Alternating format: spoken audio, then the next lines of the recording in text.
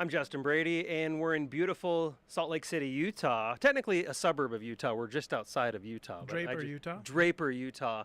And this is a really exciting moment for SOAR.com. And I'm going to let you explain what's going on today and the kind of the run of show. But we're going to be streaming for how long now? 12 hours of live stream. Yeah. It's a lot. There's a lot to talk about, and there's a lot to demonstrate to the many tens of thousands of people that have shown a lot of interest in citizenportal.ai, a platform that's designed to help citizens in the United States of America become more informed and more engaged. We're going to get into all that, but first, let's start with an introduction on who you are for those that don't know. You're a co-founder of SOAR.com, and SOAR.com has a suite of AI products within the SOAR AI Studio, and Citizen Portal is one of them. So why don't we start with just a very quick overview of who you are and what Citizen Portal is, just from someone who's never heard of it. Yeah. So I've been a tech entrepreneur since 1990 and started several tech companies, including I was the co-founder and CEO of Ancestry.com. And so during the 90s, mid-90s to late 90s, my team and I got to experience really the most exciting, exhilarating thing, which is build a product, build companies that could really help tens of millions of people discover their family stories and connect with their heritage. So my team, some of us are back together again 20 plus years later, working on AI. And the theory that we have, or the focus that we have inside of SOAR AI Studio is, what if AI were designed to uplift humanity in every area of life that matters? Not just business and making money and entertainment and you know how much time and attention can you take from people? But we've seen what's happened over the past couple of decades with the rise of social media and smartphones and addictive platforms that give us dopamine hits all day long. And so we've seen what happens when the world is endlessly scrolling and mindlessly scrolling. And the thesis, or the organizing principle for SOAR AI Studio is, the world has so much good content. There are experts in every field, health and family and relationships, finance, law, entertainment, sports. There's expertise in workplace. There's great leadership principles. There's so many positive things in the world that most of us don't necessarily discover or learn how to apply those good things, those true things in our own lives to make our own lives and our worlds better. So the goal of SOAR AI Studio is to launch at least 15 corporations over the next few years, each of which is powered by this incredibly powerful AI tech stack, this suite of AI tools that really can be instantly applied in any sector of life. Now, the first one we started with, given the trouble that we find in democracies and, in our case, republic that we inherited from the founding fathers, there is, I would say, trouble in paradise because the polarization of our country is at an all-time high. Yeah, maybe true. The level of informedness that citizens have historically had with great newspaper companies over 100 and 200 years of American history. The newspaper industry got decimated in the last 20 to 30 years. So there's almost no good journalism coverage of local and state government. So the Citizen Portal launched in January 2023 with a vision to take every government meeting that is recorded and every government document that is relevant to leaders and citizens alike, and to use AI to summarize and extract and highlight and help us become more informed than ever before than has been possible in the past. And so we're on a very exciting journey. We're just a year and a half in. There's been a lot of funding coming in, and today there's an opportunity for any person around the United States to invest in Citizen Portal, actually. And that's the objective today.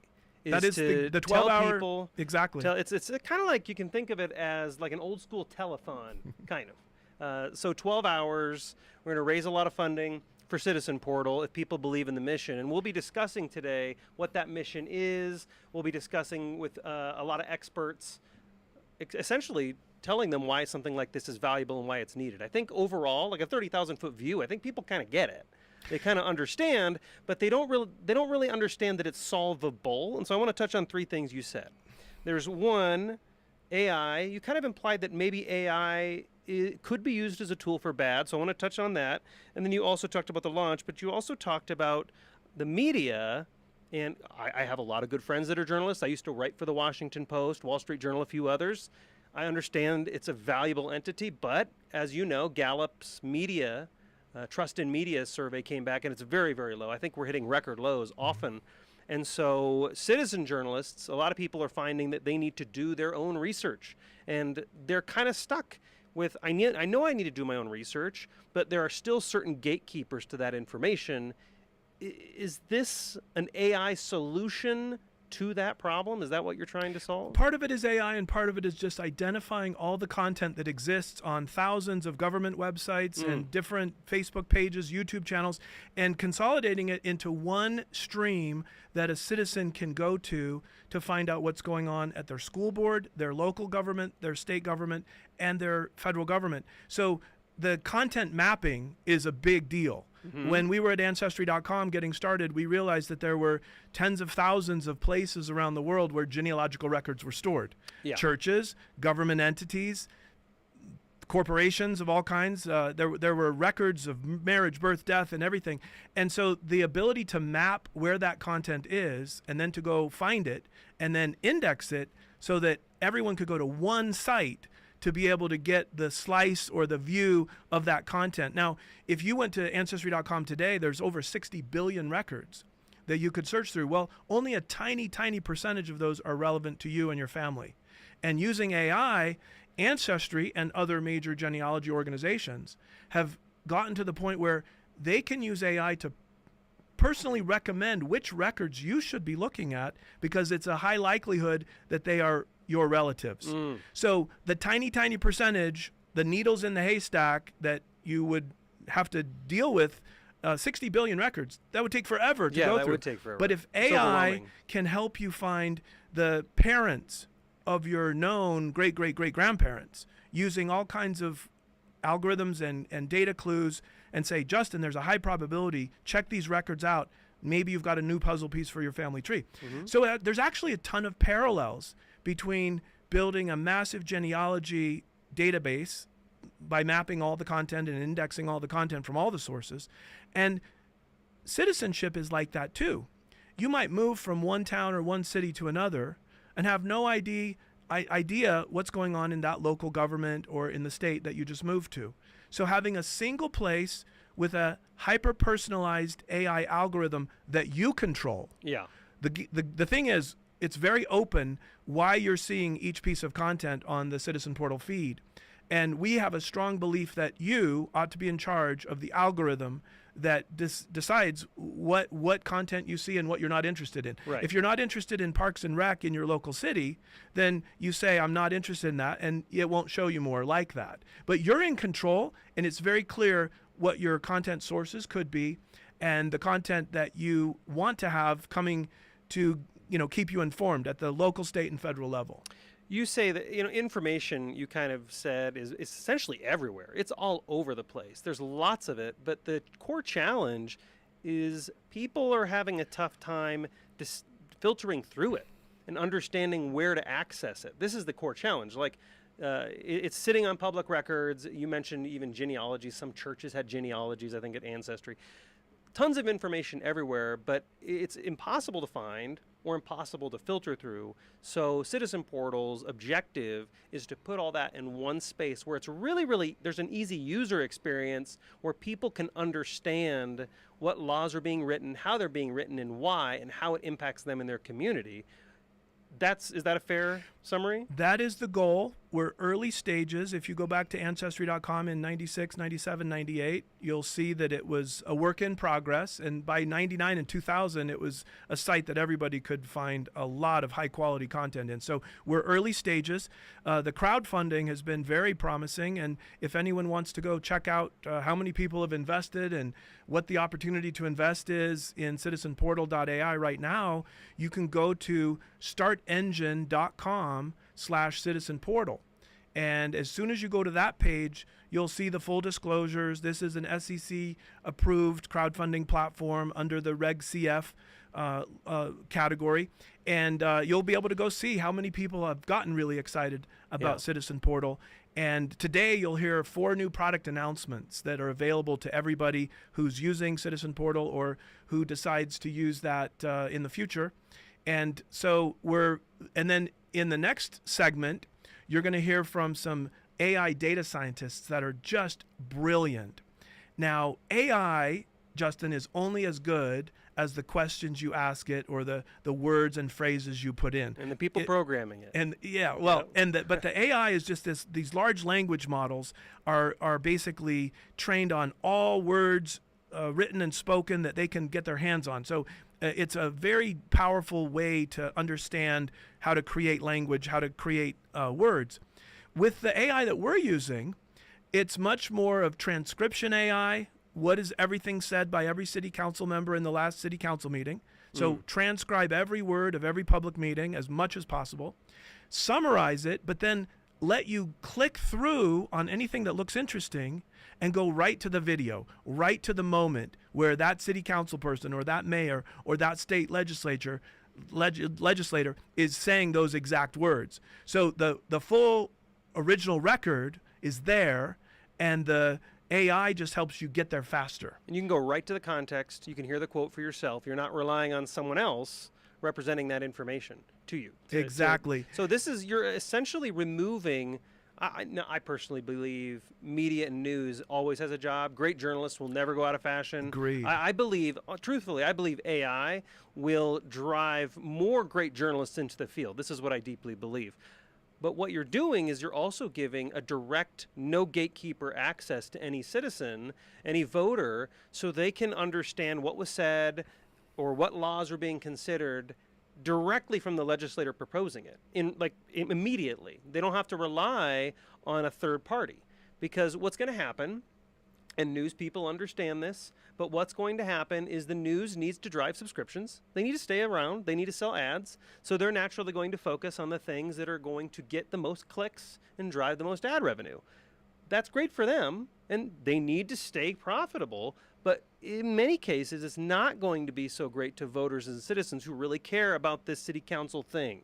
And the news isn't going to cover it because it's not super sexy and it's not really exciting and they can't drive subscriptions. So this is a tool that will be able to allow citizens to extract that value.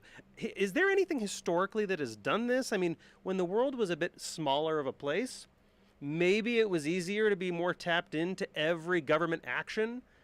You know, we could just walk down a couple blocks to our, community meeting of 20 people and maybe that was the only equivalent. So are we kind of getting back old school where we have more of a finger on the pulse of what's going on in our communities? I mean, it's an interesting question to look historically to see, is there any analog? Yeah. I read Team of Rivals not too long ago, a great book on President Lincoln. And when he ran for president in Chicago, there were 11 competitive newspapers. And I believe almost every one of them published the Lincoln-Douglas debates word for word, like 4 hours. So, the newspapers would pay attention to what was being said and discussed and then report it very faithfully to all of their readers. And as I said, with the demise of the newspaper industry the last few decades, it's much more challenging. Now, in a busy modern world, how many of you have time to go to a school board meeting? Right. Or a city council meeting? Or to sit in on your 4-month or 8-month or 12-month round state legislature that's debating bills that are going to completely affect your neighborhood, your community, your schools, your water, your air, the entrepreneurial environment that you live in, or whatever you care about as an American citizen. And so I think that I'm almost afraid, Justin, that in the last few decades, there's been this almost hopelessness and despondency. I'd agree with that. Average Americans have no idea, where do I go to find out what's going on? And so you don't have time to go to all these places, but what if the recordings of all of those meetings and the documents from all of those meetings and the budgets from every government entity in the United States were all available at a glance on your feed? Yes. That you get to design the feed of what do you care about. I think there's a really big opportunity to unlearn the learned helplessness and kind of the government's in charge, we vote once every couple of years, and then we hope for the best. Well, if you look at trust in media being low, trust in government is It's really low. extraordinarily low. Yes, it is. And I believe that self-government requires tens of millions of selves that are currently not participating at all in the process of government. We might vote and get I voted sticker and feel good about ourselves for a few hours, post it on Instagram, and hey, we've done our part. No, we haven't done our part. Who's watching over the elected officials who have access to trillions of dollars? That's supposed to be us. It's supposed to be us. But how, like, to your point, how on earth would that even be possible?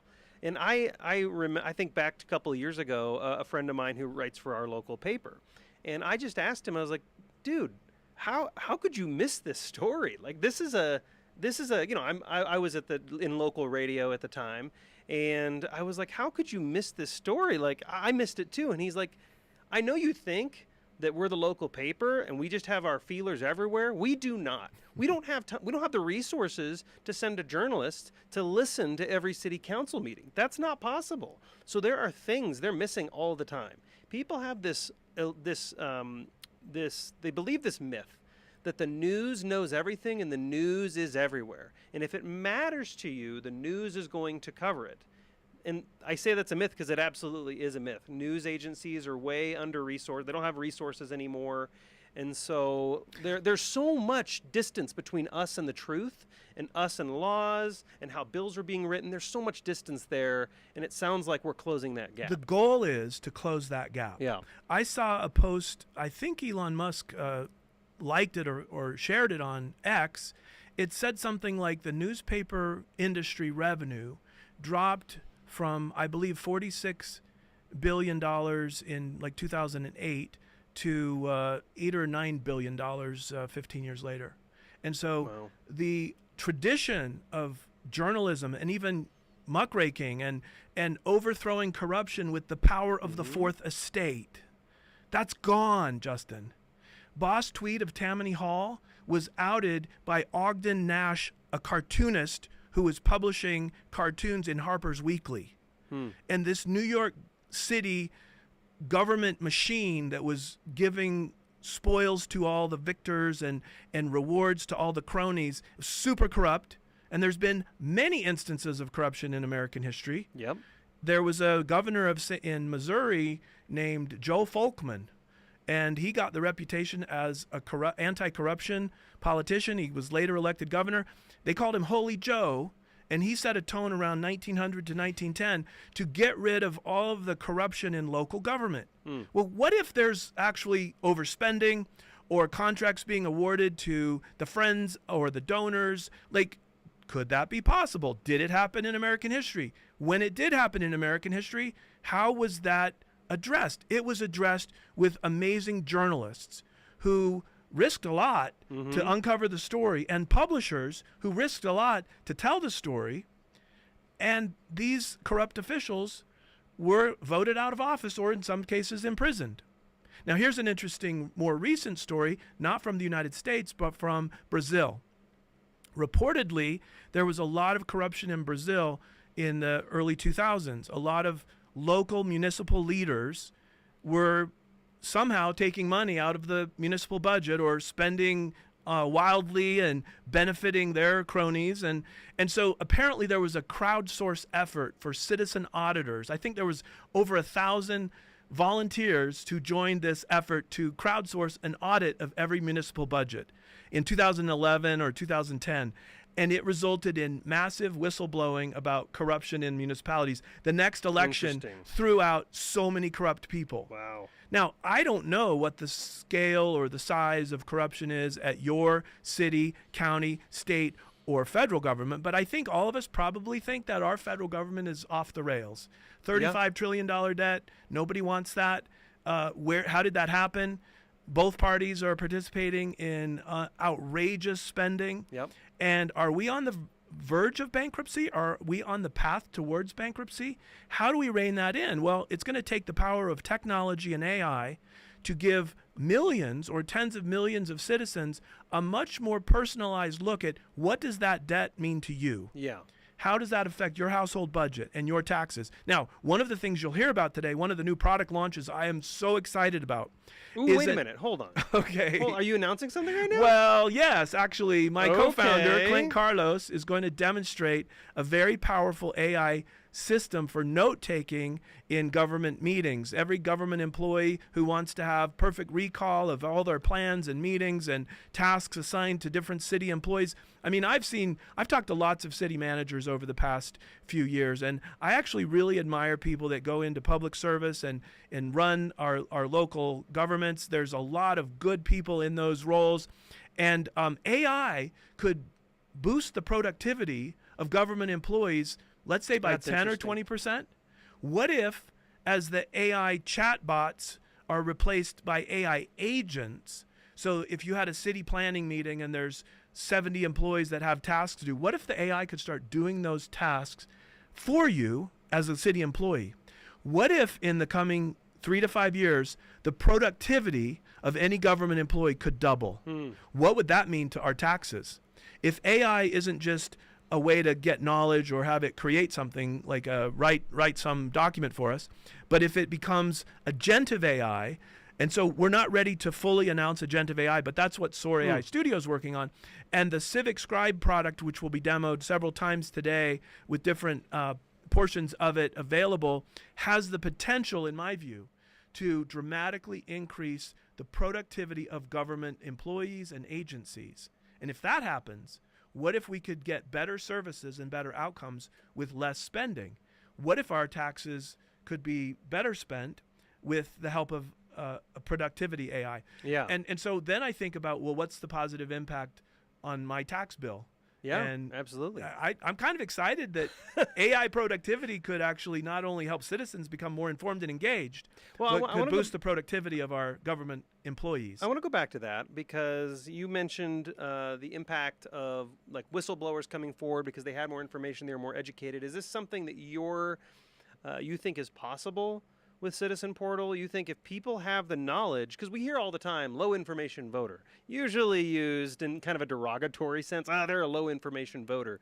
But I'd argue many of us, maybe you don't want to admit this to yourself, but I would argue many of us are low information voters these days. Yep. Just because there's so much information, it's hard to sift through all of it.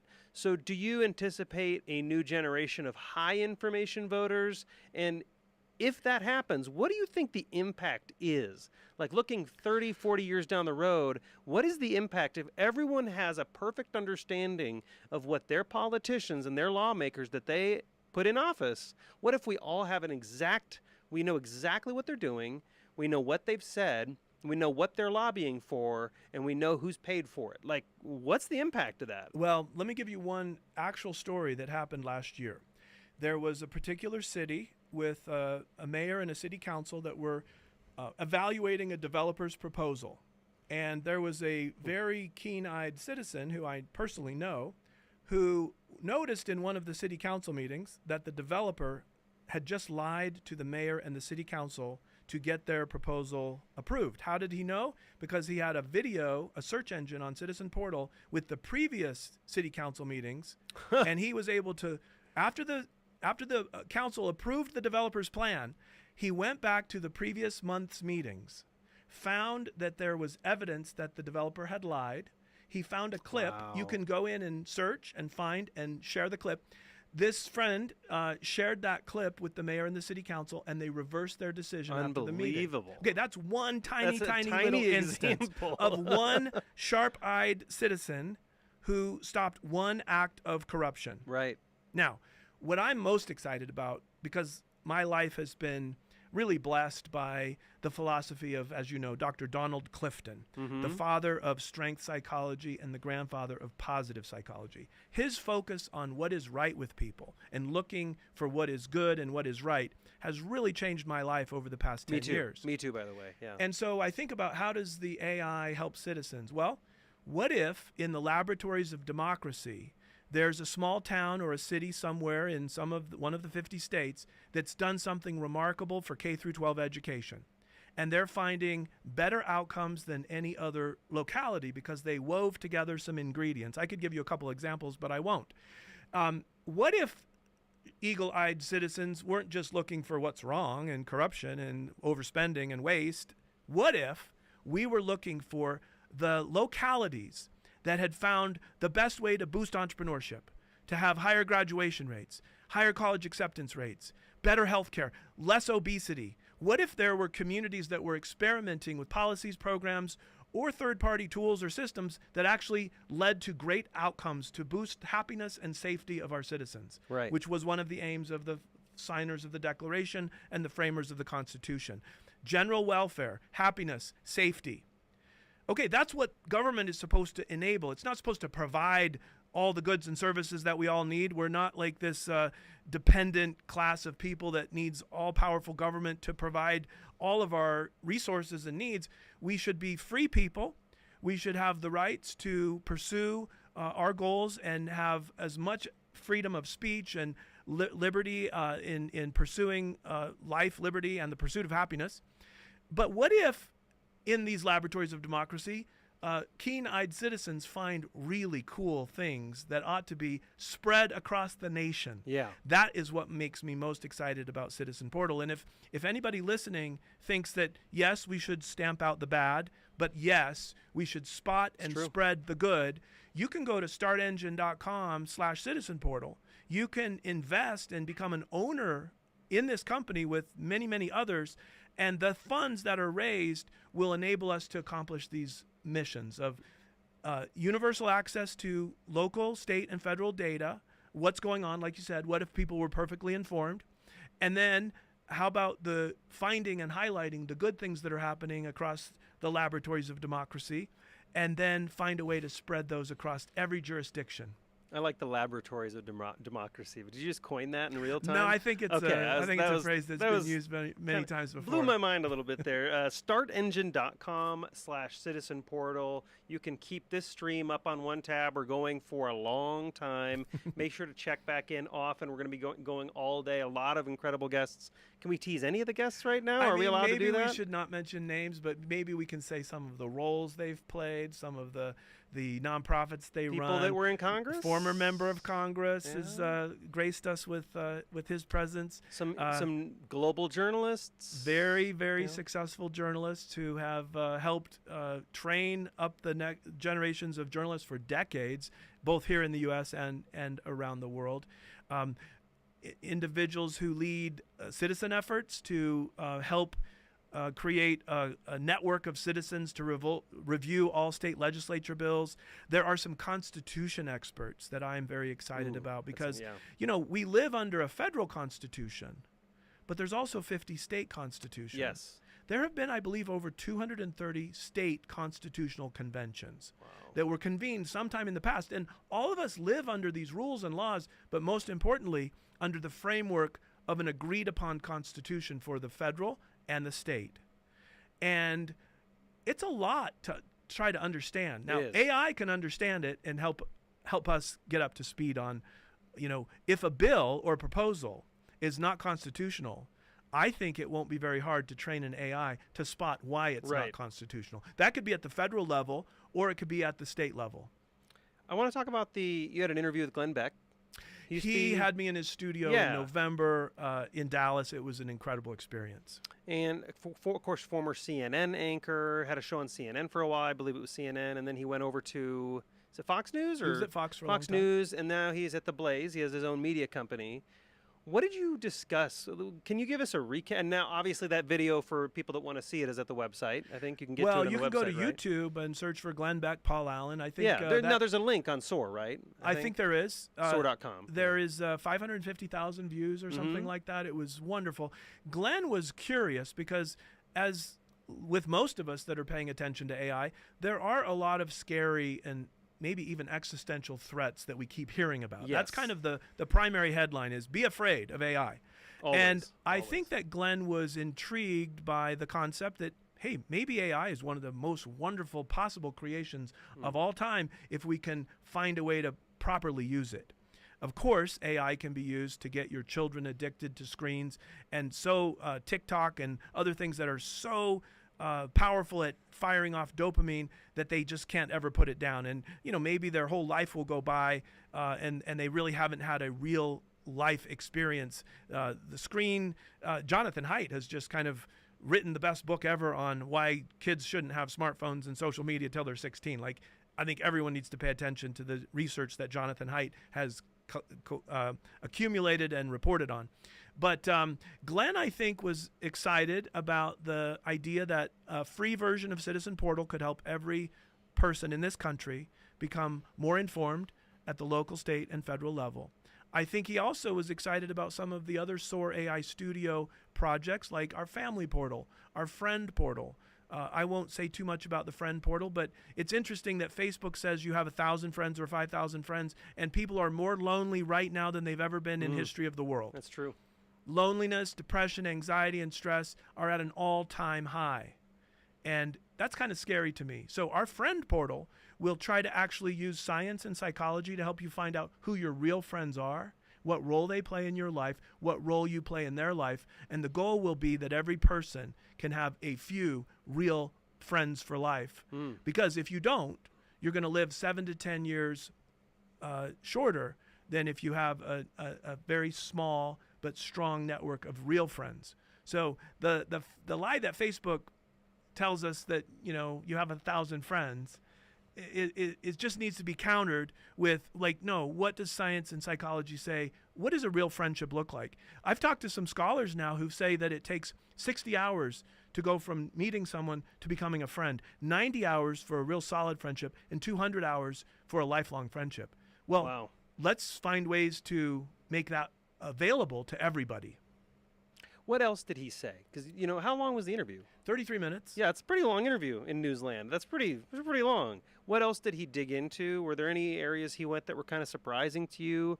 Or because he's interviewed a lot of people. He's been a journalist for a long time. Are there any areas he went into that were a bit surprising? No, I think I was really happy how it went. I think everyone should go watch it. Glenn's questions were very good, but I think what I've come to know about Glenn is that he's one of the most brilliant researchers I've ever met. Oh. He has the ability to go find over the past decades, he's been paying close attention to what's going on in the country and around the world, and, kind of a watchman on the tower, like, hey, we ought to be worried about this. And so I think that perhaps, and this isn't necessarily Glenn's opinion, but perhaps a powerful AI tool for citizens could help many more people become good dot connectors, like Glenn Beck and other investigative journalists have become. But also the goal of the citizen feed in the Citizen Portal is to not only explain why am I seeing this content, how it'll affect me, but also what actions can I take as a citizen right now to make a difference on this issue at the local level. So you might not even know who your school board members are. You might not know who your state legislators are. You might not know who your city council members are. The AI feed will help you quickly get to know who they are. And on an issue you love, you can promote it and say, hey, I love this. Thank you for doing this. On an issue you're worried about, you could sign a petition, or you could go to the next meeting, or you could show up for a hearing, or you could make comments in a public comment period. But the bottom line, Justin, is we are not going to get good government in this country until millions or tens of millions of citizens participate in self-government. Right. And I think in about 10 minutes, we're going to be able to do a bit of a demo of Citizen Portal that speaks to the Glenn Beck segment, go over a few of those things. So if that's not correct for the producers out there, let me know. But I wanted to go back a little bit to you mentioned using AI to uplift humanity. And you also mentioned that AI is always presented as this doom and gloom and scary thing.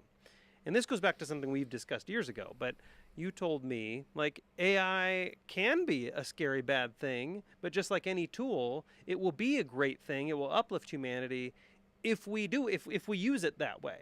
And if we have more people using AI for good things, if we're using AI to uplift humanity, that will be the primary use of the tool. And so is this kind of a AI like anything else? It can be a weapon, or it can be a defensive mechanism to help people? Yeah, I think that I was asked last week at a panel discussion with 800 educators from 30 countries, what was I most excited about with AI?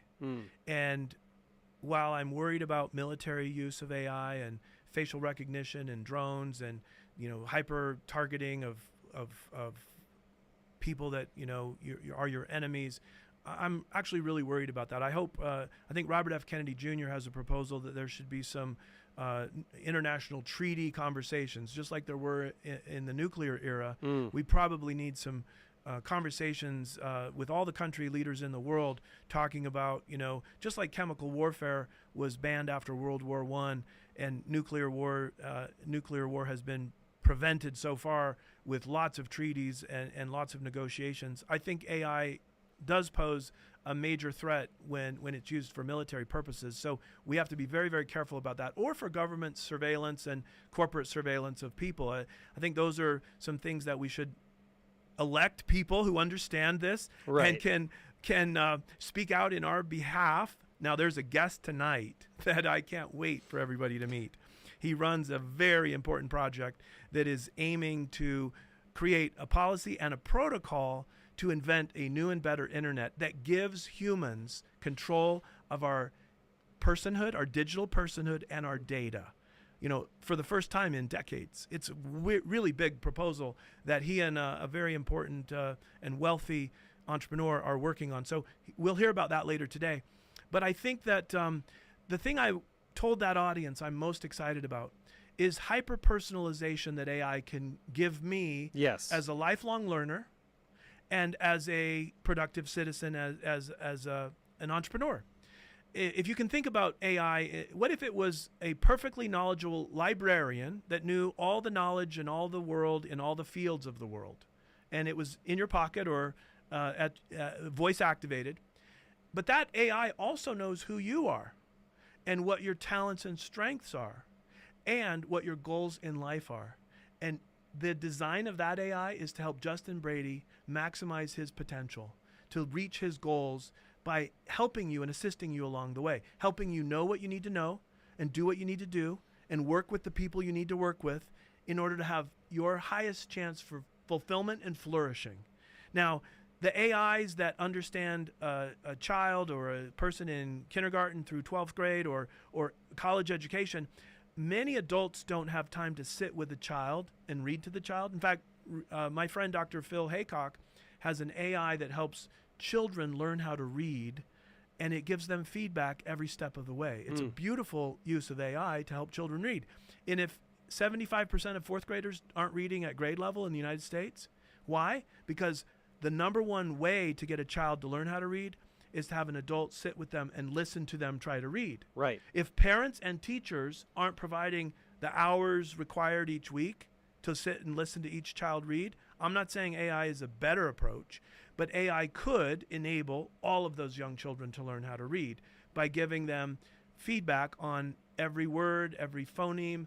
Dr. Phil Haycock's playbook is phenomenal, and it's one of those things I've discovered in the laboratories of entrepreneurship that ought to be spread to school districts all across the United States. In fact, if your school district has a reading problem, I invite you to talk to your school board members and say, hey, Dr. Phil Haycock has this amazing, he's funded it himself. He's won 7 grants along the way, and he has no venture capital. But this guy is a brilliant, he's got 7 advanced degrees. He's been a superintendent of Houston ISD, 7th or 8th largest in the country. Phil knows education, he knows reading, and he knows the importance of it. So guess what? We should be spreading that kind of AI everywhere. And I think we spoke to him on the AI to Uplift Humanity podcast on SOAR.com, right? Isn't he on the show? Maybe he was. I think he was on the show. We recently, you can fact check me, but I think he's on the show. We released a 7 or 9 minute highlight video of my recent interview with him where he demoed the software. Oh, okay. I hadn't seen it demoed before. Oh. It made me even more excited that every child could be taught to read. Now, he named it after his grandmother, Ruby, because she taught him how to read at age 7. Oh, that's cute. And so as a tribute to her, Phil Haycock, Phil is so excited to have his grandmother's name involved in teaching millions of children how to read. So startengine.com/citizen portal if you want to donate. I suggest you all do that. Invest. Invest. That's It's right. not a Oh, did I donation. say donate? You did. Thanks for stopping me. Goodness gracious. Where do we find this host? You did. It's your fault. Startengine.com/citizen portal to invest. Thank you for the correction. And I believe up next we have a demo coming coming through, right? What are we gonna see in this demo? Do we know? I believe that's at 2:30. Oh, we have another demo at 2:30? And 3:30 is what I'm hearing. Okay. So we're listening to producers. we're having some technical difficulties with our schedule. So somebody will have to tell us when we're supposed to stop. But I thought we go till 2 Mountain Daylight Time. We can and do then that. We have our lead AI engineer and a brilliant computer scientist that will be talking about the variety of AI approaches that are being used and will be used soon inside of Citizen Portal to help millions or tens of millions of American citizens be more informed and engaged. Now, I've seen some of their recent work, which has not gone live yet, and I can't tell you how excited I am. Now, one of the things you've been doing is zooming. You've been sharing like the big picture alongside of Citizen Portal, and so there are two things here: Citizen Portal, but then there's also SOAR AI Studios. And can you, because you've been talking about big visions, and what if you had a personal assistant that could help you and understand you?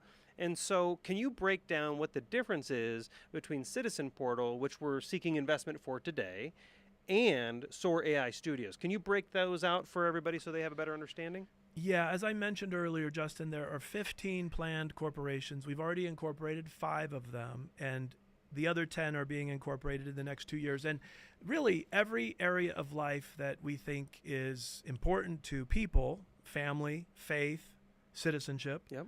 friendship, health, financial well-being, law, medicine, workplace success, education, all of those areas are being focused on by one or more of these subsidiary companies. And at the end of the day, our long-term vision, Justin, is that when a person wants to have their own Jarvis AI, if you use the Iron Man phrase, or I like to talk about Janet AI. Janet from The Good Place. The Good Place, yeah. She's a Canadian actress, and that character in The Good Place, it's a streaming series. I really, really love how Janet just shows up. She's all-knowing. She's all-powerful. She answers your question or provides whatever you need. But to me, Janet is the ultimate AI.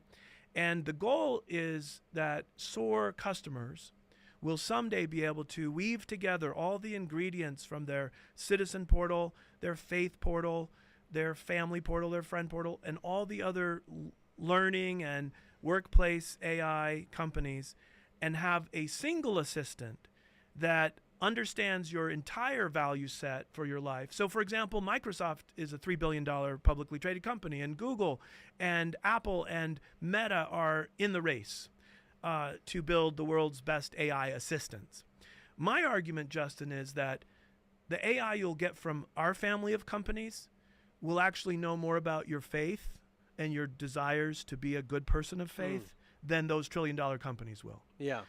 My belief is that our AI, with your permission and with your guidance, will know more about your real family and friendships and the things you value as a parent or as a sibling or as a child, and that your priorities at work will not always overshadow your family and your friends and your faith. Yeah. And so we believe that an AI, you should be able to design your own Jarvis or Janet AI and weave together. If you're not a person of faith, that's fine. You wouldn't turn on the faith module of your SOAR AI. Mm-hmm. If you are not interested in being a good citizen, then maybe you turn off the citizen feed.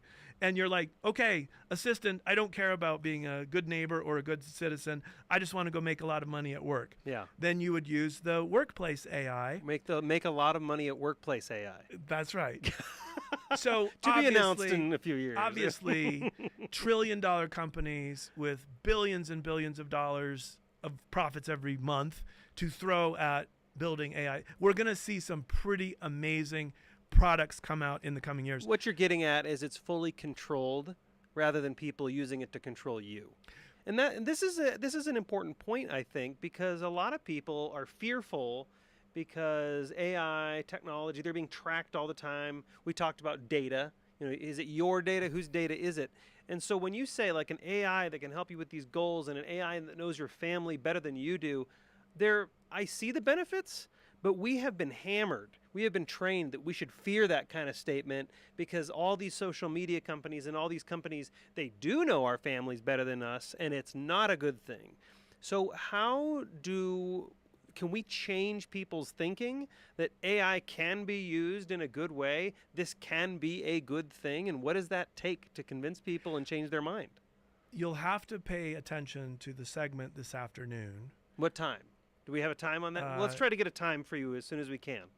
Well, I will say it's the president of an organization called Project Liberty. Okay. And they are working at a protocol level to give every person their data and their rights back. In other words, to prevent the next cloud companies from having 3 billion data points about you, including us. We plan to launch all of our companies on this new protocol. And that means that you will log into our site, and instead of us having millions of data points about you, your personalization will be stored at the local level and controlled by you. And the AI will handshake with our AI and give you the personalized results you want, but without us knowing anything about you. That's the real goal, is AI that you're in charge of it, and the data that is used to train it is stored on your local device and not accessible to the trillion-dollar companies that want to buy up all the data. Not accessible. Not accessible. Wow. It's a major shift. Yeah, this that would is be a major the shift. most fundamental change to the internet since 1990s. Yeah, I mean, it's essentially bringing servers into your own house. Or just right? devices. Or The devices. little It's just devices on we have on are more machine. powerful than Wow. the computers that sent the Apollo spaceships to the moon. Like, we all have supercomputers in our pocket, Yeah. but they're not doing the work that we want them to do.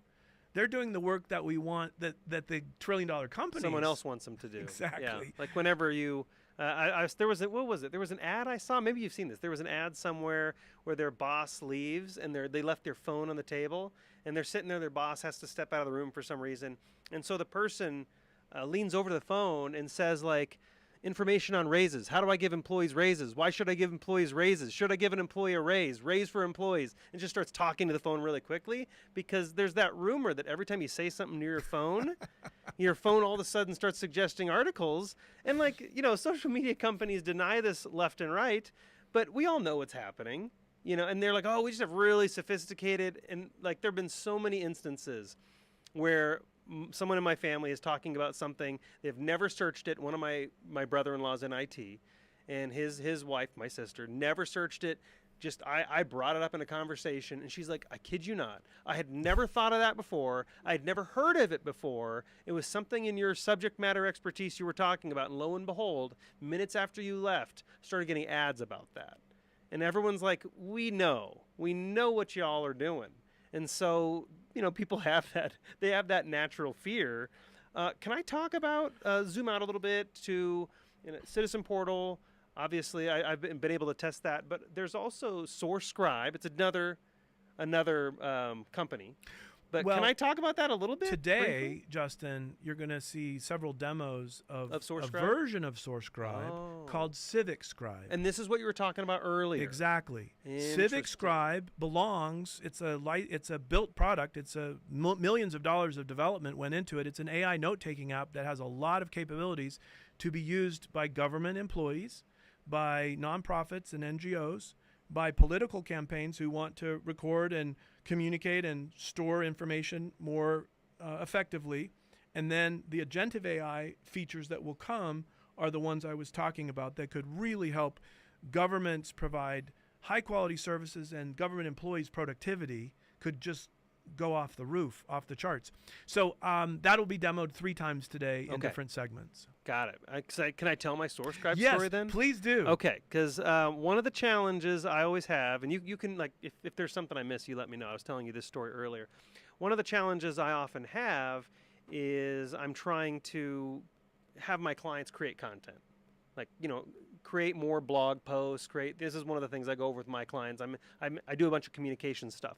And so one of the challenges they have is coming up with new information. So one of the most basic strategies to create more content for your brand on a frequent basis is your salespeople. Have your salespeople write down questions that they're asked in any sales conversations. Your salespeople get a lot of really, really good questions that can be spun into content. And so it's a really, really good strategy. The problem is not everyone's top of mind to like write down those questions or phrase them properly. In reality, it's a flattering thing. When a prospect asks you a question, you're like, oh, that's a great question, let me write that down. But many people forget to do that. And so what I've been doing, even for myself, is I've been using Scribe in most of my Zoom and Google Meet meetings. And then I take that transcript out of Scribe and I ask AI, where are all the moments my expertise was questioned? Like someone asked me a question that relates to my expertise. And then it'll tell me. And I'll say, here's the timestamp that happened. Here are all the questions. And I'll say, how did I answer? And then it'll say, here's how you answered. And then I will turn that into a new social media post or article. Now I'm a writer, so I go through and tweak it a little bit. I very rarely have an AI tool like write content for me. It's very rare. It'll happen in some circumstances. That's a whole nother topic. But I will go through and I'll tweak that. And I would say out of every customer or prospect call, at a minimum, I get 5 new, really rich content ideas. And these are content ideas generated from customer inquiry. So I like to tell my clients, listening to your customer is a gold mine of valuable content. And valuable content is what all the chat GPT and AI crawlers and Google and DuckDuckGo, all these search engines are always looking for original, wonderful content. And that's one of the best ways I have discovered is by just active listening via AI help through Scribe to find out where are those really good questions. Justin, that is a very good example of how important it is to have a transcript of a phone call or a meeting that you've had with a client. Now imagine if you're a citizen and the city council has a 4-hour meeting or the state legislature has a 6-hour hearing. Yes. If every word is transcribed, and it is by Citizen Portal, and any citizen can go in and copy the entire transcript and then ask it a question and say, did they talk about the bond issue? Who was in favor of it and who wasn't? Okay, so the next 2 guests That's great. are working with 6 full-time prompt engineers who are AI trained, becoming AI experts, and they're going to be taking the 1,000,000 hours of transcripts of state, counties, city, and federal government meetings, and then the millions of more hours and the millions of documents that will be coming into the Citizen Portal in the coming years. And they will be creating all kinds of AI questions and prompts and writing as if it were a journalist taking this topic throughout the state legislature. And you could write a fantastic article. Now, of course, a great journalist would take that as a first draft. Yes, correct. But the retrieval augmented generation tools inside of Citizen Portal, they don't hallucinate like the average GPT. Why is that? Because we have a keyword database and a semantic vector database, so we can do keyword and semantic searching, and we tell the AI to find the quotes that actually were said in the meeting by each speaker and to quote them exactly as they were given. Yeah. So if you coach the AI to write an article about this city council meeting as if you were an objective journalist focused on this topic, you can get hundreds, thousands, millions of really high quality articles written by journalistic type AIs. Right. And the next group of presenters will explain some of the approaches that they're taking, where any little aspect of government that you care about could be focused on by the AI and turned into a really readable article with citations, with data. It's quite exciting. If you think about every citizen in this country probably has a slightly different set of interests, and they live in a different geographic location. So the hyper-personalization of AI can come into full sway for every American citizen who wants to be given that personalized feed, as well as what actions can I take to make a difference on this issue. Yeah, a lot of people think that, like, oh, this is taking journalists' jobs away. But like I said earlier, if you were joining us about 45 minutes ago, I think is what it was now, they don't have the capacity to cover this stuff. That's right. And some of the like city council meetings, some of the articles that people are writing about these city council meetings follow a formula. They're very formulaic. I've written a lot before. I've written for papers before, and some of the articles very much follow a formula. There's the the nut graph, the intro where you kind of summarize everything, and then you expand on 3 points, and then you re-summarize what you just did. And for investigative journalists, they just kind of go on to autopilot for some of this stuff. It's not really exciting for them, and they're not really connecting a human story to another human, which is what they want to do. They almost feel, in some cases, that they're being a robot. And so why not have, but readers want to consume written content that's written out in that formula. It makes it easy to digest. So why not have the robots cover the more formulaic news and allow the journalists to do journalism? That's what this tool will allow. So can you preview I think up in 2 minutes we have what's coming up next, about 1:30. Yes. Okay. So a very good friend of mine, Dallin Quas, will be on the show, and he was the CTO of one of the largest genealogical companies or organizations in the world. I got to know him over 2 decades ago. He's now training a whole bunch of people online in computer science and AI engineering and prompt engineering. And he'll be joined by Eliza Morris, who is our lead prompt engineer for SOAR and for Citizen Portal. And they'll be just discussing some of the things that AI can do now and some of the things that AI will be able to do soon for all the millions of people that should be using Citizen Portal. So I think that it's going to be a bit of a technical discussion, and there's a lot of things we do know about AI and how it works, and there are a lot of things we don't know about how it works, but they are practitioners. They have tried hundreds and hundreds and hundreds of things with AI, and every time they find something that's really promising, they can turn that into an embedded feature of one of our products like Citizen Portal, so that if you didn't have the creativity to think of asking the AI a certain question in a certain way, but somebody of our users or our AI engineers did, that could then be made available as a button click. And now every citizen in the country could ask the AI this really impressive question and get a very accurate, localized answer. So Dallin and Eliza will take about a half an hour to explore more about the content sources for Citizen Portal, as well as the AI approach that that is being taken right now. Excellent. I'm Justin Brady with Paul Allen, the co-founder of SOAR, and of course over Citizen Portal as well. And that's up next. Stay with us. We're going to be going until midnight Pacific, and of course, we're going to be here a long time. So we'll see how caffeinated we get. That's up next.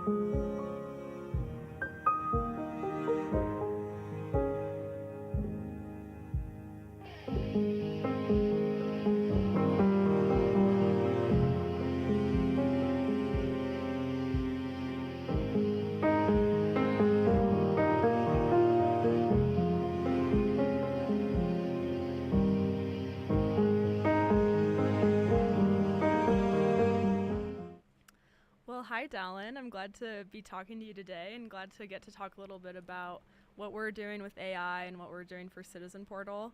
Maybe we should start just by introducing ourselves and our backgrounds and kind of how we got here, and then get into what we're doing. That's Do you want to great. go ahead and start? Yeah, thanks, Eliza. I'm happy to be here. So my name is Dallin Quas. I am a PhD, have a PhD from Stanford in computer science. Many years ago, I left academia to do various startups and really got excited about AI and machine learning. I've recently retired and am now working with a number of students from BYU Pathway, which is an online education initiative by the Church of Jesus Christ of Latter-day Saints to educate people in third world countries. And so I've been giving students in third world countries some extracurricular courses, teaching them to be AI engineers and to develop AI applications. We have a number of our students, 6 of them, working with Citizen Portal right now. Yeah, we're really honored to have your interns helping us out. They're such an impressive bunch, and I love watching you manage them and teach them and even learn from them. They're so intelligent and helping us out a lot. So it's really exciting, kind of the future of AI students and everything that you're doing to educate the world. So thank you for all you've done. I'm Eliza. I am the lead prompt engineer at SOAR, the parent company of Citizen Portal. And so I have the opportunity to work a lot with large language models and new AI tools to help us advance our searchability. My background is, my undergrad was in sociology and my master's is in data science. So I gained some of those coding skills later on, but what really draws me to prompt engineering is the language skills required for it. So it's really fun for me, and there's so many possibilities with AI. I think a lot of people are afraid of what it can do, or don't really believe in it. You know, someone will put in something in ChatGPT and say, oh, it didn't work, it's not going to go, it's not ever going to help me. But prompt engineering is really about getting those outputs to work and getting the perfect output. And I think that the possibilities are really limitless when we educate ourselves and figure out how to use it the best. And so I think you and I are kind of at the forefront of that, especially with SOAR and developing new tools, and it's really, really exciting. So do you want to tell us a little bit about what your team is working on right now for Citizen Portal and how that will advance the searchability of Citizen Portal? Yeah, I'd be happy to. So right now we have a number of students who are getting these video transcripts that Eliza and other people at Citizen Portal have generated of lots and lots of various government meetings. And so some of our students are looking at how to segment those meetings into topics. The first 10 minutes of this meeting they were talking about this, and then the next 20 minutes they were talking about some other thing. And so then we also have a group of students that are looking at those topics and saying, okay, this topic, here's the keywords for this topic, here's the title, so that somebody doesn't have to go through and listen to that whole 10, 20-minute segment. They can just get a quick overview, a quick synopsis of what is contained in that segment. And then we also have another group that's looking at generating summaries of those segments. So someone can just read, okay, during this segment, they were talking about the budget for the city. And here are the important points that they made during that. So now, me as a citizen, I don't have to listen to the entire 2-hour meeting. If I'm interested in the city budget, I can just look at that summary, and if I want to go deeper, then I can read the full transcript or watch the video. Awesome. Yeah, thank you. It's what I am really excited about what your team is doing is the reverse engineering process to get what we need. So for example, current users of Citizen Portal who have used our service, they see timestamps, they see the transcripts, everything that comes onto Citizen Portal by our content team who's always uploading hundreds of hours of government content at all levels. Everything that's ingested is immediately transcribed and searchable, but it's still hard to jump around and find, okay, I can still search it, but what did they talk about at this time, at this time, and this time? And we have segmented it in the past of the first 90 seconds was about this, and the next 90 seconds was about this, which is helpful. But what's really exciting about what your team is doing is that soon those segments will represent the actual topics. Yeah. And not only, it's not even as if they were manually reading through and designating topics, but rather we take those designated topics, reverse engineer how we got there, and soon a prompt is able to do that itself.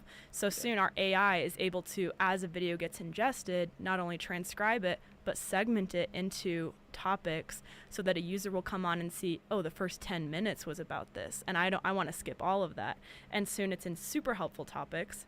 And that's going to take us even into a cooler place, which I'll get into if you have anything else to add on to that. I was just going to add to a comment that you made earlier, Eliza. A lot of people are scared of AI.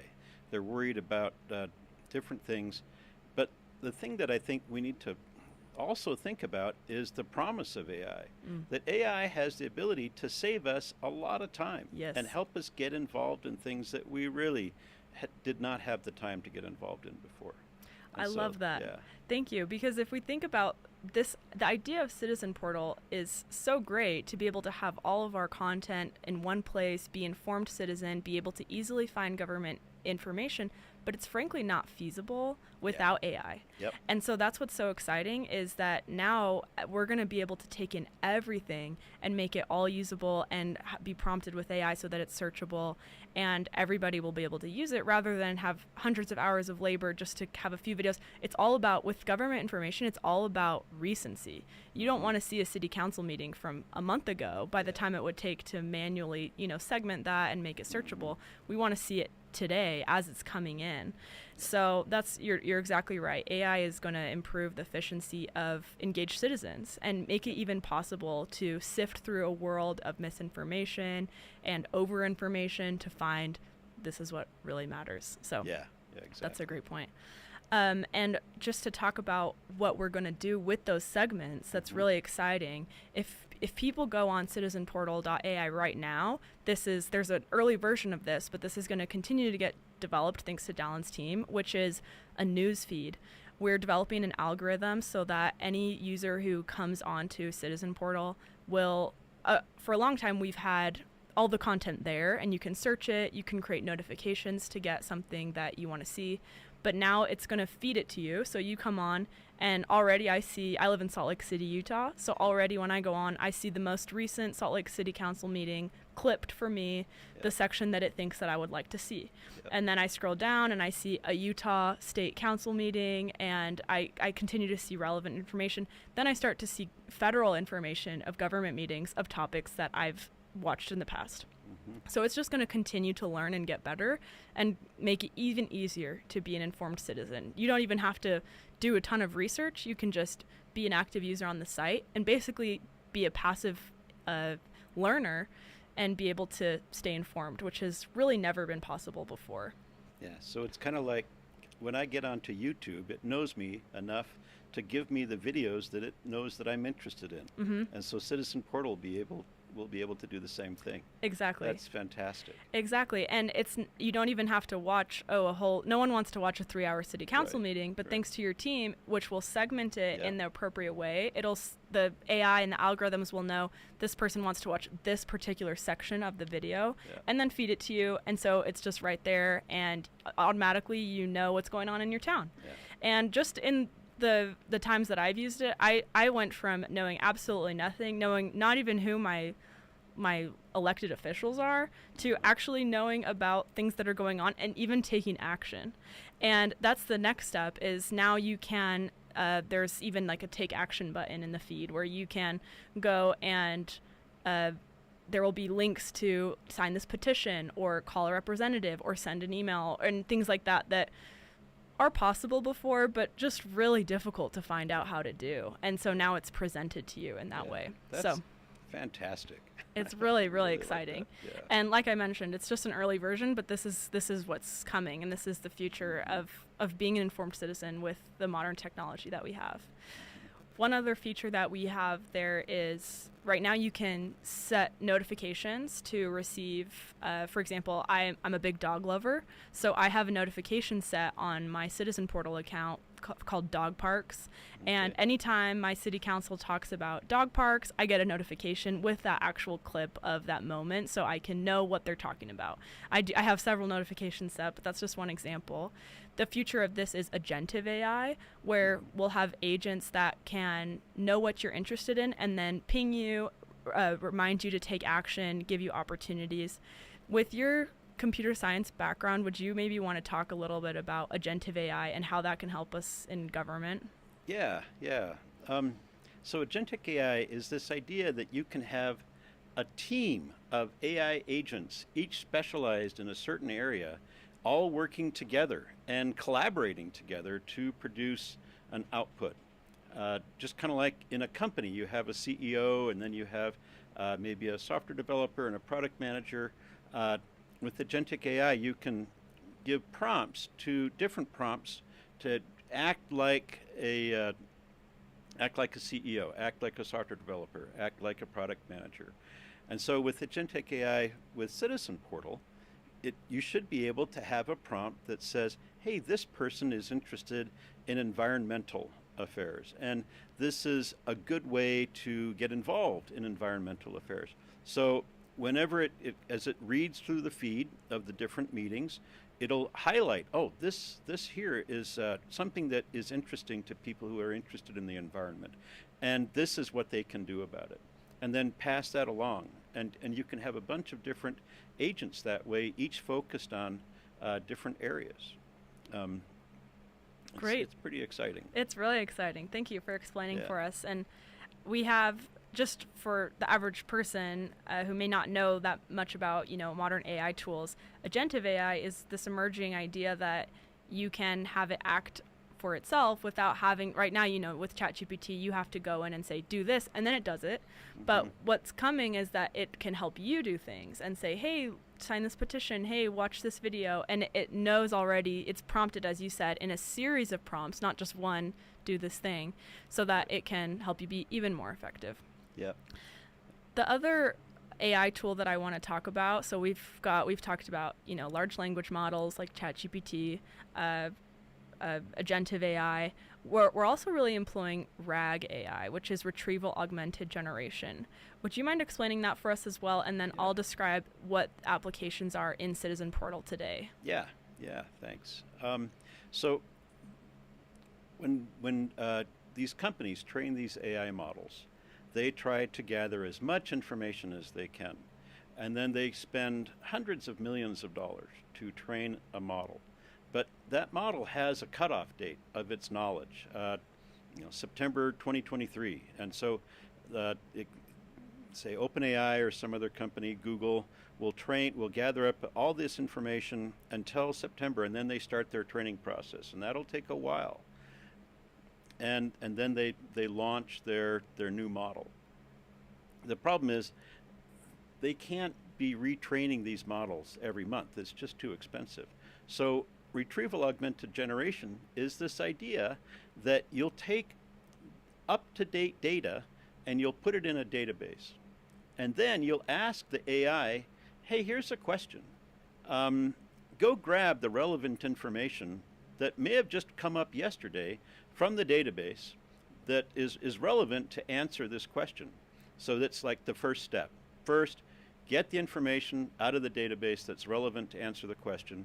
And then the second step is you create a big prompt with all of that relevant information, and you ask the AI, hey, here's the relevant information that you just found for me. Now please generate an answer.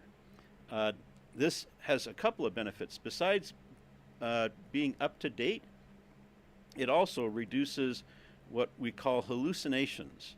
Hallucination is when an AI makes something up. It sounds really true, but it's actually not true. And so if you can give the AI, hallucinations happen most often when the AI doesn't know. And when it doesn't know, you asked it to give you an answer. So it's going to come up with something. And so if instead you can say, no, I found a whole bunch of information that's going to help you answer this question, then when you ask it for the answer, it's much less likely to make something up. And so both of those things are I would say retrieval augmented generation is probably the most common use case right now for AI in business. Yeah. And so, yeah, our students are spending a lot of time learning about that, using that. So we're excited about the application it has to Citizen Portal. Yes, very much so. And I appreciate what you said, especially about the recency of AI. Like you mentioned, I'm sure everyone has had experiences where you've used a language model and it's spit back false information, or it's come back and not been accurate or out of date. Yes, thank you. Or it's because we know it's not always updated, which is really important if you're trying to be an informed citizen, because you don't, like I said, you don't want to see a video from forever ago, and if you go on to, you can't say to ChatGPT, what did my governor say yesterday, because it frankly doesn't know. And so that's why Citizen Portal, like you said, is employing this retrieval augmented generation, because then what happens is we train the AI on our data, and because we're transcribing so many government meetings, it's now knowledgeable about all of that. And now you can ask questions with super high accuracy, because it's not being trained by anything else. It's just by our data, which is 100% raw government meetings, and it's not going to make stuff up, and it's going to be up to date. Right.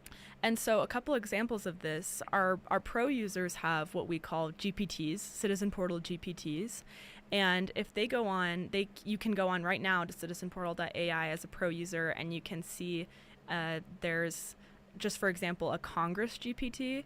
And what this does is you can go in and search anything. So one example would be what has been said about inflation and what are plans going forward. And you could put in any topic and ask a great question, and then you're going to get answers. It's not going to be like an answer like ChatGPT, but you're going to get video clips that answer your question with below an AI generated summary of the answer. And then, so now you have the source as well. So you can click into it and you can see the exact moment that they talked about your question and find the answer, as well as the AI answer based on that transcript. So now you can take what could be a year-long research project, to be honest, and do it in one question. Yeah, and I love that you mentioned about citing the sources, because that's another benefit of retrieval augmented generation. Yes. That you don't have to, if you don't trust the AI's answer, you can follow and read the exact same sources that the AI did to come up with the answer. Exactly. So you don't have to worry about hallucinations anymore. You can see for yourself, this is the clip, that this is what they said. So much of the problem of being an informed citizen nowadays is that you find everything from news sources, and we know that journalism is often biased, and most information that we see is secondhand. And so you can ask a question and not only Google it and find a bunch of news articles about it, but you can find literally what your congressperson said and when in just an instant. So it's super exciting. We also have a Supreme Court GPT, so you can do the same thing and say what has been said about DACA or any bill that has been talked about in the Supreme Court, and it'll and even ask, and why did they, you can ask whatever question, and first of all AI will answer it in a timeline format with the source link to the clip. And in this case, in the Supreme Court case, it's going to be a highlight of a PDF, because those are going to be decisions. And so in this way, you can decide what content set you're looking at to search. So you can also, we do have a Citizen Portal GPT, so you could ask, what has been said in any level of government and get those answers. But you can also, if you're just interested in, this is the benefit of RAG queries, is you can say, what is Congress saying about this? What is the Supreme Court saying about this? And any of our GPTs that you can use to search a specific collection. And so just another example of how AI is going to even further our ability to conduct research and to be informed, and it's just very, very exciting. It really is exciting. The more I learn about Citizen Portal, the more I'm excited about it. Yeah. So. Yeah, we've got, in just talking about these GPTs, we have so much content always coming on. We have, first of all, state content is always up to date. Like I said, we have a team of about 40 who's constantly updating just adding new source links, so that we have because every entity posts their information to a different location. So we want to make sure that we've found all of it and we've really been thorough. So we have state legislative, state judiciary, and state executive information always being added. We have city council meetings added for every city in America with a population of 30,000 and up. Wow. And we've even added more for that. If anyone goes on and your city's not on there, you can simply request a zip code or just put in your zip code and we'll have it in by the next day. And so we have county information for every populated county, and we have a lot of new stuff. So that's just at state level and city level. And then, of course, we've got Supreme Court, congressional hearings, tons of federal content, presidential candidates. We're tracking, there's a lot of information about the presidential candidates right now, which is very pertinent as the election's coming up. So you can easily search in the presidential candidate selection to find out what's being said and go exactly to their speeches and not just read a lot of different things that are being said. That's really nice to be able to find out what they said instead of what somebody else said they said. Yes, it's very hard nowadays to find non-biased information about the elections.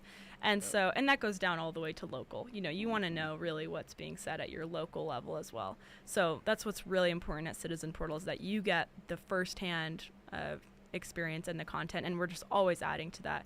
Right now we have a big initiative to add agendas to city council meetings. A lot of cities post their agenda before the meeting, but I don't know that anyone sees those because who's looking weekly to see what is my city council talking about this week? But now we're adding these so that you can get notified. Hey, if, for example, hey, Liza, your city's talking about dog parks in your next city council meeting, and this is the issue they're discussing. So now if I really care about this issue, I can go and attend, I can watch it, I can make sure I stay tuned. And suddenly I'm actually aware of not only what's happened, but what's happening. And so that's some really excited content that's coming. We also have a new state bills collection. And this actually brings me to another really important use case of prompting, which is the ability to look at these content collections from a certain lens or almost grade them in their performance of anything. So let me just give you one example of this, and then you can talk about maybe some possibilities with this. But one example that we've done recently is we created a state bills collection, and then we prompted it to provide a grade to the user on how well it's aligning with their party platform. And that could be from either party, from the independent party, from any party, so you can know if your elected officials are actually upholding the things that you elected them to uphold. Now, this can be applied to so many use cases. So another example is if you want to track your congressmen on how civic their discourse is, or how constitutional what they're saying is, or any question that you have, we can customize your lens to make it so that you can look at a database and now not only have the information, but have AI generated prompts that are giving you information about how well this aligns with your views, and even added information on top of that. So that's, what do you think of what we can do with that? That's really neat. So what you're saying is, maybe if I were a congressman, I could sign up to Citizen Portal and I could get graded on different aspects of how I'm doing. Yes. That's pretty cool. Exactly. And then your constituents could see, you could even, advertise this and say, according to AI, which frankly is an objective measure in this situation, it's not a biased person grading you, but with appropriate prompting, you can say, I have this 90% integrity score, or I talk about the Constitution and all of my things, or whatever you want to uphold, your constituents can see how well you're doing that. And one thing, AI is good at generating content, but it's even better at classifying content. It may not be able to come up with the most eloquent speech all of the time, but it can, with pretty high accuracy, tell you how good that speech was in different aspects. It's really, really impressive. And if I can talk about just some example of this, of how kind of grading and evaluating how good it is at that. Another subsidiary company of SOAR, so in addition to Citizen Portal, we also have a product called SOAR Scribe, which we'll demonstrate later, a Civic Scribe, I believe, that will come on here, which basically this is a note-taker app that can join all of your meetings and record all of your meetings and then actually give you a grade. And it's incredibly accurate and consistent, because imagine you go to imagine you go to a training about civic discourse as a government official, and you're really trying to, or something I love about my state, which is Utah, is they have a movement about disagree better, right? Just having really good conversation that's very integrous. And so you can go on, have all of your meetings recorded, and then you can get feedback from an AI about how well you're doing at the things that you're trying to do. So rather than go to a training and you learn all of these principles that you really want to implement, and then you forget them the next day, but you also can't have the person who trained you over your shoulder and grading you and helping you get better, but you can have AI.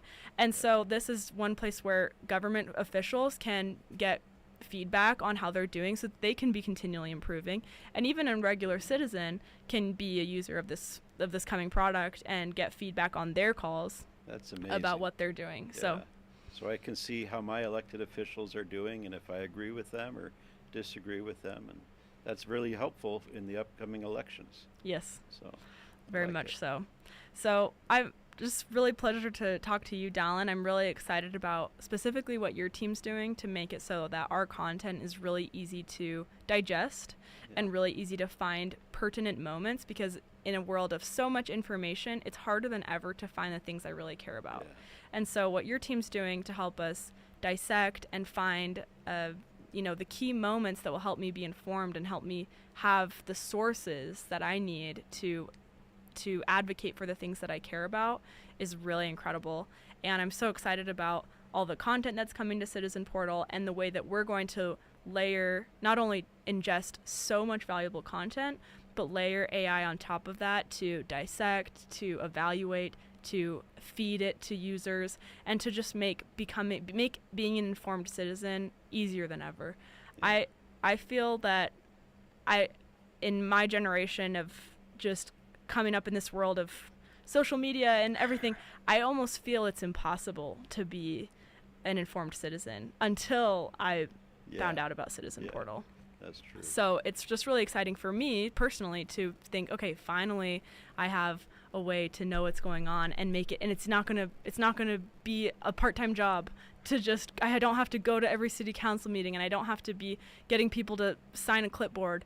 I can share, I can really easily know what's going on. So I'm really excited about this. Yeah, me too. I mean, so I guess in my generation, I've seen this decline of people being interested in getting involved in government. And I think it's exactly what you said.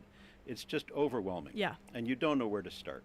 And so having something like Citizen Portal filter that information and tell me what I'm interested in and how I can take action on that, what a nice thing to have. It's amazing. It's really incredible. And I think everyone's gonna love it as much as we do. So yeah.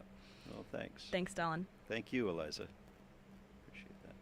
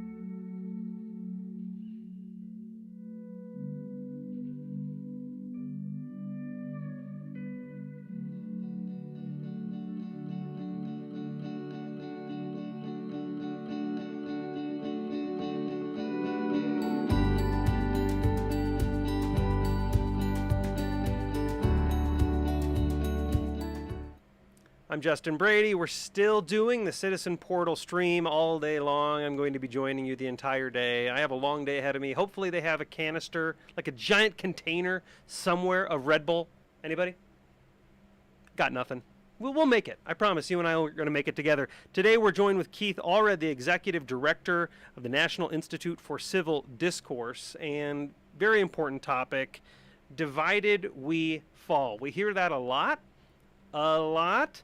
and I feel like it just goes in one ear right out the other. We don't really know what it means. Many of us don't care. We're just so focused on those other people that don't share our political opinions and that they must be destroyed. And only if they're destroyed, then our country can be great. And that's actually not true at all. Conversations across disagreement are extremely important. It's vital for you to get really uncomfortable and listen to viewpoints that maybe you even think verge on dangerous or toxic. It's very important for you to understand and listen, and that's why Keith joins us today. Keith, thank you so much for joining us on the stream today. I really appreciate it. Yeah, good to be with you, Justin. So the bipartisan perception gap, can we start there? I think a lot of people, when I start to discuss with them about my views, and at first we think we have polar opposite views, but then the more we talk, the more the walls come down, but also the more it seems like we're pretty aligned on a lot of core issues. Is this a common phenomenon? Yeah, just vast amounts of research on this showing, and we can even quantify it. So everyday Republicans and Democrats are half as far apart on issues on average as they think they are. In other words, they think that they're twice as far apart as we really are. So each side has a really exaggerated view of the other side's positions. And that's part of what makes it so toxic, is we don't realize how much we agree on. And so because you think they're far more extreme than they are, you see them as more dangerous and unreasonable and immoral than they really are. Yeah, and so it creates this we don't have a basic understanding of what the other side even believes these days. Where does that come from? Why have we put ourselves in these camps that aren't even accurate? Like, where does this, why do we want to view the others as an enemy? Are we just are people trying to pull our levers or manipulate us into their own agenda so we're blind to it? Where does this come from? Yeah, so Justin, I'm a recovering academic, so I'm going to relapse on you a little bit. That's I'll try fine. not to relapse too hard. That's fine. But at the first level, at the most basic level, this is a feature of human psychology, and you can document this across time, across cultures, of intergroup perceptions, that you always perceive outgroup members to be more extreme than they really are. And there's a number of aspects of the human psychology. That's just kind of a timeless feature of our psychology.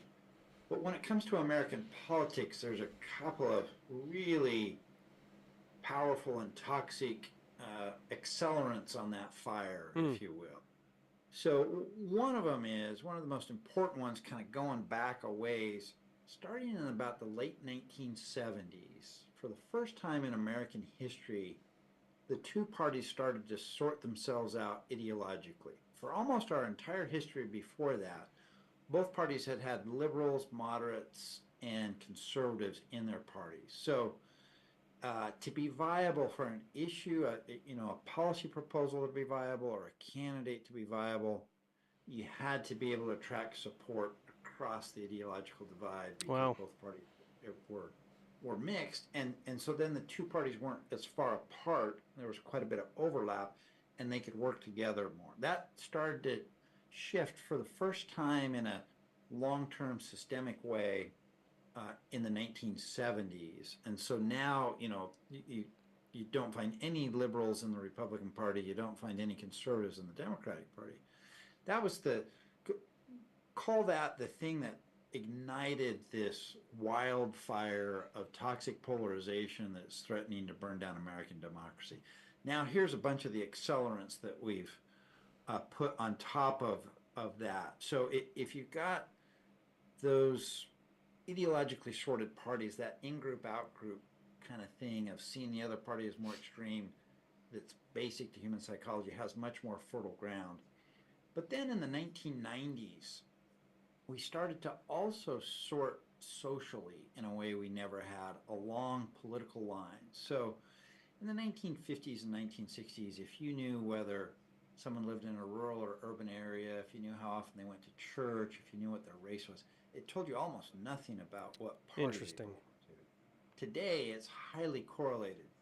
So we took our partisan identity and stacked on top of it our ideological identity. So, conservative liberal stacks much more cleanly on party identity now. And then these other kind of more deeply personally defining social identities also got stacked in alignment with our partisan identity, so that that's part of what gives it this kind of tribal emotional feel. And under those conditions, then, that makes playing to those differences and exaggerating those differences really effective for politicians.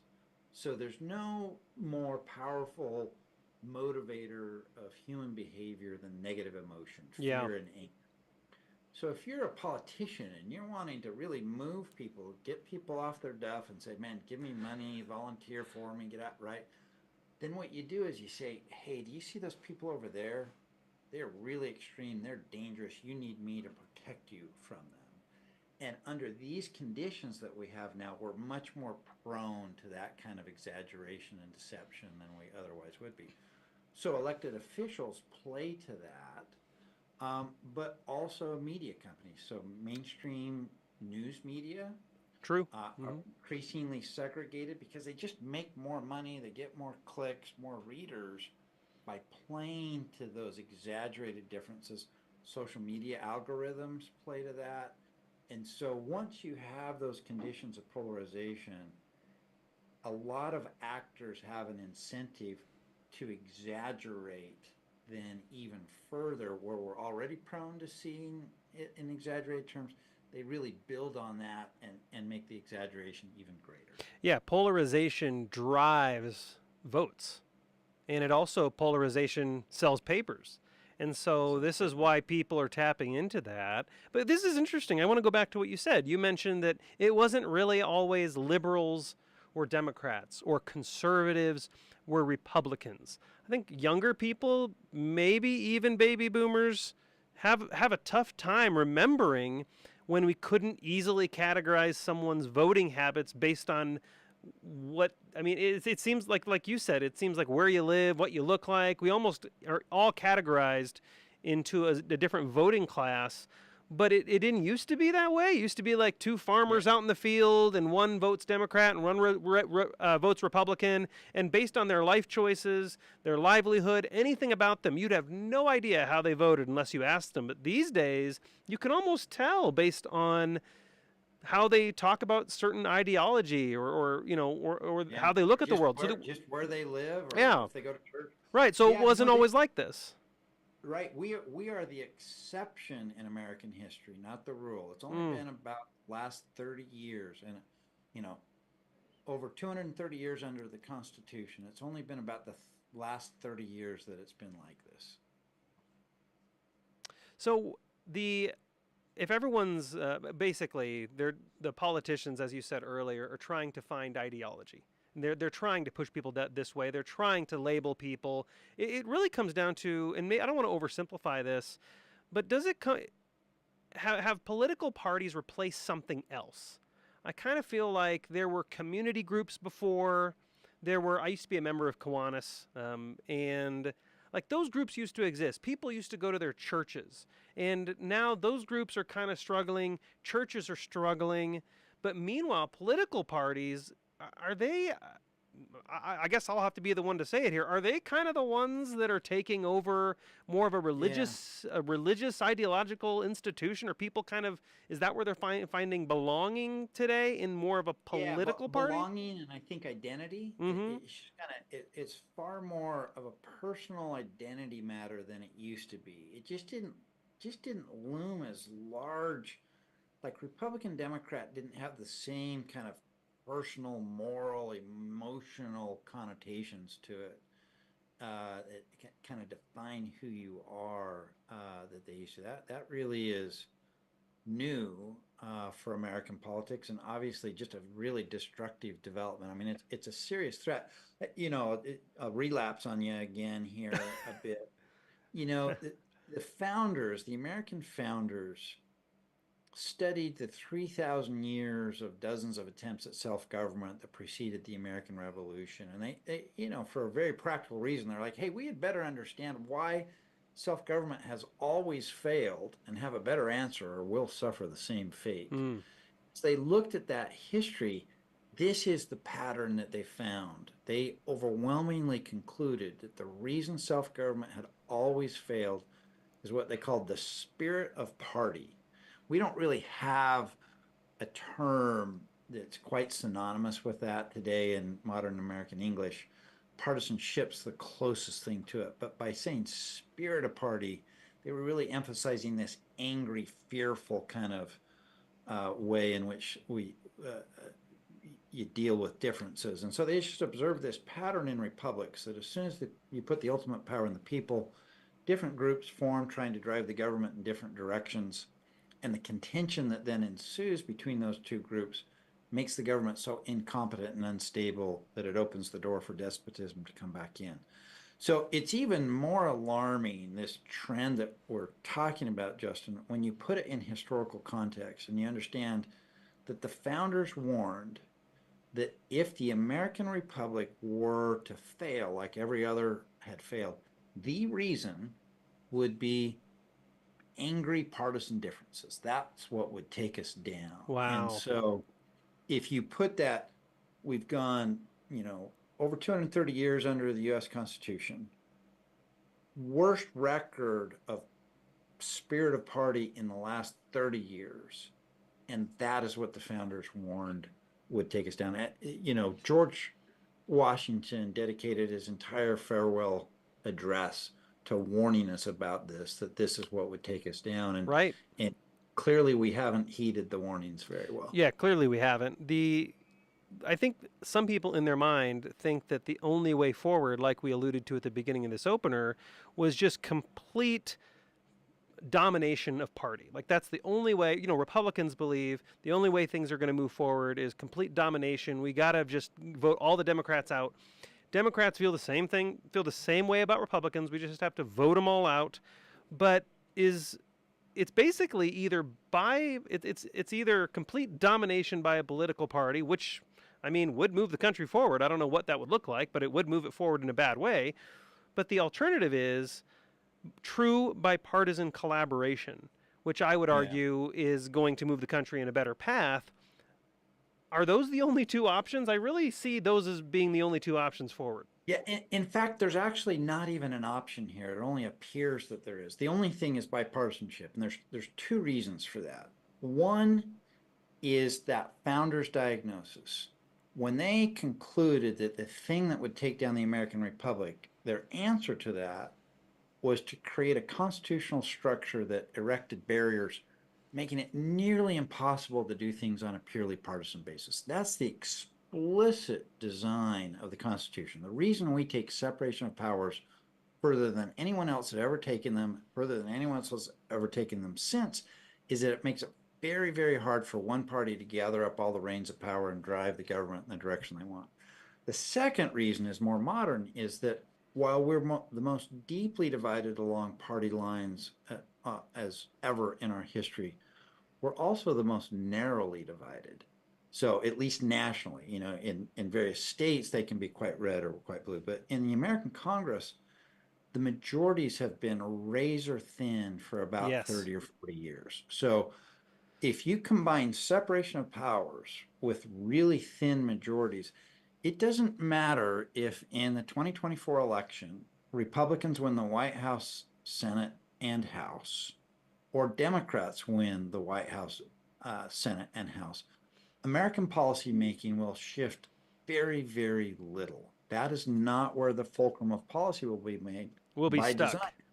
Because you just can't, like, even if let's say Republicans win the White House and the Senate by 2 or 3 votes, which would be pretty big.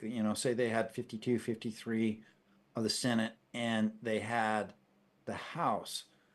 You got to get 60 votes in the Senate. You got to get typically a bigger majority in the House to get it all done. You simply can't pass. So we were just doing research on this. So in the last 6 years, there have been 7 major new policies passed by Congress. 5 of the 7 were done by overwhelming bipartisan measure. Wow.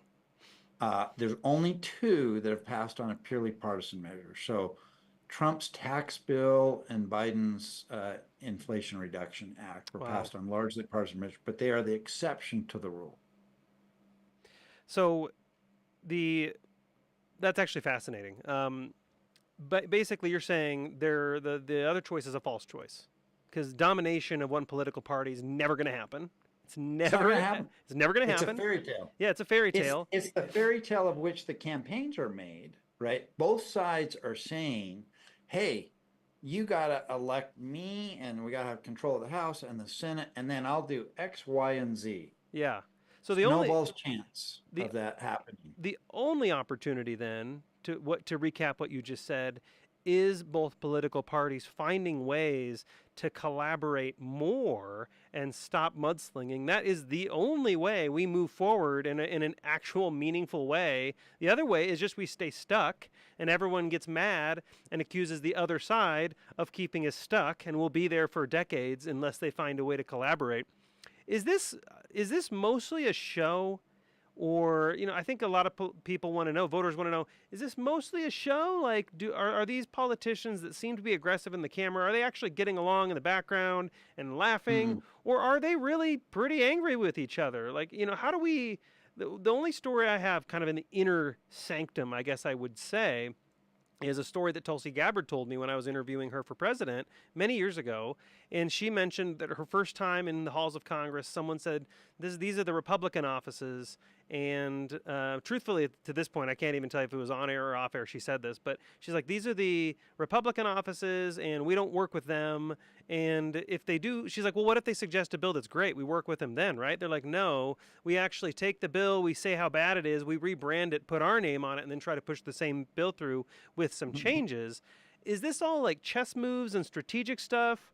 And they, at the end of the day, they maybe do want to work with each other, or are they just really ticked at each other and do want to crush the other side?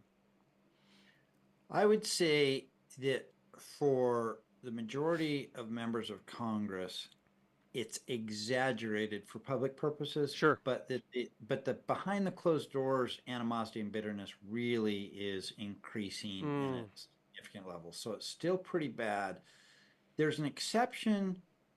In both houses, both chambers, you've got exceptions. You've got the kind of bipartisan working group in the Senate that's been led by Manchin and Collins. And, they account for most of those major pieces of legislation. That's where American policymaking happens is in these bipartisan working groups. And Manchin and Collins have been kind of leading that. And those groups, it shifts on the issue, groups between 10 and 20 Republican and Democratic senators working together. There's pretty good trust and rapport and communication. There's a couple of groups in the House, the Bipartisan Working Group in the House, the Problem Solvers Caucus in the House that do similar sorts of things.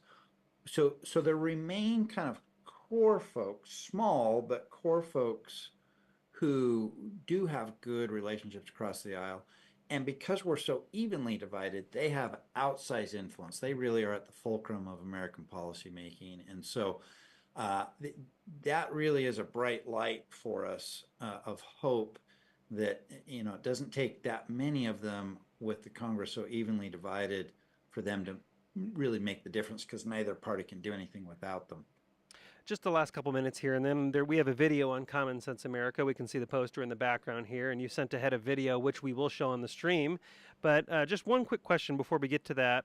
And NICD, of course, National Institute for Civil Discourse, has developed educational programs that essentially help people engage in constructive political dialogue. Because whether the leaders are pulling levers and whether the animosity we see is an act or whether it's actually very real, sometimes voters and the people in our country don't know the difference.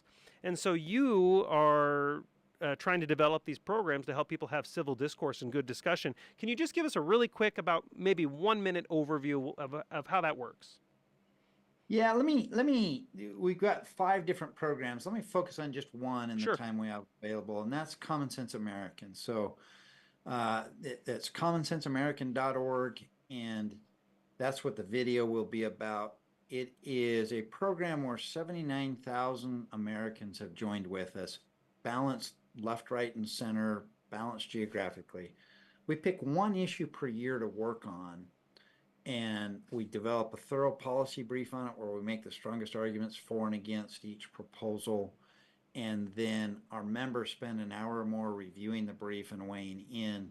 Then we engage Congress with the results. And we especially engage those bipartisan working groups at the center of Congress, at the fulcrum of policymaking.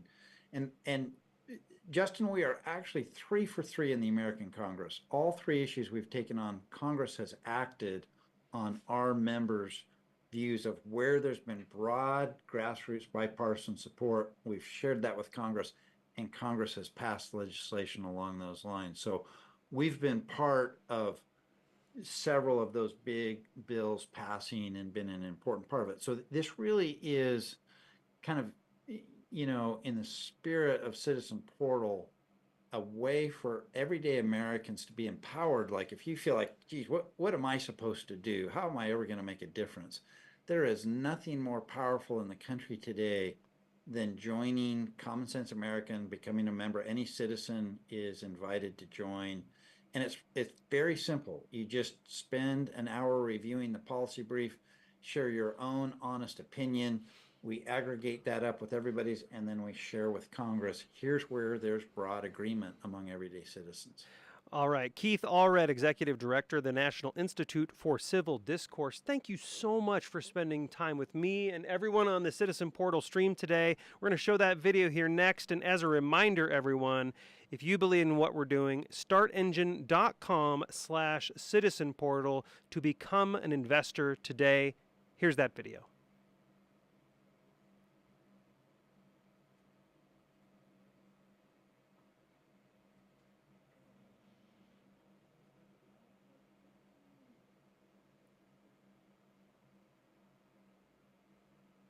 I'm assuming we're clear, right, everybody? If we're still streaming. I was always fascinated by the founding of this country, and how do you go from 3,000 years of dozens of attempts at self-government that all fail to not only the first successful republic in world history, but bending the arc of world history so that self-government becomes the dominant form of government in the world. Just a phenomenal achievement. So I really wanted to understand that. I was an American history undergrad. I had Gordon Wood for history of the early American Republic. 22 students in the class. I was a sophomore, fresh out of Idaho. It changed the course of my life. And there were 2 insights in that class that I got. One was the thorough diagnosis that the founders had done about why self-government had always failed. They really wanted to understand that, so that they could have a better answer to it. And their overwhelming consensus, what they called the spirit of party or the problem of faction. As soon as you put the ultimate power in the people, different groups will form trying to drive the government in a different direction. And the contention that ensues makes the government so incompetent and unstable that it opens the door for despotism to come back to them. So it was the number one problem they were trying to solve in the founding of the country. The main solution to that they had, which was a structural one, to craft a constitution that erected defensive barriers to any one party imposing their will on everyone else. And there's one sentence in Federalist number 51 that James Madison writes that just burned into my soul, probably because I had just read virtually the same thing from Mosiah in about the same period of time. And Madison says, "In the extended Republic of the United States, and with its variety of interest parties and sects, It will be seldom that a coalition of the majority forms on any principles but those of justice and the general good. So it sounded a lot to me like Mosiah saying it's seldom that the greater part of the people will, it really feels like the same wellspring to me. And that was, this core idea that Madison had, that in a big diverse country, it was a check on any one faction being able to impose their will on everyone else. But more importantly, it gave you an indicator of wisdom, that if you got consensus across such a range of competing perspectives and interests, that it was a pretty good indicator that you were onto something really wise. The research indicates that with respect to partisan polarization in Congress, it is quantifiably the worst it has ever been in American history. And we've never had another period like this of accelerating polarization for over 40 years. So while we've tended to have pendulum swings before, I'm not quite sure at the level of the two parties that's in the late 70s, the two parties started sorting themselves out ideologically for the first time in American history. And that is really the first order effect that led to the various expressions of polarization that we find today. And it's a little hard to imagine that turning itself around, that you again find conservative Democrats and liberal Republicans. So there will have to be alternatives to the two-party structure. It's a fairly sobering analysis, but this piece that everyday Americans are not very polarized on the issue suggested that we could possibly mobilize Americans to find and champion those broadly supported solutions, and that could help Congress do that a little bit more effectively. And so we launched Common Sense American, and today we have over 53,000 members, and it's balanced politically. We are attracting members at 3.5 times the speed and about 15% the cost.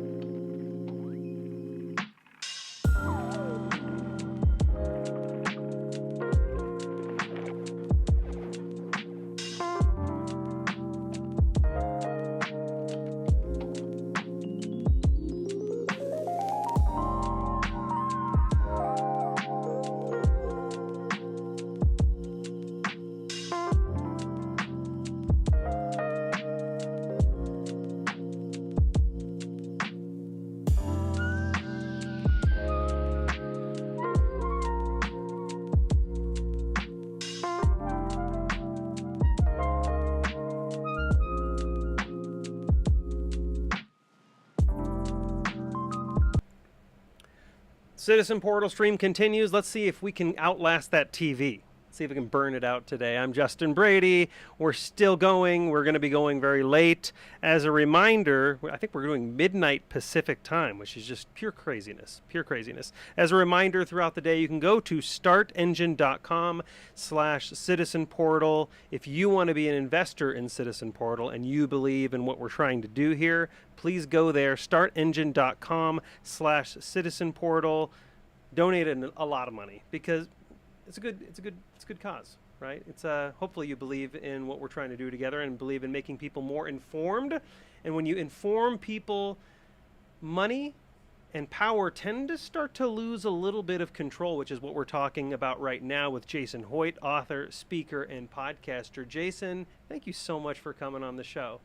Absolutely. Thanks for having me. I'm super excited about this, and I'm looking forward to so many people investing today before the deadline. That's awesome. Yeah, you and me both. Deadline is at midnight on the West Coast. But I mean that. Like everybody, money in elections, everybody thinks that's kind of, we always talk about like this candidate has outraised this other candidate as if that actually means something. In reality, it shouldn't, right? That shouldn't mean anything. But it does. 1,000%. Absolutely. You know, what's fascinating is what they're raising money for. They always say, we've got to raise money, But they're raising money to spend it in the least effective form of marketing, which is like television commercials. It's the least effective and the most expensive. Why do they? I mean? But yeah. what is the most effective form of marketing and also the least expensive? It's word of mouth. It's personal relationships. It's discussions with your family, friends, neighbors, coworkers. And so one thing I do in my trainings is I talk to people about growing a grassroots army, getting engaged in the process to where they understand that their path to victory is through we the people. It's not through the donors and the special interests that are giving a bunch of money. So yeah, it's a horrible metric for who's in the lead in a campaign, who raised the most money. It's a terrible metric. Yeah, one of the things, I'm in communications, and one of the things I often tell people, they're like, how do we take a little bit of money and get the most bang for our buck?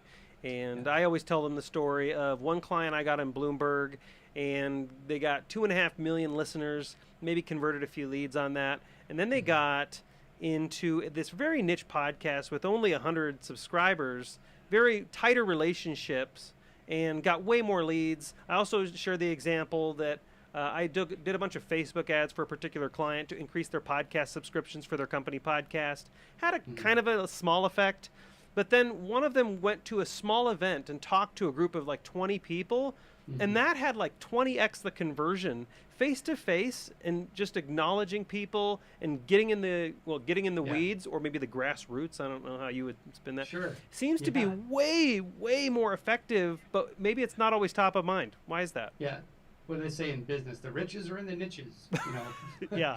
But in politics, when you're talking about campaigns and getting people on board, and I was very involved. I've been involved in grassroots politics for over 20 years. I was very involved in the Tea Party days, and I still know Tea Party groups today that still meet, like every month, every week. And I remember back in the day, you know, call it 10, 15 years ago, and I was in Central Florida.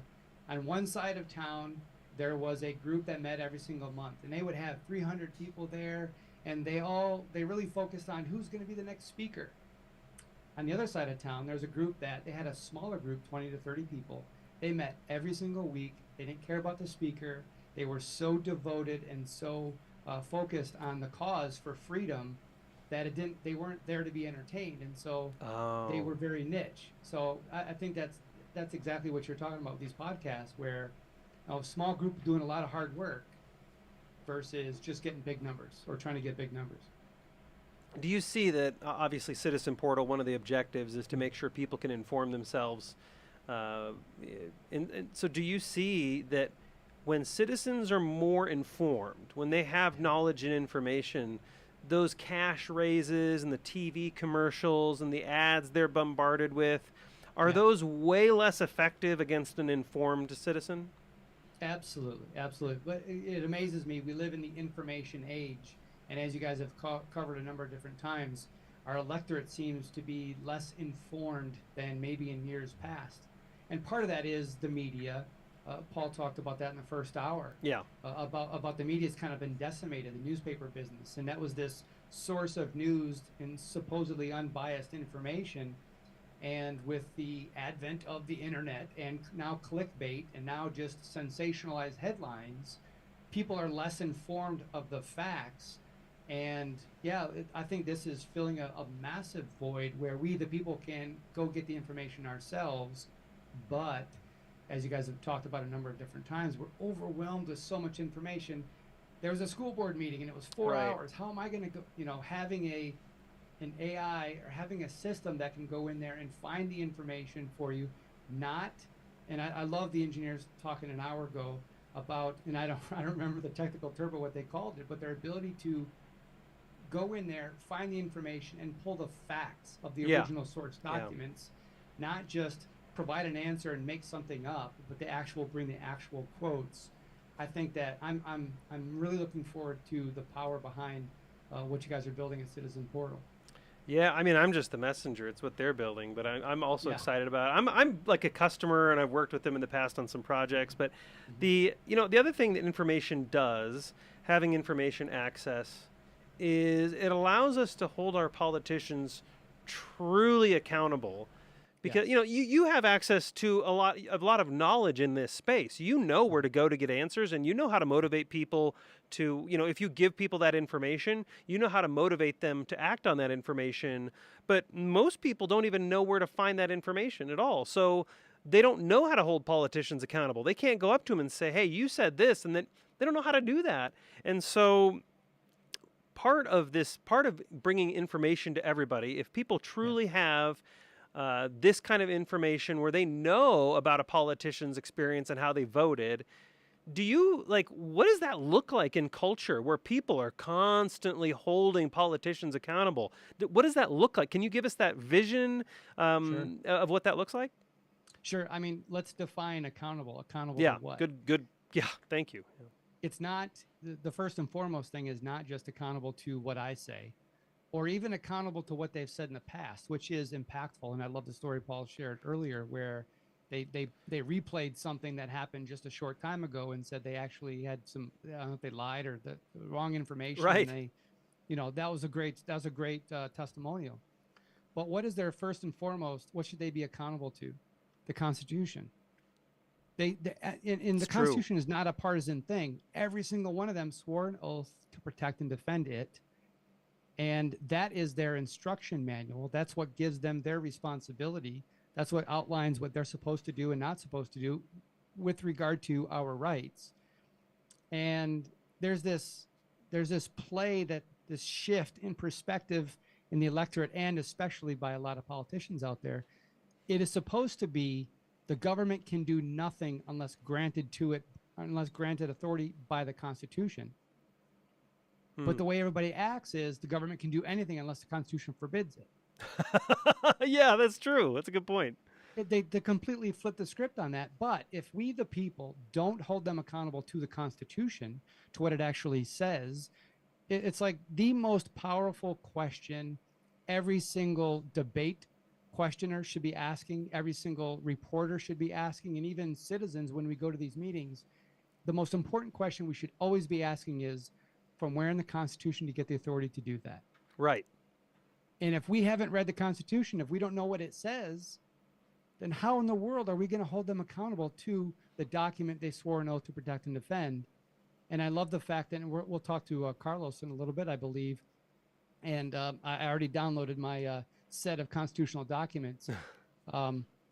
That's the most important thing that we need to study.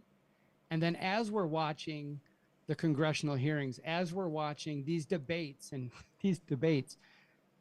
they all want to be the smartest guy in the room. They all come up with how I'm going to solve this, then I'm going to solve this, then I'm going to solve that. It's like, wait a minute, the Constitution doesn't say you're allowed to solve that. What are you going to do? Just, let me guess, an executive order, right? If we don't understand that, then what is holding them accountable? So that's the first thing we have to start with is the Constitution, the supreme law of the land, according to Article 6. So how would AI drive meaningful change. I want to talk about here coming up. I want to talk about how you actually motivate people, because having the information is one thing. That's great. Right. That's a huge barrier. Yes. So, and then, but how do you motivate action? I want to talk about that. But how do you see all these people you're motivating to stick to their values? Like, here's what your values are. Here's how we go organize. Here's how we make change. How do you see them changing? And how do you see their own motivations, their own ability by themselves to drive change? How do you see that changing if they all have access to powerful AI tools? And Citizen Portal, certainly one of them, but there will be others as well. How do you see them changing and their ability to drive change with these AI tools? Yeah, coming up with, people have like a word of the year, they're kind of focused. And last year wasn't really a word, but it's kind of a slogan for me. It's like taking responsibility for liberty. So many areas of our life, because of how busy we are, and we've kind of outsourced responsibility to these certain experts. You're right. And just because you have a white lab coat on, and a black, stethoscope around your neck with the medical field, they've kind of hurt themselves here and there in the last several years as far as who should we believe. Now it's this doctor or that doctor. These guys are pitting against each other, and it's like, who do you believe? We've done that with the news. We've done that with so many different areas of our life. And I think part of it has got to be, first and foremost, a recognition that we need to take responsibility for liberty, bring it back into our hands. And then there's a shift. I think we need to, there's a lot of people who are doing liberty wrong. And I wrote this section in a book called 30 Foundational American Principles. And it's a lot of these perceptions and perspectives that we have that I can tell if somebody is not quite understanding liberty. Oh. One example is, I hear all the time, our leaders in Washington. It's like, wait a minute, they're not our leaders. If you look at our form of government, that's, the Declaration of Independence. We recognize our rights come from God, not from man, not from government, not from the majority of voters. Our rights come from God. And the reason we created government was to protect our rights. That's right there in the Declaration as well. They are not our leaders. They are our public servants. It's true. They are our representatives. We don't hire them to lead us. We hire them to represent us. They're a response. I always tell people, you get the politicians you deserve. And this isn't my quote. I do believe there's another quote that's similar to that. Of course, if you change the way you vote, if you change the way you behave as citizens, as voters, they have no choice but to change eventually, because they have to respond to you. So when these people that we have elected into office are truly a reflection of us. We're not a reflection of them. And I love what you said. I absolutely love this. You said outsourced responsibility. And what other that is really, really powerful statement. How do you see that impacting people? Because what does it usually look like when someone has outsourced responsibility to others? Are they just, when you're having a discussion with them, they don't understand the core beliefs? They don't have principles for what they believe? What does that usually look like? Yeah, well, there's an assumption. And I think like this country's gone through a bit of an awakening over the last several years. One of them, you'll see a lot of moms going to school board meetings. And, for example, and I think that one of the causes of that was, COVID, the lockdowns, and all of a sudden, you had your kid at home and you looked in the room to see what are they teaching them. And I think a lot of people started to realize, wow, I don't necessarily agree with what they're teaching them. Oh, wow. What else is going on there? Let me see the other books. Let me see what's in the school library. And so there's kind of people had this assumption, you just drop your kid off at school, you pick them up later, and they're going to teach them, and then I do all the rest. And people are starting to, that's one area.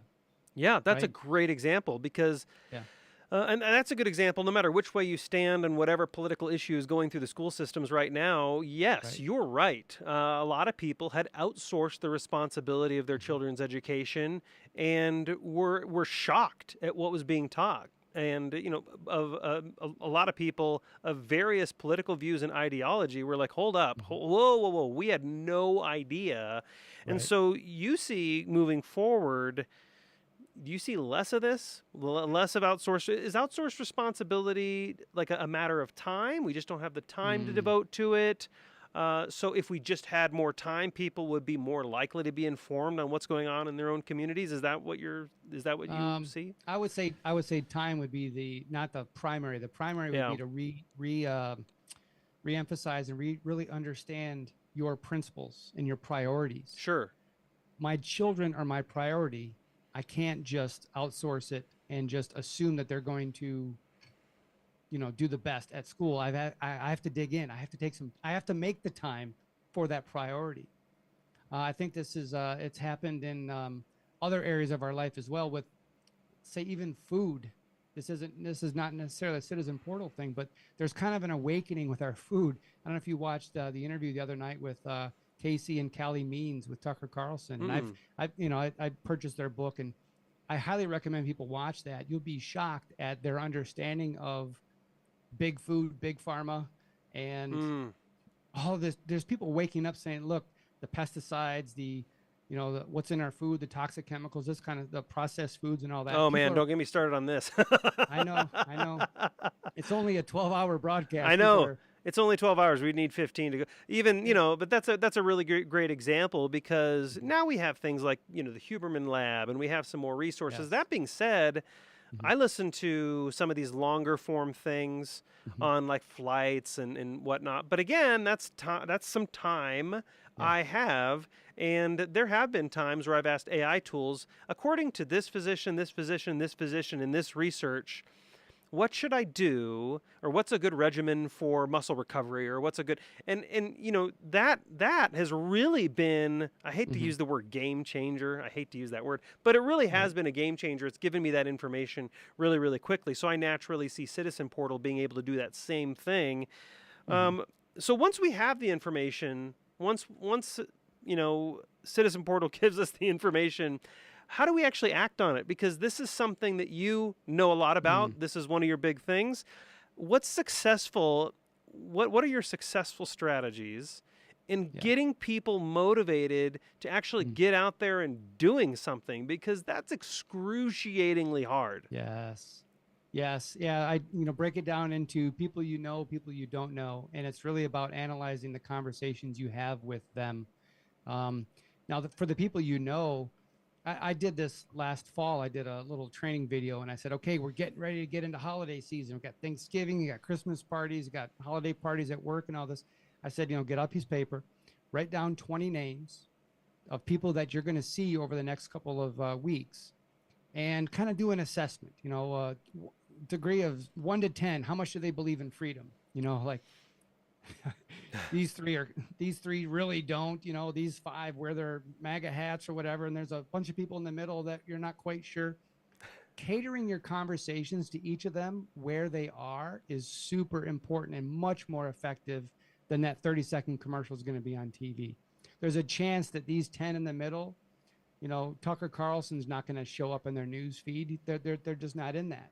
But you can talk to them personally. So it's really all about those personal conversations. And I talk about, for the people you don't know, when you're out and about, you're running your errands. Jesus said to be fishers of men. I say, for this, let's be fishers of patriots. Let's cast a net out in the community and figure out who actually does believe in freedom. I've got a friend, he says every time he goes out, he wears his Air Force veterans hat. Oh, interesting. And it always sparks a conversation. Sure. And people react to it. Well, you want to talk to that person. You say, you know what? Hey, there's a couple of us. We go have coffee every Saturday morning, solve the world's problems. Why don't you come join us? Oh, that'd be fun. And then you slowly, you begin to grow this little grassroots army of people who care about stuff. And then you find out this, because you're in it, you're a pro now, you really care. You know the candidate's schedule. Hey, if Congressman so-and-so was here in front of us today, what would you tell him? You ask him, well, do you want to meet him on Thursday? He's doing a candidate forum. Let's go. I'll bring you. You'd be my guest. Start getting people on board, engaged in the process. And I think there is no, I'm not going to send a meme and then they're all set. It's going to be an ongoing conversation. It's not that easy, huh? It's not that easy, but we have to do it. We have to grow our ranks. It's like at the time of the founding, they say a third of the colonists wanted to be royal subjects to the king. They wanted to remain. A third of the people wanted self-government and independence, but only a third of the people were kind of still in the middle, and they didn't really take a side yet. I still think we have that today. There's a lot of people who are still in the middle, politically neutral, not quite. Yeah, that's true. They don't understand it. So we have to engage them before the television commercials woo shiny objects in front of them.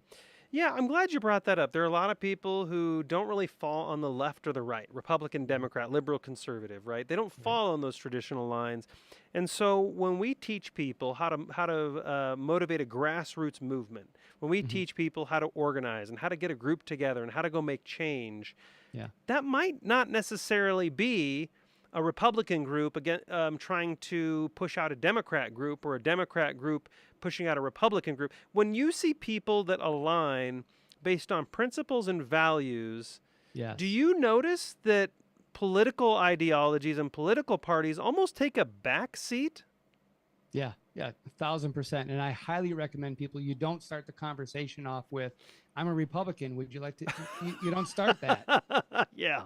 And one of the main reasons why, for me, we have $35 trillion in national debt, and they both did it, both political parties. Right. So that's not a good indicator of, I mean, lesser of two evils, all this kind of stuff. Yes, political parties, okay, agendas, speaker, who's going to be, there's a game there, sure. And what you said in the previous talk about, do they actually get along? It's like wrestling, they're in front of their oversight committee, and they got their little 5-minute YouTube video that they're going to use for fundraising later, but they probably go in the back in the cafeteria and high five each other, Sorry, I'm a little, I've been in this for a long time, but I understand that we're $35 trillion in debt. Goodness gracious.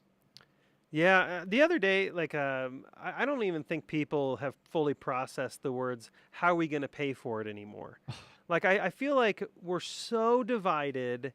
And one of my friends was on CNN. He's a commentator on CNN, and he was talking about these programs that and some. I think he asked, how are we going to pay for this? And he tweeted it out later, or I guess we should say X posted it, or whatever we're calling it. X posted it on X. And he just said, this is a really bold and ambitious plan, but how are we going to pay for it? And I just replied, I was like, I don't think anybody even cares how we pay for anything anymore. I don't think they know where to get the information. I think the issue is way too big. It's way too beyond them. They don't know where to start. And so we have all been essentially reduced to just nitpicking these one little issues. We don't even know the major implications of that. We don't even know. The information is too broad. I want to, just the last question here. Yeah. Obviously, we really appreciate your time, Jason. If you had these sophisticated AI tools right now, how would you be using them? How would you put them to work to organize and to make bigger change? Yeah, I do have a pro account, and so I do use it. And I was actually just on earlier today with a dear friend in Texas, and her colleagues for years have been doing a deep dive on education. And I was showing her, she's gone to testify before various school boards in different counties, the state level and all that. And I did a quick search on her name, and the different times that she testified all showed up. She was I said, well, what are some of the issues that you're searching on? And so we put them in, and she's like, oh, wow. She's like, I was just about to do some videos about the different times that the state board. And I was like, it's all right there. And so for her, they are doing a deep dive on various issues. I told her about the alert system that it has, that you can set those up. And she's excited about it. And I'm interested in way too many topics. I think, but I do have a search on the national debt crisis, and anytime anybody mentions it, and actually has a solution for it, I'll get an alert. I haven't gotten too many alerts yet, however, because they're not really trying to address it. But I think that, someone who, we have to care about all the issues, but I think someone who cares about a few different issues, to be able to do those searches and just get the information quick. Again, it is about eliminating excuses. Yeah. That's what's going on. Our media, part of our outsourcing issue has been that we have outsourced to this guy who looks like a news anchor. We just think that all the world's problems are going to happen in a 30-minute broadcast. And I only got 8 seconds left with you, but I really appreciate your time. Jason Hoyt, author, speaker, and podcaster. Can you give the website out in 2 seconds? jwhoyt.com. Jason, thank you so much for joining us on the Citizen Portal live stream. Thank you. Thanks, Jason. You can still hear me? Yes, sir. Thank you for that.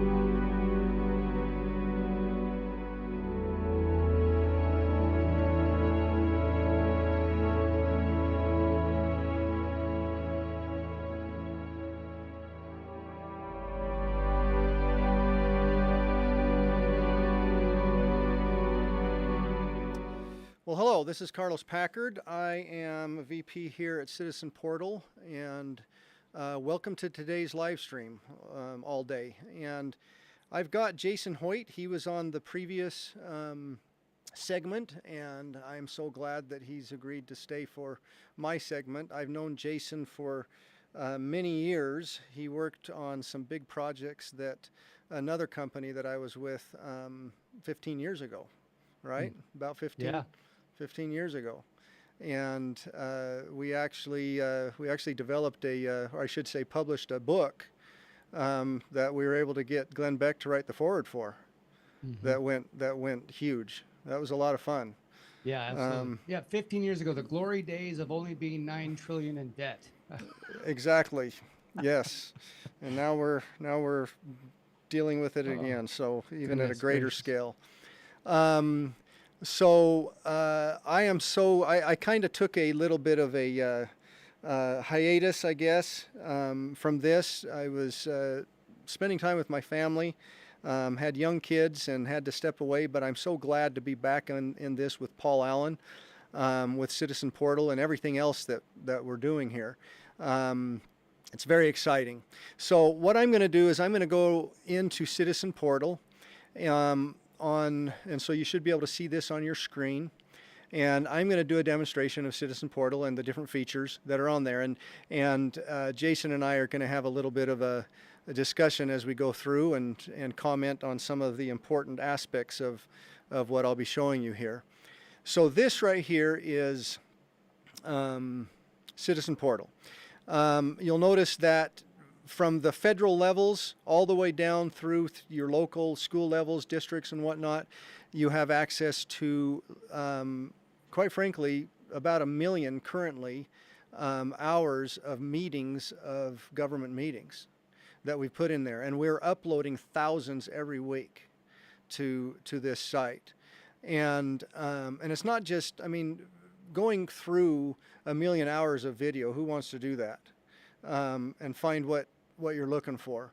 The beauty of this is we have transcribed word for word every single meeting, every audio, if it was just audio, and given a full text, or a full word for word transcription of those meetings, of what was said, and then it becomes searchable, deep searchable. Okay. Now, one of the things that I really like about Jason is he shares my love of original source material, and that's what Citizen Portal is really all about, is avoiding third-party tainted information and bringing out the original source material. How valuable would you say this original source material is, Jason? It's obviously extremely valuable to cut out that middleman, that interpretation. And, if we're going to rely on the news to tell you what happened at the school board meeting last night, they're going to cover it in like 1:20. And it was probably a 3-hour meeting. There's all these public comments. There's this public sentiment about what are the parents really concerned about, but they're going to do 1:20 to talk about what happened at the school board. We've got to cut all that out. We've got to get to the original source. But the big issue that we all know is that I don't, the next day I'm going to be going to work. I've got my own life. I got my own schedule. I got the things I got to do. I can't watch that 3-hour meeting that happened last night. But getting in there and finding what actually happened, who said what, having that ability right at our fingertips is key. Yeah, exactly. And we've made it so easy here with Citizen Portal. So I'm just going to do a quick demo here. I'm going to go into, say, my schools.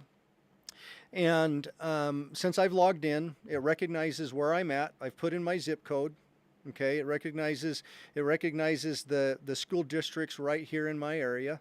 Okay, I could go to these other ones in here, but I'm going to stick to here, and I'm going to just put in a search, and I'm going to put in a search of inappropriate books in schools. Okay, and have it do a search here.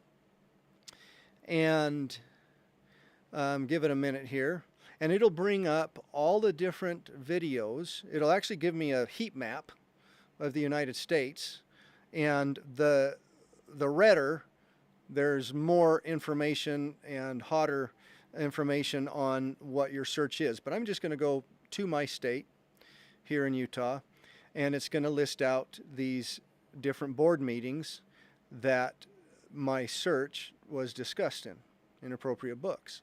Okay, and I'm going to just click on this first one, and I'm going to quickly hit pause because it'll start. Oh, it's paused. Very good. And it takes me to. Oh, it didn't pause. It takes me to, in the video, to the spot where that is being discussed.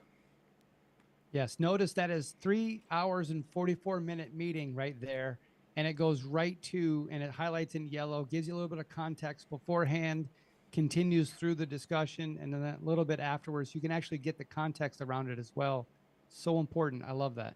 Yeah, and it highlights, right where it's talking and whatnot. You can actually then, this is one of the features that I really like about this program, is as you're reading through this, and if you find something in this video that really speaks to you and you think is important and you want to share it, you can block that off with your mouse, and then I can hit the Create Clip button right up above there to the right, and it tells me how long that clip is going to be, and I can give it a name, Books in School, for instance. I can give it a name, and then I can hit Save, and it now creates, and it gives me a URL that I can then share, and I can then copy that and send that on my social media. I can email that to a group that I'm working with, and you can share these things with people who you want to get this to. Phenomenal, and it sends not just the text, but it sends the entire video, or not the entire video, but the video of just that segment that you just blocked off along with that text. It's pretty cool, isn't it? Absolutely. Look at that video in the seats. Look how many empty seats there were. There's so many people that have no idea that they had that conversation. And what you're going to be able to do to share it publicly for the people who could not attend, I think that makes a lot of difference. Absolutely. Well, let me show you another feature as far as getting involved, those seats being empty. I'm going to go back to the home screen here.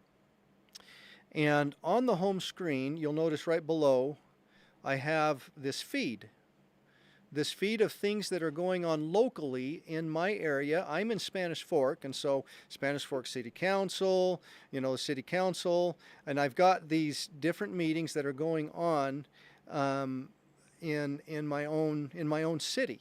I can manipulate this by going to my profile here and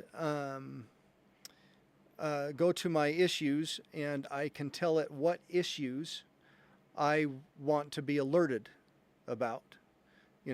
Specific words and phrases that I want it to flag for me, so that when something is mentioned like that, it will show up in my feed. And so that's one of the new features that we just added literally within the last couple of weeks, is this feed that you can personalize and make, you receive the things that you like. And I remember hearing before Paul mentioning where I create a news feed based on things that I'm interested in and focused on, and other people might be interested in that as well, that they could subscribe to my feed. Is that available yet, or is that coming? That's something that's coming. That's awesome. Okay, that's something that's coming. We've discussed a lot of that, of how to make this kind of a social experience, right, for everybody. That's great. And we want it to be of course, a friendly social experience, and so we're taking things into account that way too. Now let me show you another feature here that we've just added. Under the other, right here, now you notice that the star is here. There's different subscriptions and different levels of being able to access things, but this one right here is so phenomenal. This Citizen Portal Download Collection. I'm going to click on that. these are things that I personally feel so passionate about, and so do you. This takes us back to the original source material, okay? You know, back to the founding documents, the founding papers, the founding issues, and you know, their writings, their own personal words and writings, and what they were experiencing, and why they put certain things in the Constitution or the Declaration the way they did. What this collection is several large collections in each one of these. For instance, this one right here, the Firsthand History of America, this includes over 1,200 works and documents of American history spanning from before the discovery period with you know, Columbus and Magellan and Coronado and whatnot, and it has all these documents spanning all the way up to currently 1999 by individuals that experienced these events themselves. They were there, and then they wrote about what they experienced. So, Civil War, Yeah. for instance, we've got a whole collection in there on the Civil War, and the Civil War has like 78 documents, works that soldiers and generals and people that lived in the Civil War, they wrote about that experience as it was happening. And it's just awesome to read those things and see how America has grown and evolved. Yeah, you're absolutely eliminating excuses. Yeah. You know, having the original source material, not a textbook that has a little summary of what they say happened, and it might be accurate, might not be. You don't know who. When I was in high school, I didn't really like history. The way they taught it was memorization, is take the test this Friday, and you know, names, dates, here's what happened, and then next week is something different. There's no context. There's no chronological telling the story. And so I just wasn't that interested. But the last 15, 20 years, I've gotten so interested in it now. And then meeting you 15 years ago and actually studying, you know, with David Barton. David Barton, he's all about original source materials. He talks about that all the time. Exactly. And that's another one of those areas where we've kind of outsourced responsibility to professors to book. And now I go to the history section at the bookstore, and I'm not really sure who to trust. Yeah. Who wrote about this certain topic of history. But you're saying, and what you're providing is, let's go back to original source material. Let's study this stuff and come to our own conclusions. Stop outsourcing that. Right. No better source than you know, going straight to the words of James Madison and hearing it from his mouth, and then hearing it from some third party commentary that is maybe just kind of picking things apart. Now, I don't know if we can go to the screen that we've shown every, you know, between these segments. If we could show up that screen, that has a QR code on it that allows you to download to your device one of these big collections. And plus a little bit more. I'm going to explain to you what's in this U.S. Constitution suite. It includes, of course, the U.S. Constitution, the Declaration of Independence, all the other founding documents like the Magna Carta, the Mayflower Compact, the first written Constitution.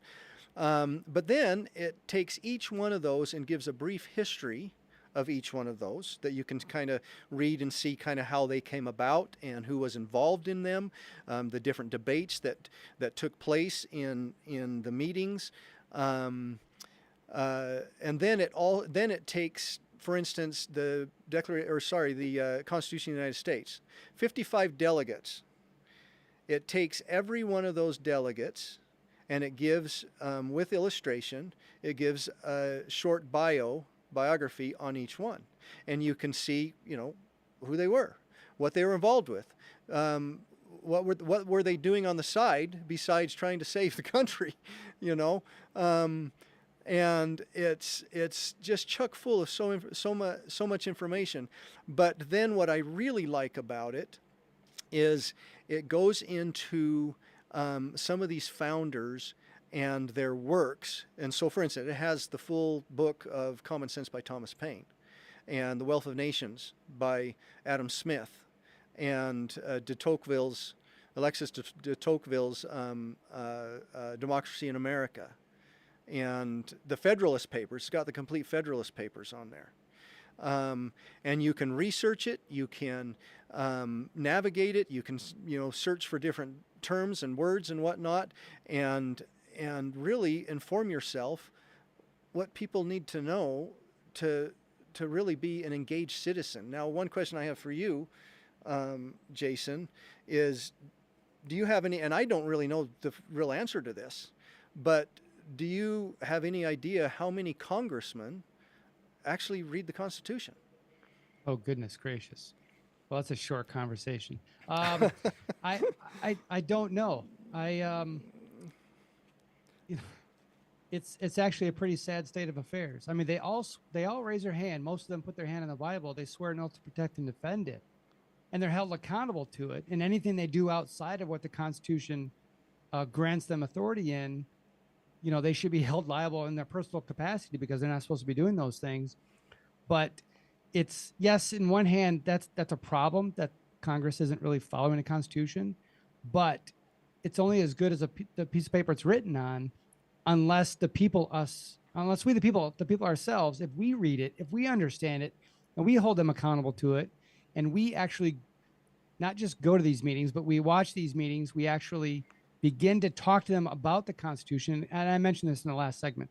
The most important question every reporter should ask, every debate moderator should ask, and every citizen should ask is, from where in the Constitution do you get the authority to do that? Exactly. If we would start asking that question all the time and actually have them cite it. Because when you look at these bills, at the front page, the cover page, it's for this, and it says, and for other purposes. Yeah. It always says that. It's like, what are these other purposes? And where's that other purposes line in the Constitution? You won't find it. Go to Article 1, Section 8, the 18 enumerated powers of the Constitution that should tell them what areas they should be responsible for. 10th Amendment says if it's not listed in here, it's up to the states or the people. Yeah. If we don't understand these things. So the fact that you're eliminating excuses, putting it into people's hands, this is my pocket Constitution right here in my pocket. Exactly. No more excuses. You brought up bills, and that's another feature that I want to show here. So I'm going back to Citizen Portal, and I want to show under other also is bills.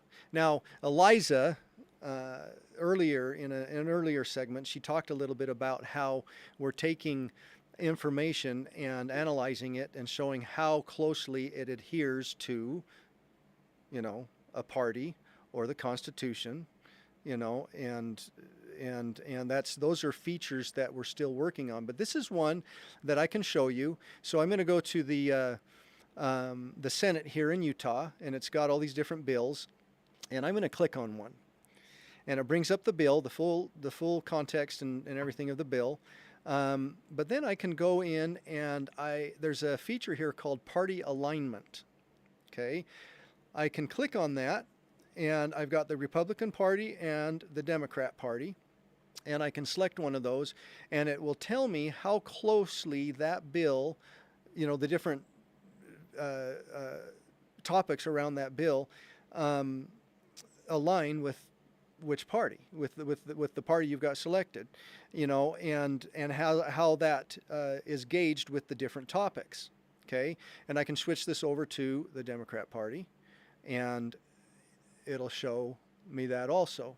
Now, one of the things that we've been working on is to be able to do the same thing with candidates, and or not necessarily only how they align, but how is the policies they are talking about, how closely does it align with law and the Constitution?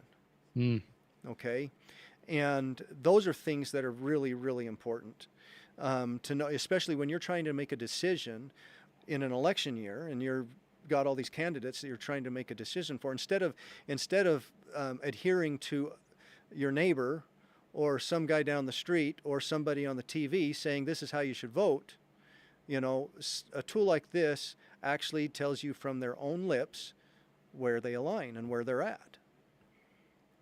Yeah, I would love to see that with the alignment with the Constitution. I'll spend all my time there. That's where I'll start. So let me show you one probably last thing. We've just got a few minutes left, and this is really cool. This is something brand new, literally as of 2 days ago. So it's not done, but it's a new feature that we're getting ready to add. And we'll be adding it for other, not just the presidential candidates, but for your other local and other federal campaigns. And so here we've got a presidential election year, and here we've got side by side, each one scrollable individually, of these major candidates.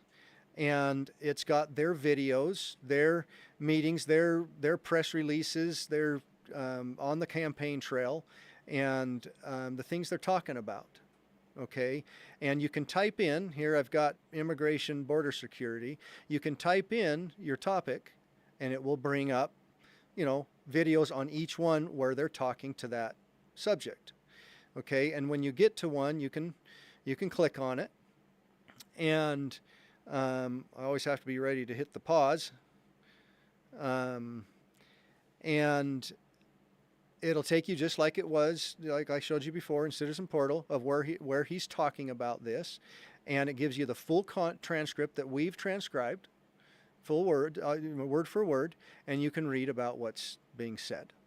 And so that's a new feature, another one of those 4 new features that we are doing. So 4 new features real quick. This feature here, where the side-by-side comparison of candidates, the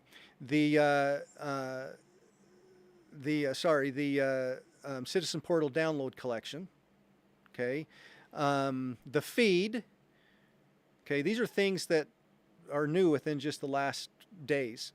The feed, the personal feed, and then another one that Eliza talked to, and that's going to be demonstrated, I think, in the next segment here, Civic Scribe, which is an awesome, awesome tool. It will, I think, revolutionize the effectiveness and how productive government agencies can be in their meetings and in the way they interact, because it'll grade everybody that's in that meeting, and you can then go see, how you're doing, and where you can improve. It's quite amazing. I love it. And I didn't know that some of these came out in the last couple of days. This is great. This underscores the need to invest. I'll tell you that, because you guys are on a roll. You got to keep going. And I look forward to so much more coming from you guys. Thank you very much, Jason. And keep looking for more. Everybody that's watching this, keep looking for more updates that we add to this, more content. As far as content in this download collection, I didn't really scroll through it, but these are things. I mean, these first 4, the full, that you see there, they're already up, ready to go. I mean, they're downloadable. But all of this original source material, I'm adding to this all the time. Pretty soon, look at this one. All the Supreme Court cases since 1793. In a database that is deep searchable, and you can find anything you want when it comes to how laws have evolved and how, what the law is, just that. So anyway, we are out of time. And thank you so much, Jason, for all your time here today. And look forward to more time with you. Absolutely. Thank you so much. Mm-hmm.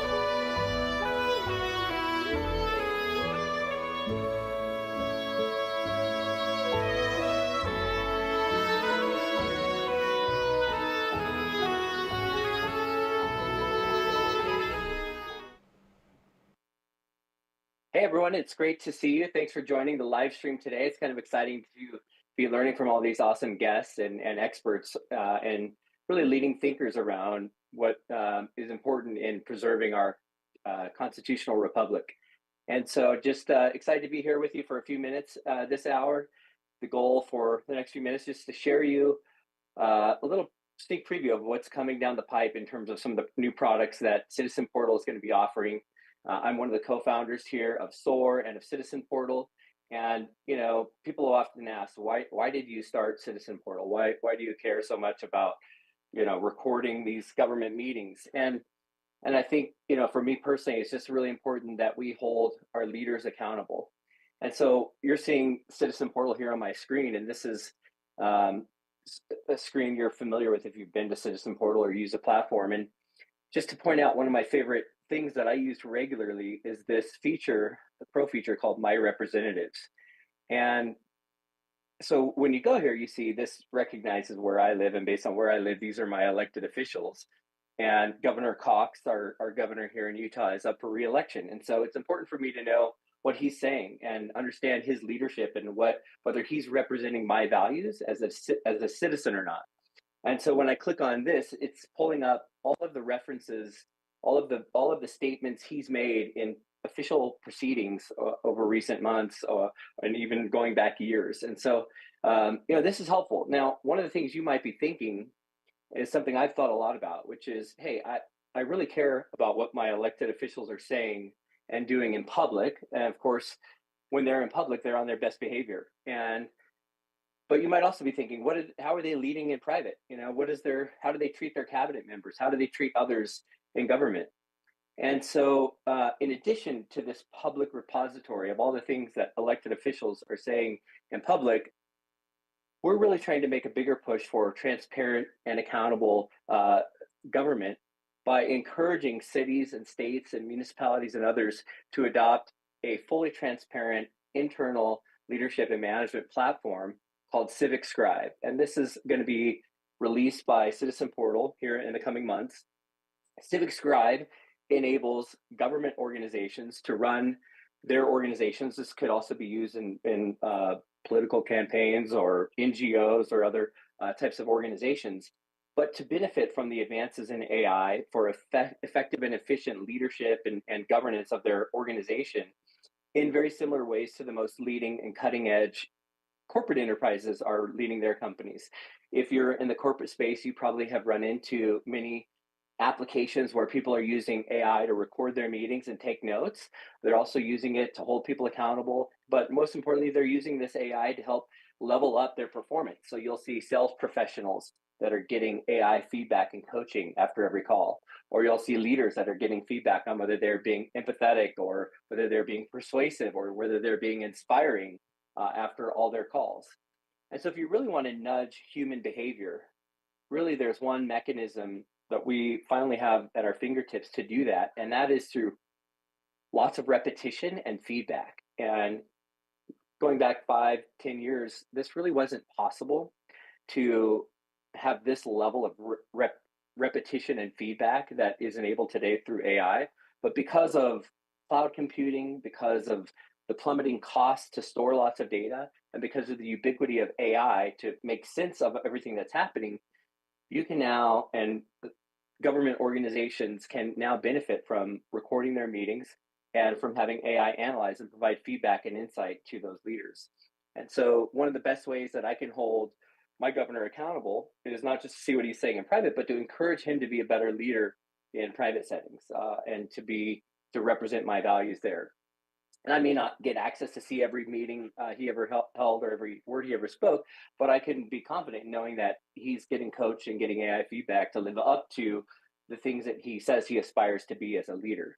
And so just to show you one example of what that looks like, you can see here I've got a bunch of my recent meetings and calls in Civic Scribe that have been recorded using AI. I can obviously search those meetings for keywords or topics or things that have been said.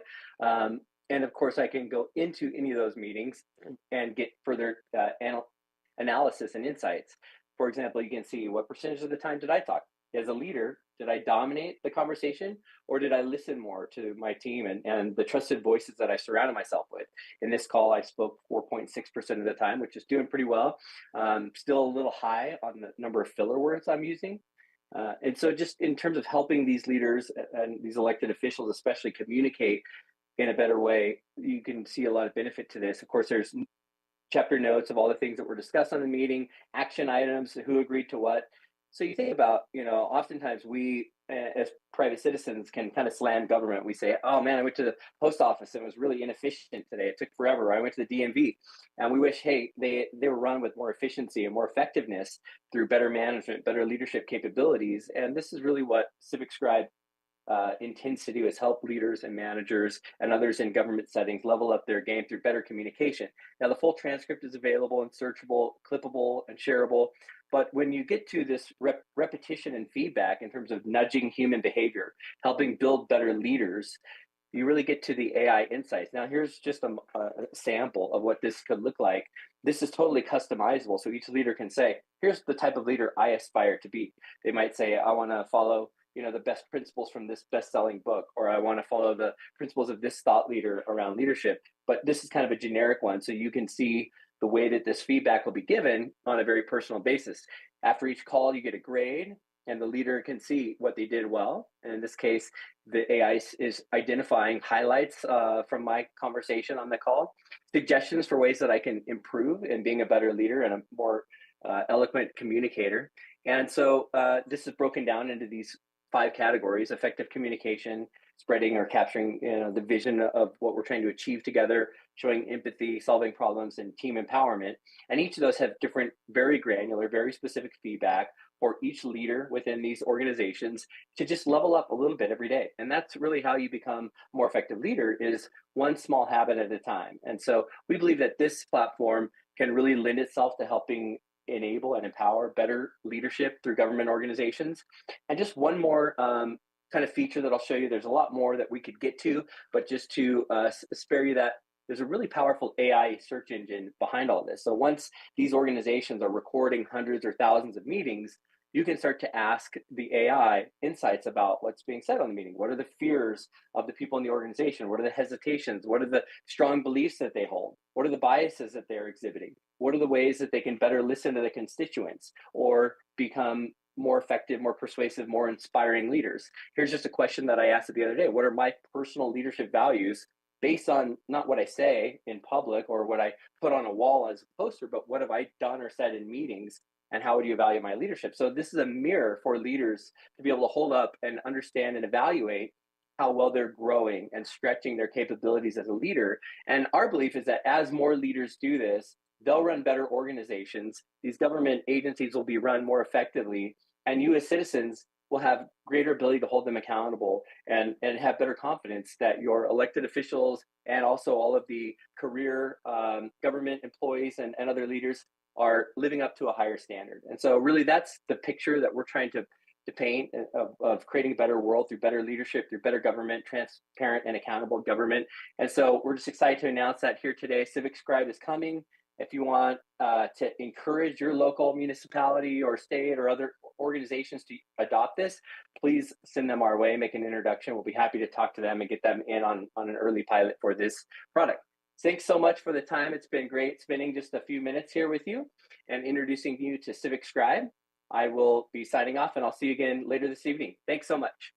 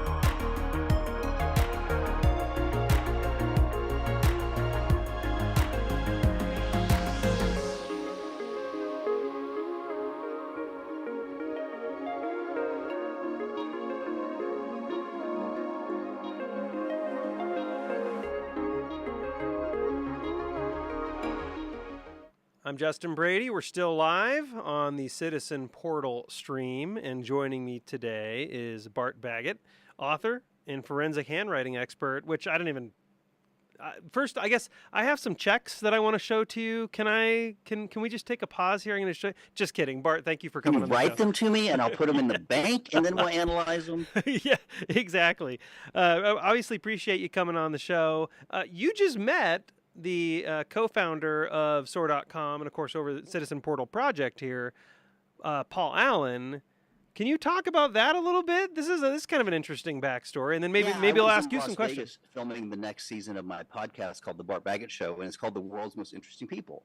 And as a handwriting expert, Paul didn't know this before I met him, but all of my students around the world, like 3,000 of them, love his previous business. You know, the Ancestry.com. Yeah. Because of all the handwriting. And so all of a sudden we had this long, in-depth conversation about personality and assessment and all this amazing collaborative sort of conversation. And I think he just thought it might be interesting to your audience, since we do a lot of stuff in the crime and the legal space. And I think freedom is our most important value on our show. So I think it resonates nicely with what you guys are doing. So I want to talk to you here in just a second about the media influence on politics. But first, let's go back a little bit. What forensic handwriting? I have to know what this is. What do you do? What does a forensic handwriting expert even do? And because it sounds like you're involved in criminal cases.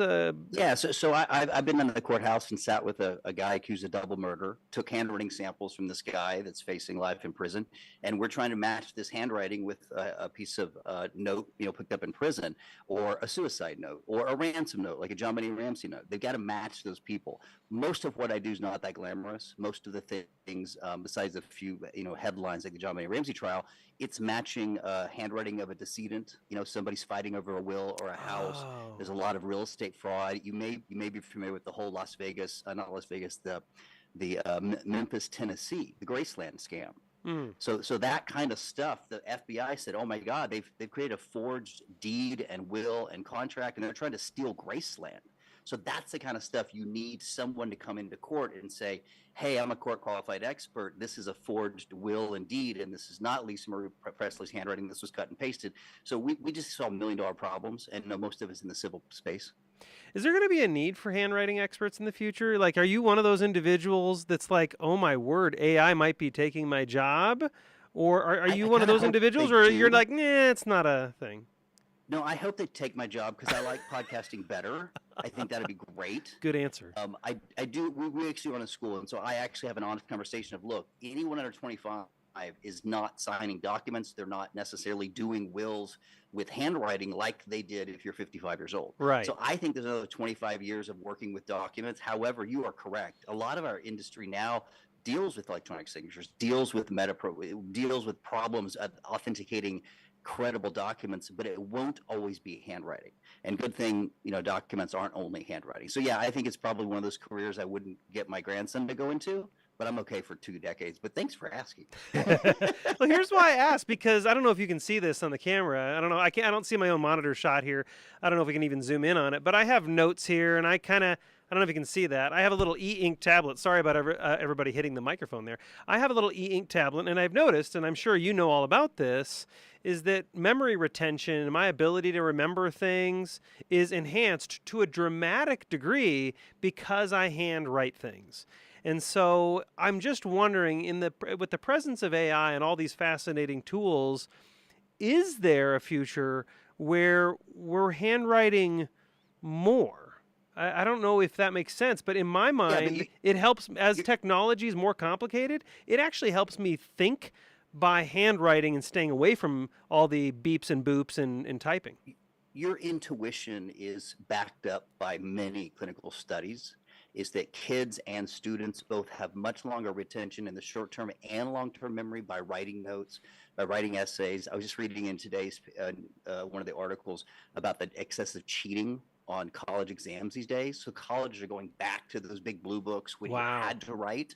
And so there is actually going to be a need for it. So I think they kind of overdid it by pulling the curriculum about 15 years ago. Like, oh, kids don't need it anymore. Now they're like, wait a second, it actually is better for memory, it's better for retention, better for learning. And then we'll have a whole generation of kids that can't read cursive.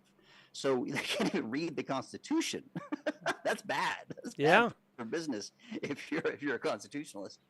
No, absolutely. So one of the things I also want to talk to you about is you've been done thousands of interviews. You've been on, is it almost every major media network, or at least a lot of them at this point? And well, I think it topped off at Howard Stern. We had 3 million people listening, but we were on CNN constantly, Fox News. I mean, all the things. If there's a handwriting case or forgery or forensics, people like Ashley Banfield, they like to have me on because I am dependable, I have insight. And so, yeah, we've been doing the media circuit for, I don't know, 2 or 3 decades. How much do you think media, and I don't want to, I'm a former journalist. I wrote for the Washington Post and a couple others. And do you think media still has a pretty good grasp and grip on controlling politics and the messages we receive? Or are they starting to lose that grip now? Well, you have to define media. So the major media networks, including television, have less viewers than a Nicole Arbor video, who's a celebrity from Canada, who has a strong opinion on American politics. So the average CNN episode is a lot less influential than that one human being. And I would argue J.P. Sears, he's a comedian. He's also a strong Republican. These guys have millions of followers that listen to them, even in their comic voices. So I would say the media is, at least the traditional media, including television, is losing a grip on influence. Not that that was their purpose for being, but as we know, they've always built some kind of narrative. If you look back in World War II, no one knew that, the president, it was in a wheelchair. They just kept it a secret. And that was okay. And it's okay by me, looking back on history. I get it. But yeah, I think they're definitely slipping, and the rise of the individual media icon is going to change a lot more minds than someone that's getting paid $1 million to host CNN. Do you think they can win back that influence? Do you think they can win back that trust? Is there a future path for them to be bias-free? Is that even possible? Boy, not what I've seen. And I am, of course, not only just part of the media circuit, but also a talk show host and a person with an opinion. It's kind of boring to be totally non-biased. And so what's challenging about any network that's non-biased is you don't get the salacious headlines and you're not matching the customer's values. So let's say that you're a preacher and you start talking about Christianity, and then that's great as long as your audience is Christian.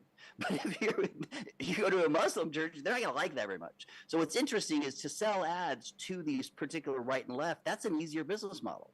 And unless you're talking about PBS or a public broadcasting service that's supposed to be unbiased, which obviously it's not, it's very difficult to maintain that advertising because you're biased to someone. Someone's got to pay that bill. And if someone doesn't pay that bill, they're going to at least have some agenda for, as we saw with COVID, we're going to have agenda. So there's a narrative that supports the people in charge. So ultimately, unless you own the network like Elon Musk, someone's going to tap you on the shoulder and say, I don't think you should talk about that, Mr. Baggett. You got in trouble. Yeah, absolutely. The last question for you. Certain voters and citizens basically don't see themselves as being heavily involved in politics. In your book, The Success Secrets of the Rich and Happy, you discuss the importance of self-image and belief systems. Do you think these concepts can be applied to encourage citizens who feel disempowered or disconnected from the political process? Do you think this can push them to take action and vote? The citizen portal specifically is one of the most interesting tools I've seen to do that. I am also someone who's lived in Texas and California. My vote never really counted for president. No matter where I am, it's already pre-decided which way they're going to go. So I've often felt disfranchised based on the system. However, when you look at all the fraud and all the crime and all the voter registration, which not just the ones we're accused of doing, but the ones we know about, right? Even the ones I've been involved with where there's voter cards, there is room for us to make a difference. If you could watch every town hall meeting, if you could watch every meeting about who buys the stadium and how the stadium got from here to Buffalo or Las Vegas, that would be fascinating. And literally the website that you're talking about gives us a tool to be an investigator and actually make a difference. If not just stop fraud, at least pay attention to what's going on. I'm not sure I can make a difference on a federal level. I mean, my influence might at some level, but my brother has a much stronger opinion than me, and everyone just blocks him from Facebook. So it's not like anybody needs a new opinion. But no, I think it's important to understand that the beliefs and values of people are very similar across this country. Like if you ask people, this is what's interesting about the research I did for the book, if you ask people what they really value, they'll say God, country, family. But they'll have cigarettes, they'll drink, they'll cheat on their wife, they won't go to church. I mean, they say they believe these things, but they act completely differently. And what people do is what really matters. So the truth is a lot of liberals and Republicans have very similar core values, but they execute them differently and they think government should be run differently. And that's great. That is called a democracy. We should have those conversations. So I think technology and the transparency of the truth will let people actually see what's working and what's not working. Because right now, as we sit here today, it's really hard to tell what's true and not true. Yeah. It's hard to tell if even Kamala Harris had people at a plane rally. Like it's difficult to even ask the truth. But if you give me transcripts of every meeting and the AI takes all that information and says, hey, here's the bullet points. Here's what the guy you elected has been saying behind closed doors. I want to hear that. Right. I think that's going to flush out a lot of the criminals in the system. So just a quick break here. I'm going to remind everyone to go to startengine.com/citizen portal if you want to become an investor of the project. Bart, I actually have a fun little surprise for you. Paul Allen just is in the studio. He wanted to, did you still want to say a few words and have a chat? So we'll have Paul come and take a seat here. But yeah. There you go, get the microphone adjusted. But he just came up with a big whiteboard and he's like, I would like to say a few things. So I don't know if you can see him on your screen, but I can. Great crew you have there. Yeah, well, thank you so much for joining us today. It was fun to reminisce about our podcast that we did a few weeks ago in Las Vegas, and looking forward to that. I really liked what you said about not making a difference or not really being able to make a difference in the presidential election or at the federal level. And I feel like I'd love to follow up with you just a little bit there.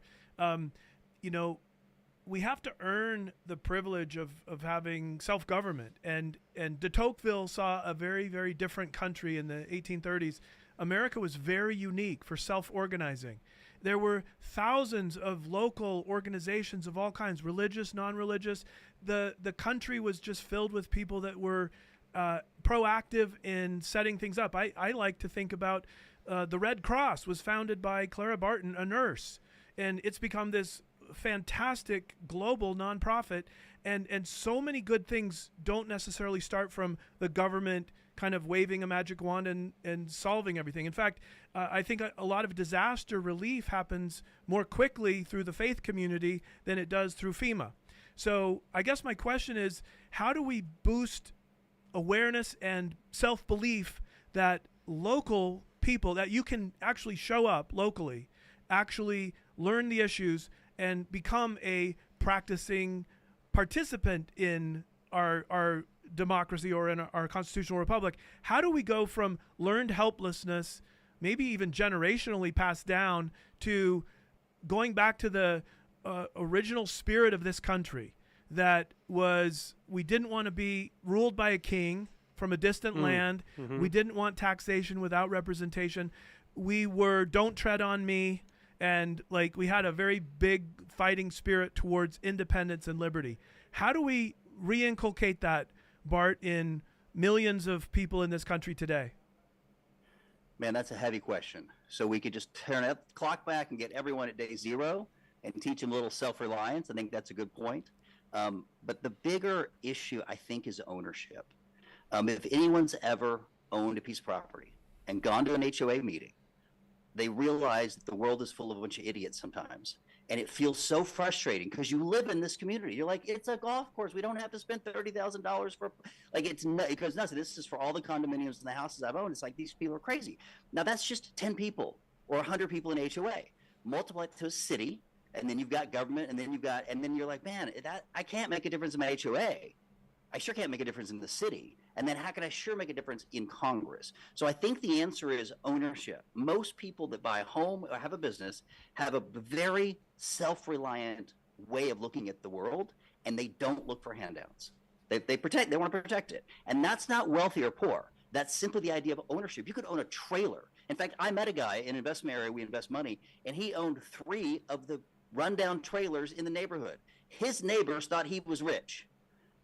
Okay, he was the owner of a bad neighborhood, but his mentality was different. His mentality, and he wasn't educated, he wasn't slick. I'm not sure he had all his teeth, but that made that guy different because he's like, I have ownership. I'm not going to let anything happen to my family and my friends. Where the other guys is like, well, maybe the government will reduce inflation. Maybe someone will give me a job. And that's where you get the victim mentality, and that's when you get this overblown where the government's going to save us. And I couldn't agree with you more. That was never the design of government taking care of us. Protect our borders. Don't let us, kill ourselves, and, we'll be all right. I'll tell you what gives me a lot of hope. I have quite a few personal friends who have become naturalized citizens of the United States of America in the last 10 or 20 years. And the day that they became a citizen of the United States was one of the greatest moments of their life. And they had to study for months to understand what they were swearing allegiance to and what they were walking away from. I don't even know if high school students or college students in this country have any idea how much the immigrants who earn their citizenship have learned compared to maybe the lack of civics education that we have today. But there's 1 million naturalized citizens every year who've come through legally and have gone through that multi-year process and now are, swearing allegiance to the United States of America and to the republic for which it stands. But they deeply understand it. That 1 million people a year adds actually so much to our economy. We can talk about the illegal immigration, the southern border, and the problems with them coming across illegally. But those who go through the process and who desire to live out the American dream, they're contributing so much. And I think about 1 million a year times 20 or 30 years. I'd like to make sure that every naturalized citizen has access to Citizen Portal and can start becoming a participant in local and state government. They've already done a lot of work to get to where they are, and now they've sworn allegiance to this country. Now I think they could help us because they value it. They seem to value it way more than most people who were born into it. Well, you're talking about ownership. They wanted something. They took action. They actually had to prove themselves. Now it values. It's why trust fund babies often end up on drugs, and people that don't have a lot of safety net end up becoming self-made millionaires, and they're self-reliant and they take care of their family. My dad grew up really, really poor in Kinder, Louisiana, and because of that, he's never been poor since. But his brother didn't end up that way because he's the older brother. So the point is, if they have to work for it, they appreciate it. But I don't think you're talking about just naturalized Americans. You're talking about all Americans, because if you're not American India, we're just visitors. Like, we're all here because our parents came over at some point, unless you're an American Indian. So you're right. They should all take ownership. But because we as a born didn't have to work that hard for it, a lot of us don't appreciate it. Obviously, you and I do appreciate it. But I might have a lucky perspective because I've traveled the world speaking. Some of my very best friends are here because they left the Ukraine at 8 years old. They left the Dominican Republic. These are my best friends. And I see through their eyes how appreciative they are that they can become self-made millionaires and work 8 hours a week. They're thrilled. They couldn't do that back in the Soviet Union. No way. And so, yeah, my perspective is from the eyes of people that appreciate this country, and therefore I owe it my responsibility to do my part as well. Well, thank you for all that you're doing to promote that mindset and to invite people to share that mindset. There's one inspiring figure in the tech world that I think needs to be shouted out as a model for young people, and that is the founder of Fiscal Note. Fiscal Note's one of the great technology and AI companies that serves government and public interests. And I believe the founder of Fiscal Note ran for school board at age 17 and won. And started down a path that has led him to found one of the greatest tech companies in GovTech in the last 10 years.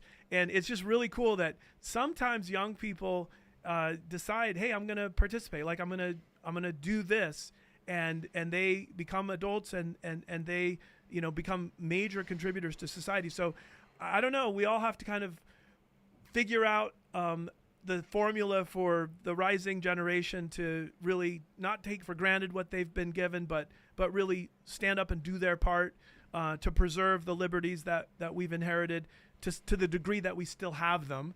And I think it really can start locally, and then it can grow over your lifetime. So that I met a woman who's been running Constitution Day camps for children for about 10 years. Hundreds and hundreds of children get exposed to people that are dressed up like George Washington and Benjamin Franklin and Patrick Henry, and they get to hear the speeches, and they get to kind of watch a little reenactment of what the founders stood for. And they were willing to risk their lives and their fortunes to fight for independence, so that they weren't controlled by a foreign or a distant tyrant.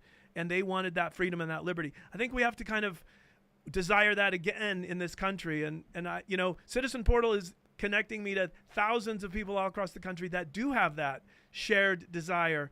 And maybe together, with the help of tech, we can actually scale this upwards and get back to the spirit of that de Tocqueville saw that was so wonderful about this country. Well, I have an announcement. I became an investor today. Thank you so much.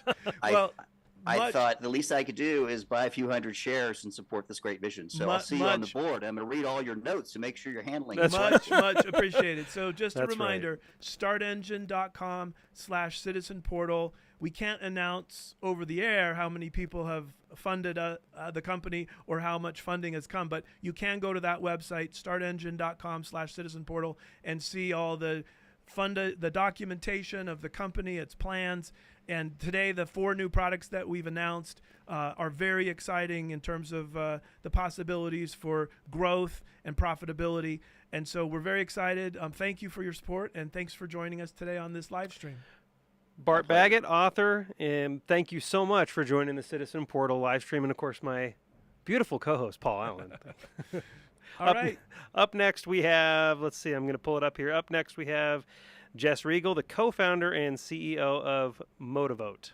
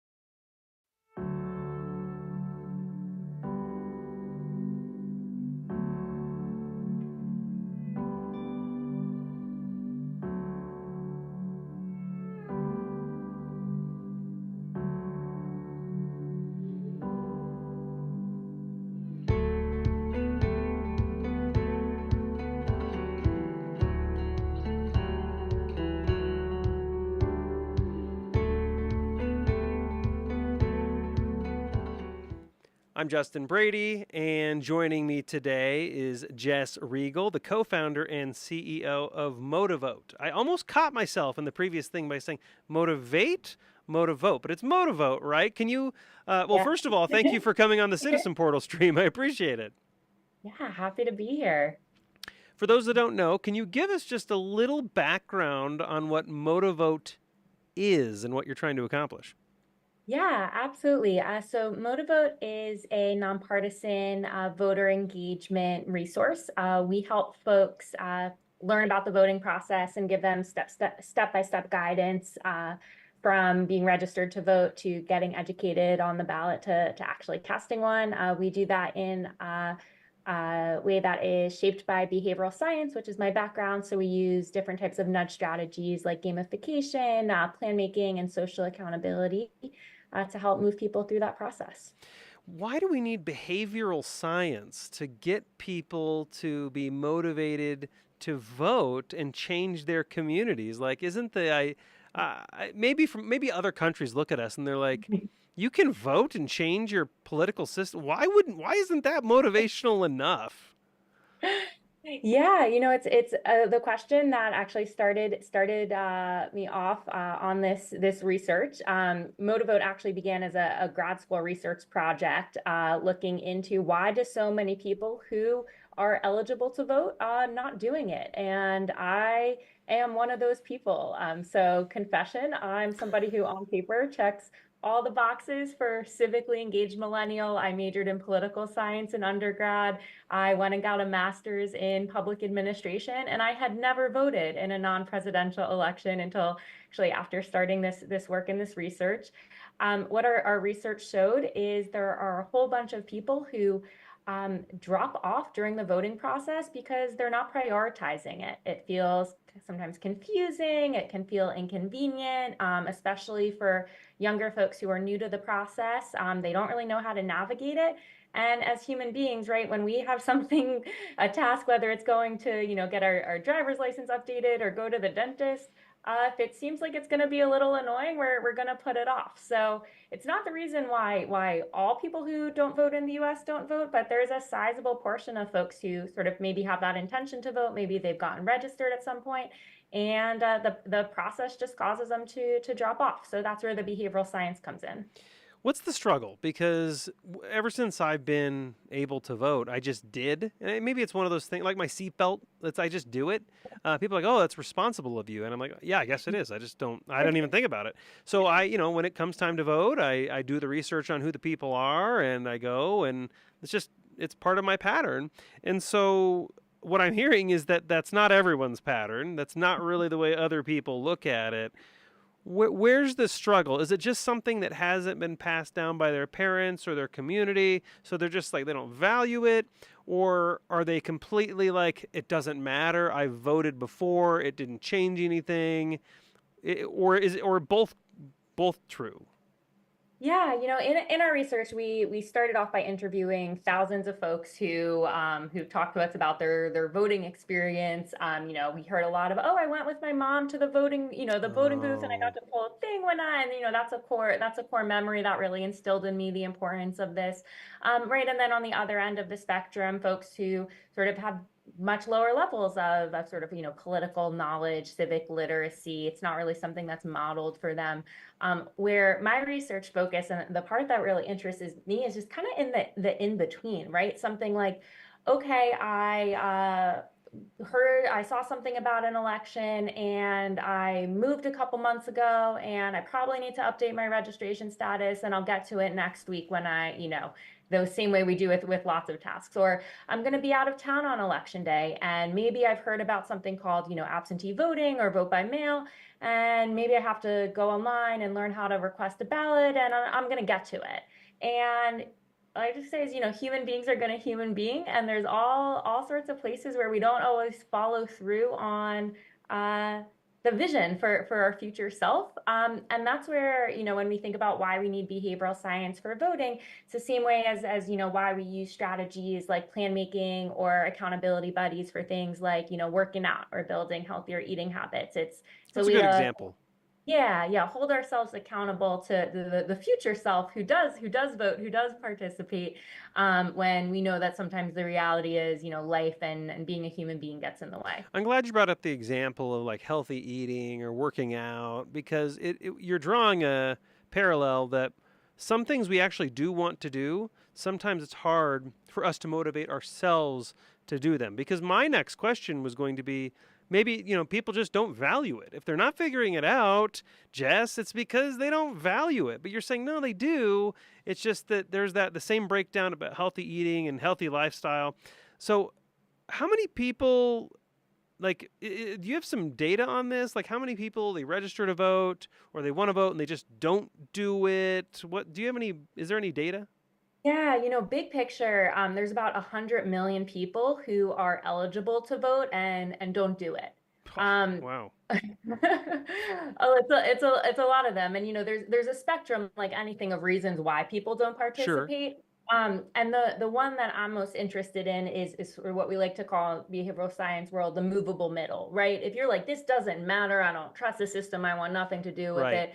There's very little that, making a plan and getting a friend to research the ballot with you is going to do. But if you're somebody who maybe has that intention, maybe you voted at some point in your life, maybe in presidential elections, but never, in a midterm or a local election, that's where the strategies can really come into play. Um, there's a study out just a couple weeks ago looking at college student voting rates in the last federal election cycle, the 2022 midterms. And they found that of all of the students who, college age students who got registered in 2022, only 41% went on to actually cast a ballot. So that's less than. Wow. And so what that really speaks to is, right, they had the intention. They said, yes, I'm going to stop at the registration drive. I'm going to fill out, like, I want to do this.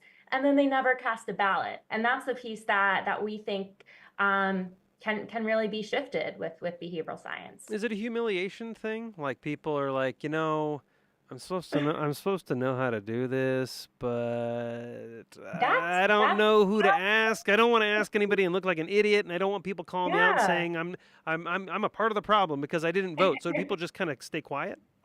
That is absolutely a piece. We heard a lot in our interviews that people are afraid it's gonna feel like they're walking into a test that they didn't study for. And right, we all still have, like, I have, how many years out of school, like, right, I still have nightmares about walking into the test that I didn't study for. Why would somebody want to put themselves in that position? So that's a piece. Voting is something, I always talk about the importance of making civic engagement a habit, but in reality, we don't have enough opportunities to vote in order to actually make it a habit. You get to put on your seatbelt, right, lots of times per day, hopefully, depending on how much driving you're doing. We brush our teeth, hopefully 2 times a day, right? It's easy to That's right. develop. My brother's a dentist, 2 times a day, everybody, minimum. But yeah, even if you're in a state that has, states like Wisconsin have like more elections than other states. They have like their spring, their fall primaries.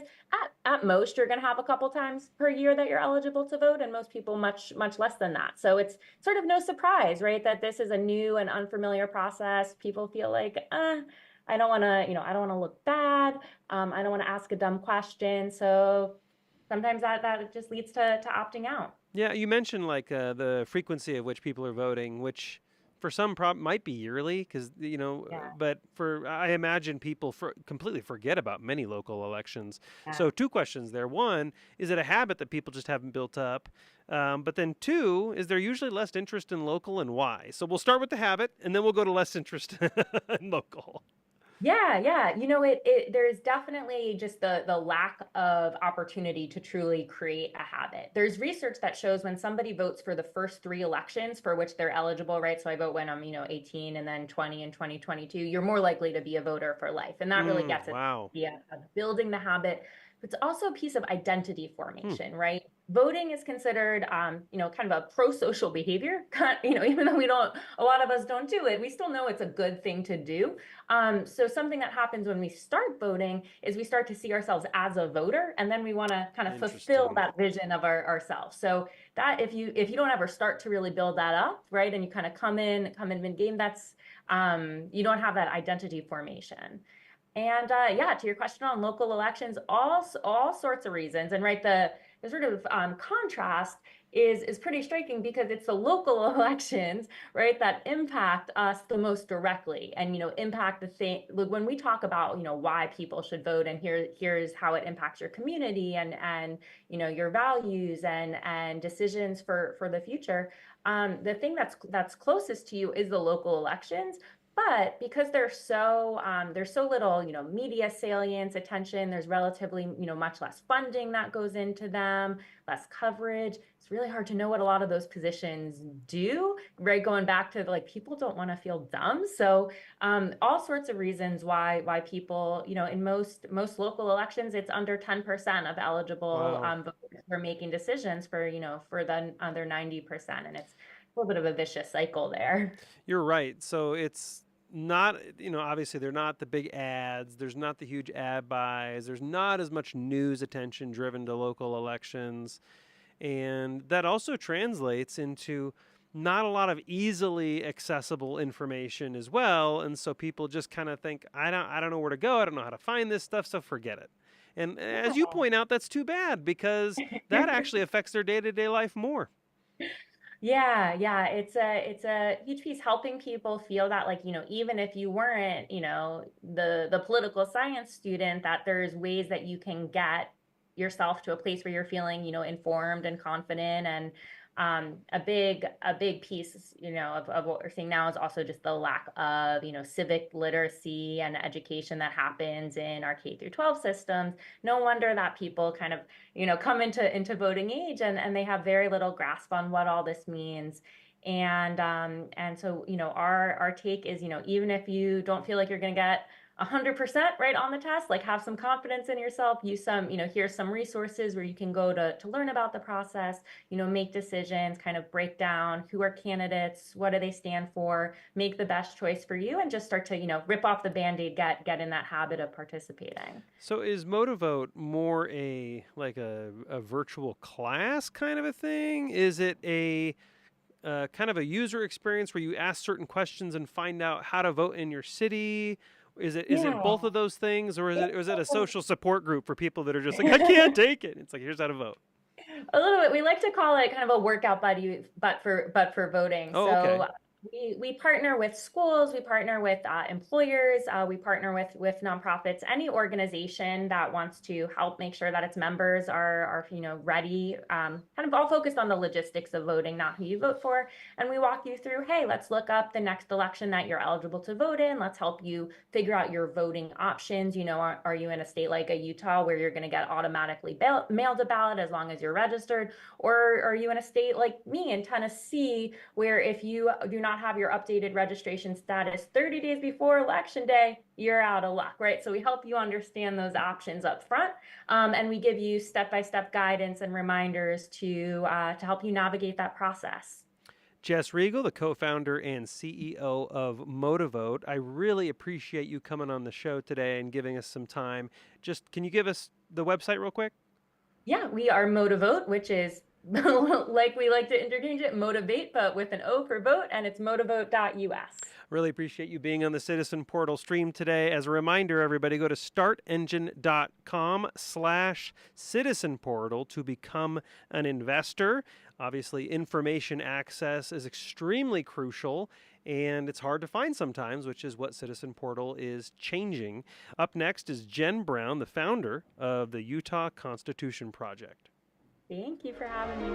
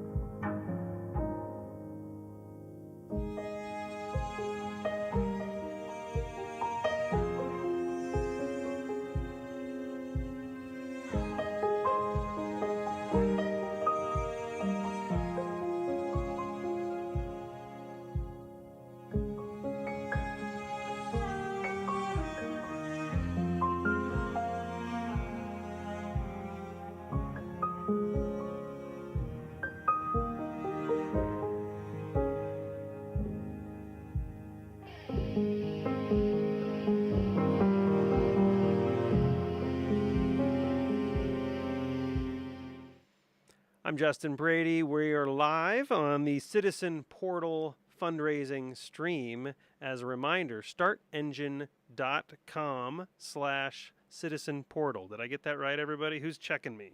I want to make sure we're getting this right. Start Engine. Yeah, I'm hearing from the back. Startengine.com/citizen portal to become an investor. Today I'm joined by Jen Brown, founder of the Utah Constitution Project. Jen, thanks so much for coming on the stream. You bet. Thank you. So we have a lot of questions for you, but I think a lot of people don't understand what the Constitution is. I think we like to talk about it more in a kind of a, what do I call it? We like to use it as a debate hammer. That's not constitutional, or you should read the Constitution. But I find most people haven't, and most people don't really understand what it says. So how do you educate the public on constitutional principles? And then, you know what, actually, let's start here. Can you tell us a little bit about the Utah Constitution Project, and then I'll ask you some questions. Maybe we should catch everybody up first. You bet. Yes. So what I'm actually doing is I have an organization. It's called Utah Citizens for the Constitution, and we are organizing impact councils all across the state of Utah, which are small groups of citizens that are informed about what is going on, and their responsibility is to bring good information to our legislators. And this is so important because in Utah, anyway, the legislators they have full-time jobs, almost all of them. And then we have a 7-week session, and many citizens would be shocked to know the workload that they're trying to balance, and that they can't keep up with everything that's going on. And this is directly ties into the project that Paul and I are working on in regard to giving and finding good information, because that's what helps our representatives make better decisions and have better voting records when they've got good information. Got it. So a lot of these representatives, a lot of the lawmakers don't have access to great information. They have full-time jobs. They're busy as well. And so you're saying really busy. Yes. Yeah. And so you're saying they are, or at least should be, reliant on their constituents for getting good information. That's what they should be doing. Well, and that's the goal of the impact councils, is that's something that we can do that's valuable for them. For example, I was just up at the Capitol today with 2 different important meetings, but at one of the meetings we were talking about our Utah public lands, and that the federal government has actually closed down 500 miles of the roads on our public lands in the last 2 years. And so it's basically how they're attempting to lock up the land, because if there's not navigable roads that can be navigated, then the land can't be used. But on that committee, there were about 8 legislators on that committee. Well, the other legislators probably aren't aware of that fact. And so I was thinking during that meeting, that's another talking point I'll make for the impact councils is, did you know that the federal government has closed down 500 miles of roads on our public lands in the last 2 years? So it's things like that are really helpful, and we want to work with them so that they can make the best decisions possible. Currently, are legislators getting good information from their voters? Or is this a major problem area? Well, the vast majority of citizens don't communicate with their representatives at all. If you ask them, which I have asked many of them, do very many people communicate with you? The answer is absolutely not. Wow. And so we're trying to fill that void. And then as we communicate with them and we can be of value to help them, it creates a relationship, and people are most impacted by their relationships.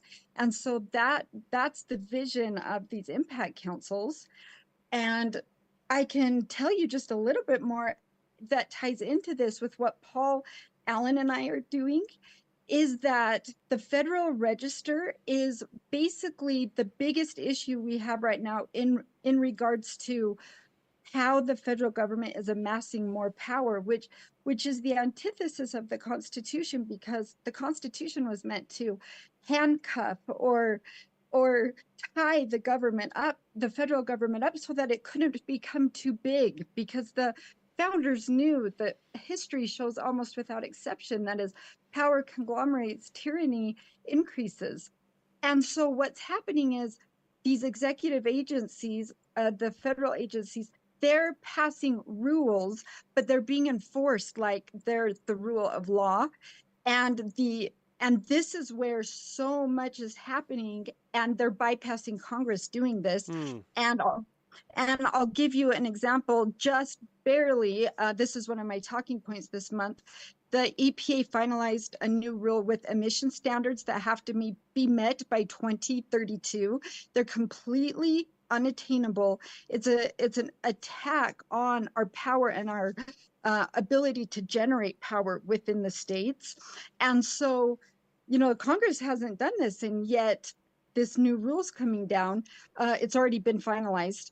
And so from the minute I met Paul and I started hearing about what he's doing with AI, I heard him say, hey, people should let me know if there's, something that we should work on.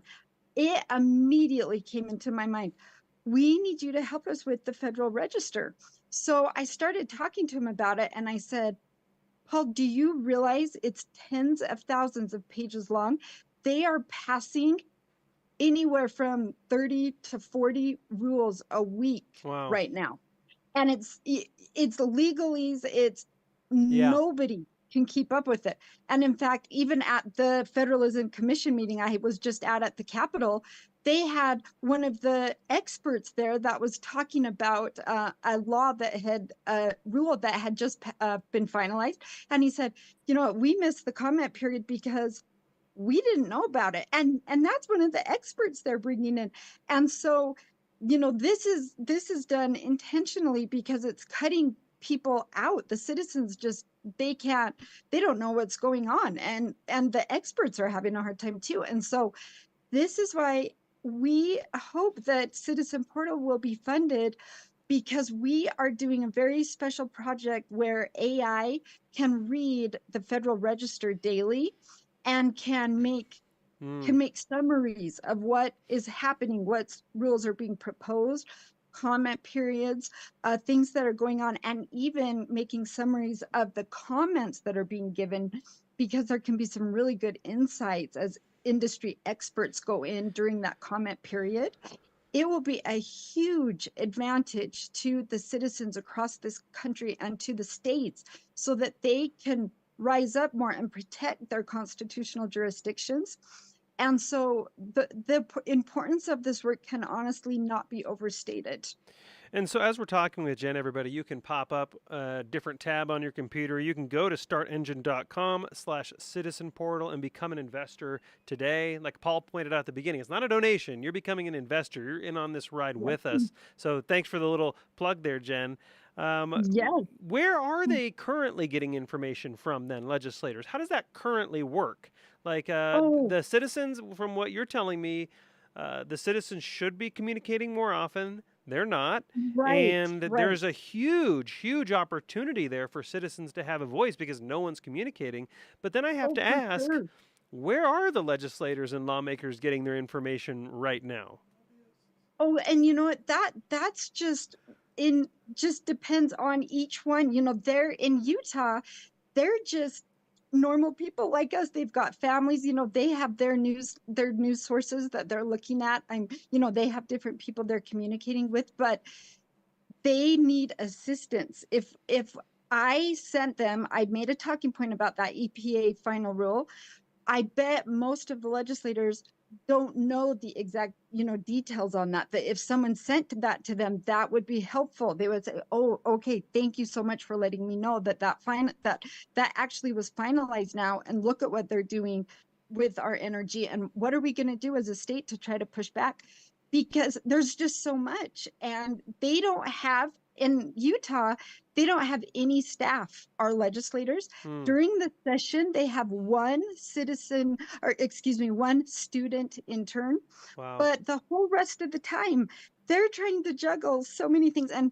I really think people don't realize how much work it is, and that, if we can come forward and assist them and give them this good information, it really helps them, and it does impact the way that they vote at the end of the day. And so I really did, like you said, I saw a need there. There was a void there that I felt like, what if we could try to organize citizens to do this? And, people like me that are working on it constantly, always at meetings and things, and trying to check things going on with the rules, then I can share that with the citizens and the impact councils, and then we can reach out to our legislators. So, and then think if we have this project with Citizen Portal, where we are able to get a lot of summaries using AI with the Federal Register, think of the information that we can share with our legislators, not only here in Utah, but across the country. And it honestly can be a game changer. It is so important for our form of government that we have transparency, and that the citizens have a way to be able to know what's going on. We can't do it without AI. I just feel so strongly of that. Well, I appreciate the thoughts, and I appreciate you building the value, helping us build the value for Citizen Portal. Jen Brown, founder of the Utah Constitution Project, thank you for joining me on the Citizen Portal stream. And everybody out there, startengine.com/Citizen Portal to become an investor. You can probably should do that right now. Right now.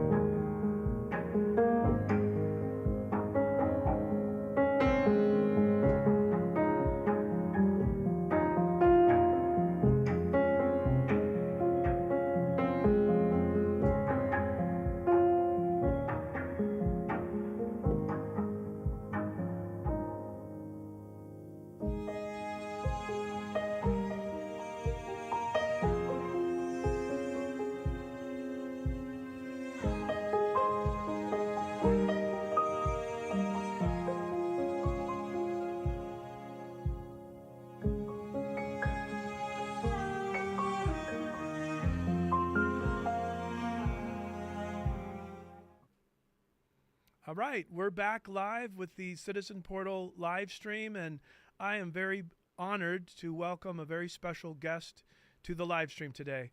A man I've gotten to know over the past few months who has really devoted decades of his life to deeply understanding the U.S. Constitution and how it ought to be revered and utilized in our form of government, in protecting and defending the constitutional republic in which we live. And so I'd like to introduce Jim Pfaff, the current lead executive, chief executive of the Conservative Caucus, which I think is, what, Jim, 60 years old or something? Why don't 50. you, 50 years old.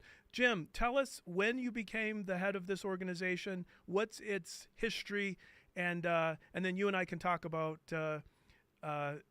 collaboration and what your organization's all about, and how, your focus on the Constitution really needs to spread far and wide throughout the United States.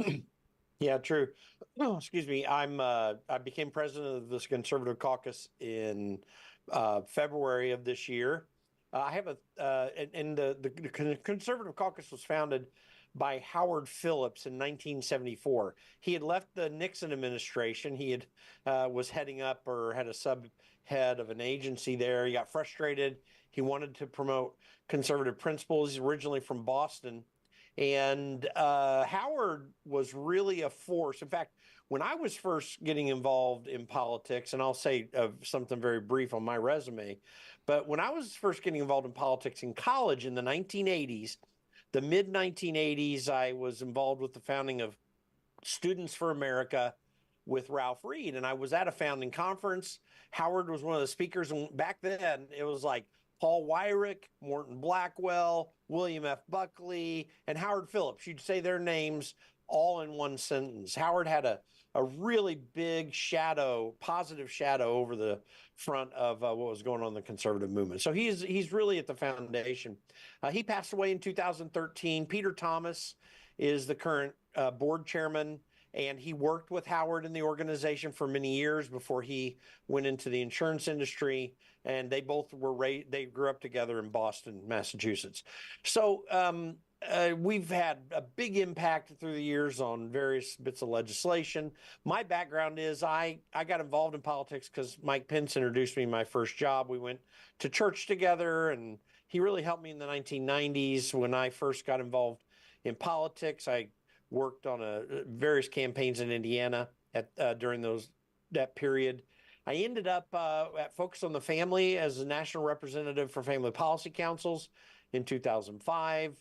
I ended up on the radio in Denver, and then my friend Tim Hulskamp asked me to be his chief of staff in 2010. I served with him as a congressman. He was a Kansas congressman.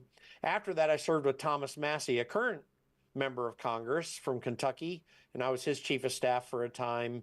Ended up back in Colorado, and now here I am running the Conservative Caucus, which I'm really excited to do. This organization has a storied history. Yes. Well, thank you for that introduction. I met Thomas Massie at Freedom Fest in Las Vegas a few weeks ago, and it was an honor to meet him. His wife had just passed, and he still came and spoke beautifully about the principles that he believes in. You've also, thankfully, introduced us to former Congressman Justin Amash, who's going to be a guest in just a few moments with us today. So thank you for that introduction. I want to ask you, as a student of politics, as a participant in politics, as you know, Citizen Portal is a nonpartisan platform designed to help all American citizens understand, become informed and engaged.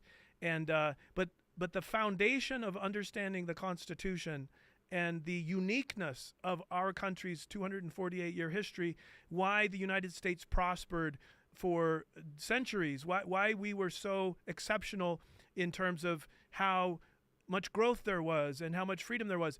Could you just summarize in a nutshell what was unique about the United States Constitution versus all the other monarchies and different types of governments that the founders had seen and learned from? But what was it that was the genius of the United States Constitution that set us on a course of prosperity for so many decades? Well, the United States was in our constitutional history was a culmination of centuries of thought around the idea of self-government, particularly during the Enlightenment period. And writers like Montesquieu, John Locke, and others had talked about this concept of self-government. In their case, they drew from the Judeo-Christian tradition all the way back, as far back as Augustine and Aquinas, who opined about these issues. But really, what we were an experiment of was this idea that people could govern themselves and that they cede a small portion of their liberty to a very restricted government that can take care of the things that governments most should do. And that would be, protection from internal violence, protection from external violence, in other words, really forming any military response to threats. Of course, we could have a long conversation about that because it's kind of changed how we've done it now. But, essentially a National Guard type service and voluntary service with just a very small standing army. And then beyond that, doing negotiations, trade negotiations with other countries, relations overseas. We were so limited that up until 1913, the federal budget was never more than about 3% of the gross domestic product. We had an incredibly limited government.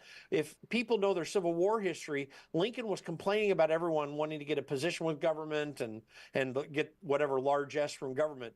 Boy, if you could pay attention, even post Civil War, to what those GDP numbers were, and obviously they spiked for a bit during the Civil War.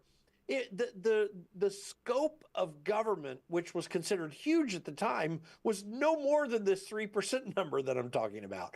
That allowed us to prosper, because what happened is everyone who hasn't read de Tocqueville's Democracy in America, they need to read it. It takes a while, but it's a 2-volume series. It's amazing what he observed in this country, because we were strong in religious faith, because we believed that we would govern ourselves locally, that people would gather in churches or local buildings to talk about what they needed to do to govern themselves, whether it was school or whatever it might be, municipal needs. And they did it all locally. They left the federal government to those really big matters in a very limited scope. And so that allowed us to have a fantastic amount of economic prosperity. We already had a tradition of moral prosperity, because we were attuned to the moral principles that really mattered, and we encouraged them in our culture. And not everyone was of religious faith, but everyone believed that these moral principles were important. And because of those moral principles, we kept culturally a determination that the government should be very small. Now, a lot of that has changed in recent decades, and I believe we can get back to those basic principles. But that's why we were such a strong country, because we limited ourselves to a constitutional system. Jim, you might not remember this, but I was a Russian major in college, and I studied the Soviet Union a lot, and I studied history and economics as well as language. And the 5-year central plans of the Soviet Union were disastrous every time, and the collectivization and just the attempt for a small group of people to centrally plan an economy was outrageous and pathetic. And then I look at our Congress passing multi-trillion-dollar budgets and basically trying to centrally plan the economy, whether that's infrastructure, energy, healthcare. Would the founders even recognize the country that we are living in today in terms of the size and scope of the federal government and the federal budget? If you could lift up George Washington, John Adams, and Thomas Jefferson from 1800, well, actually from 1798, because Washington died in 1799. If you could lift them up and bring them into today, they would absolutely not, in any form or fashion, recognize our federal government. They would be shocked. They would be frustrated with it, because they would say, you guys totally missed what we were trying to do. And keep in mind, between those 3 men and a few others, there was real rancor on a partisan basis between them, but they all believed in this limited government and the need for that. I have not fully calculated it yet. And there's some subjectivity to this in certain people's minds, what I'm about to say. But if you took a look at every government program, I'm convinced that between 60 and 80% of what we spend in the federal budget is unconstitutional. It would not fall within the Article 1, Section 8 parameters of what Congress is authorized to spend. And we've really lost our way. We have lost a bit of self-governance, but there is always hope on that because the first three words of the Constitution are part of the legal part of the document, which is we, the people, in order to form a more perfect union. We are the sovereigns. It's a concept of self-sovereignty. I mean, that is the concept of liberty that formed our Constitution. So we need to get back to that understanding. And then from there, if we can, as we grow in that understanding, then we can take the political steps necessary to reduce this outrageous federal government that is going way beyond the scope of what the founders ever envisioned. The potential bankruptcy of our country with both parties spending trillions of dollars we don't have is unsustainable. And I think it's time that not only a citizen portal arise that can help everyone stay informed about current events, but the citizen portal now has indexed hundreds of thousands of pages of American historical documents, the writings of the founders, the principles that this country was built on. And AI can help summarize and synthesize and help uplift each of our understandings of what is constitutional and why we did have such high GDP growth for 100 years and why we have such low GDP growth now. I think, Jim, there's reasons to hope that organizations like yours with hundreds of thousands of members combined with tools and technology and content that could help us reinforce our individual sovereignty and that we, the people, have rights and that came from our Creator, and that the Constitution and the laws of the land are supposed to protect those rights, not just feed us and clothe us and house us and give us all the things to, under the welfare clause or whatever. It's like, no. Right. Let's revert back to some of those early principles about enumerated powers, checks and balances, and the limited powers of the government. And then I think there's a lot of potential for great prosperity in the future if we can share those principles and have enough people believe in them and stand up for them. So, Jim, we have to go. We'd love to have support and ongoing conversations with your organization and Citizen Portal. Everyone can visit the startengine.com/citizen portal to become an actual owner and investor in this platform, which has widespread interest from every sector of the political arena. But thank you, Jim, for joining us today. I'll look forward to future conversations and potentially creating AI that can help more and more citizens understand what is constitutional and what is not every time a bill or a proposal is put in front of our legislators. So thank you, Jim, for all you've been teaching me, and I look forward to working with you in the future.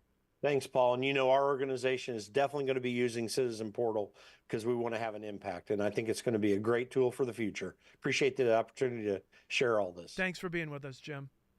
All right.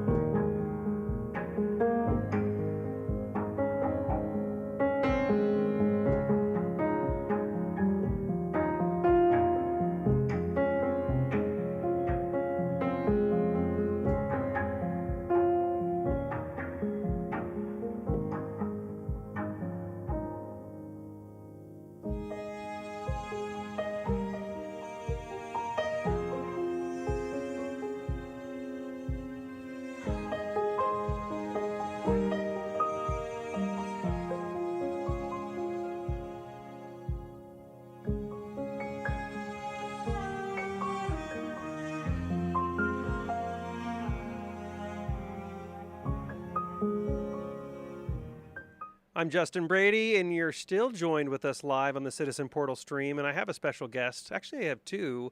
One, of course, the co-founder of SOAR.com is here, Paul Allen. We're doing a co-interview today with Congressman Justin Amash, who joins us right now. Congressman Amash, thank you so much for coming on the show. Really appreciate it. Hey, thanks so much, Paul and Justin. Appreciate you having me on. So I want to start here. Politicians, is it just me, or do politicians generally kind of stink at communication? Like, you know, they like to throw stones. They're good at that, generally. This is generally speaking. They like to throw stones. They're pretty good at that. They're good at the platitudes. But is the core problem that they just don't actually know what bills they're, like, signing? Do they just not know this stuff at all? Yeah, they don't know very much. And there's a culture that's developed over the years, especially in a place like Congress, where you have 435 members in the House who come together and they're put in one of the greatest buildings on the planet, a building that is a testament to our constitutional republic. Yet they come there and there are a few leaders who decide everything. And the average member of Congress doesn't really know much, doesn't really read much, and doesn't really communicate much with their constituents about what's going on. And that's because when they're not involved, it's hard for them to communicate. And so a lot of them have really reverted into this world of just platitudes and partisan rhetoric and just being essentially actors, theatrical performers for people at home. It's a lot like wrestling, like professional wrestling, where, you know, they've been given a script, they go and say the script, but they don't actually know that much about any of the legislative work. So, you know, they have to just say they hate this person, they're against that person. They know that kind of thing, but they don't know the actual details of the items they're working on. Yeah, the first time I ran into this, because I was interviewing presidential candidates there for a little while, and then more recently I've been interviewing local Iowa politicians on an unrelated project that we're not going to get into, but I started realizing that once you try to ask some substantive questions and get in the weeds and really hear them out and give them a platform, they kind of freeze up and they just default back to what you just said, a script. And I was like, I feel like they're just reciting the same thing. I don't feel like they have any clue what this bill's even about. You know, Jen ahead, Brown was on prior to Jim Pfaff, and she's organizing Utah Constitutional Citizen Impact Councils, where 10 citizens are reading all the bills and summarizing them and giving those talking points back to their elected representatives who are full-time employees. They have a 7-week legislative session, and Jen was very empathetic towards the state legislators. I've actually been saying for several years there's 2 roles in life that require no training to be in that role. One is to be a politician. The other is to be a parent. And both of those are very important roles. And so I actually empathize also with leaders. I was in Washington, D.C.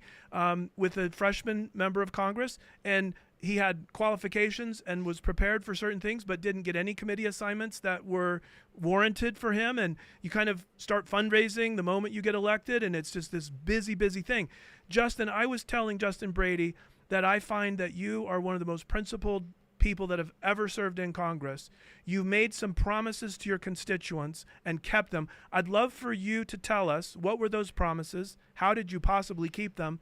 And why wouldn't others of the 435 or the 100 members of Senate, why couldn't they do the same thing that you did for your constituents?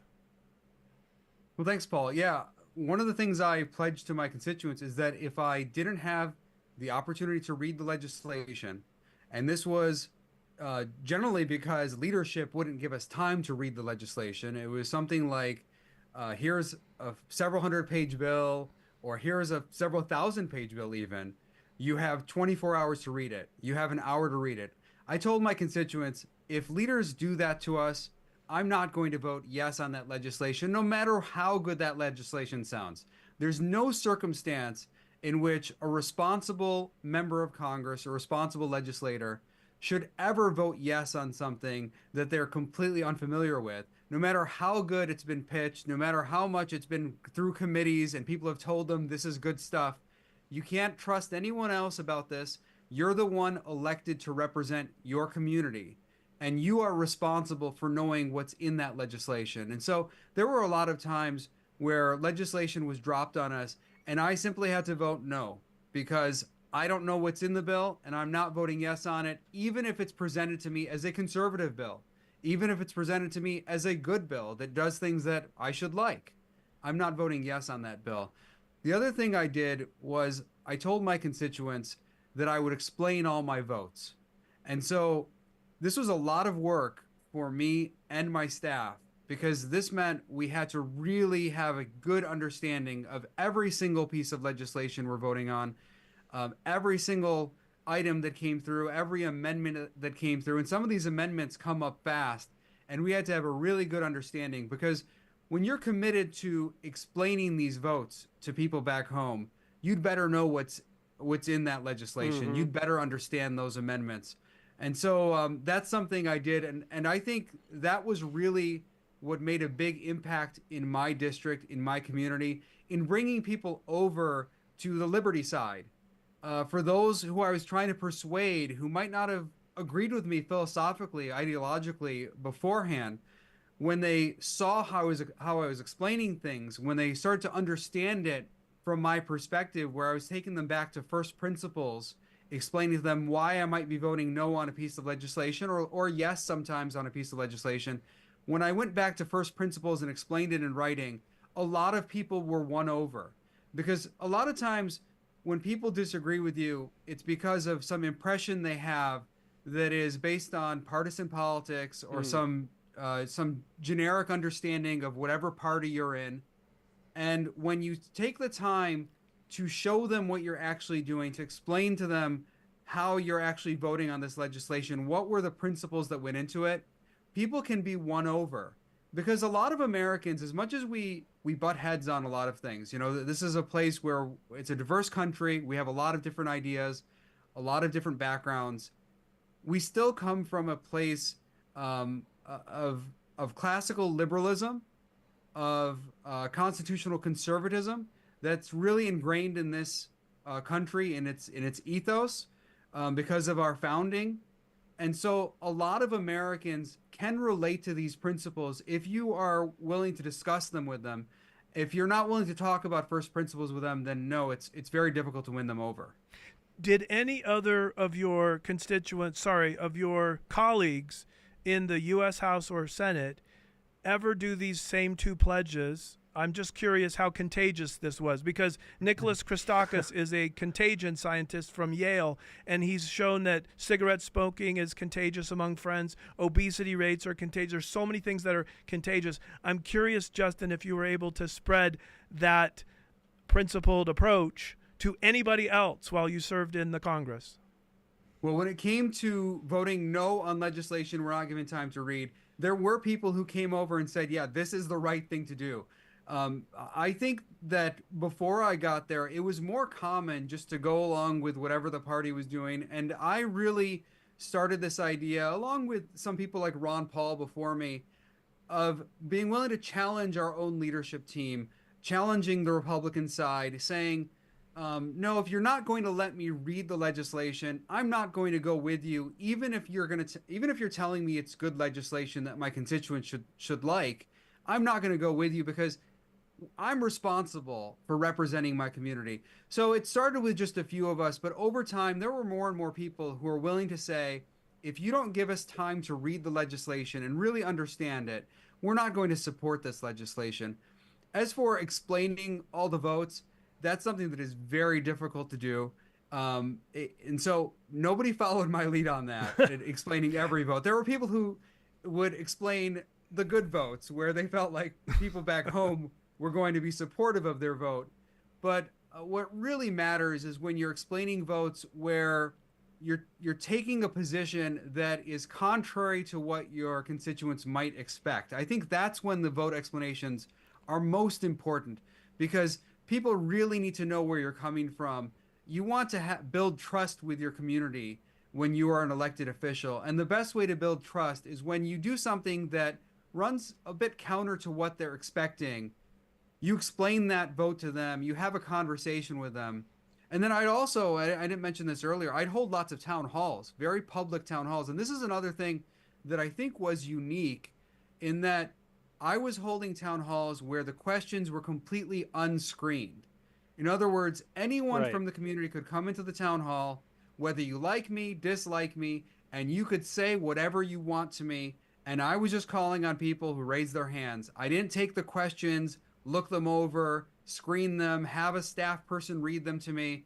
I just pointed to someone in the audience and said, go ahead, and I'd give them a mic and they would ask me the question. And if they wanted to yell at me about something, they were free to do so, because I think that kind of thing also builds trust in the community. It builds a collective trust with everyone. They trust you, you trust them. It's healthy for our system of government to have people communicating in this way with their constituents and with their elected officials. Do you think most elected officials could do that, though, based on what you said earlier? They're not that informed. They don't understand the bills, and so putting themselves out there, like without a better way of saying it, they'll look like a complete fool. And so what I'm thinking, or not what I'm thinking, but what I'm hearing is that the problems the voters and the citizens have, not having access to information, being confused on how to find out, what bill is up and why I should care. Sounds like the people in Congress, our lawmakers, have the exact same problems and have the exact same fears, which is why we can't find information. We don't know where to find. They can't either. Yeah, it's all connected. For the same reasons that they don't want to talk about the legislation, it makes constituents also less informed. It's a cycle. It's a vicious cycle, and it goes back and forth where your constituents don't know much, and as a result, you don't know much. You're not held accountable because your constituents are not able to hold you accountable, and it just keeps going back and forth. And so, yes, it is true that if not for the fact that I was willing to take the initiative and say, I'm going to understand all the pieces of legislation we're voting on, I'm going to study these things carefully, I'm going to read them, I wouldn't be able to hold these town halls. A lot of my colleagues would not have been able to do these things. Most of them would not be able to do it, because if you take unscreened questions from the audience and you don't know your stuff, you're going to be in a lot of trouble, and it's going to be very embarrassing, potentially on video camera as well. You're going to get caught on camera, and it's going to be pretty embarrassing if you don't know your stuff. This is where my optimism starts to kick in. I mean, it sounds like what we're talking about is like impossible to overcome these challenges of like so much information, so many bills, so many rules, no time, having to fundraise. Like, okay, but what can AI do? AI can sift through thousands or millions of pages and summarize things or extract certain things you're looking for. I actually think that there's a possibility that not only can AI help individual citizens become informed and engaged, but to your point, if legislators themselves, lawmakers, are so busy and don't really have as much time as they would like, I think AI could really play a key role in the future. Elon Musk said that Grok, which is the AI inside of X, could start summarizing all the 2,800 page bills and really extract all the key points about spending and where. And so he's doing that. Well, Citizen Portal is going to be doing that for states and for federal legislation, and not just for the citizens, but for the lawmakers themselves. This is a little known fact. CitizenPortal.ai owns Elected.ai. Our goal is to launch an Elected.ai website so that every person who is voted into office, there are 585,000 people in the United States who serve in a local, state, or federal elected office. 585,000 people that are normal people, everyday people that don't have some unbelievable expertise or a degree in history and law and economics. So they are our neighbors and now our representatives in the legislative councils.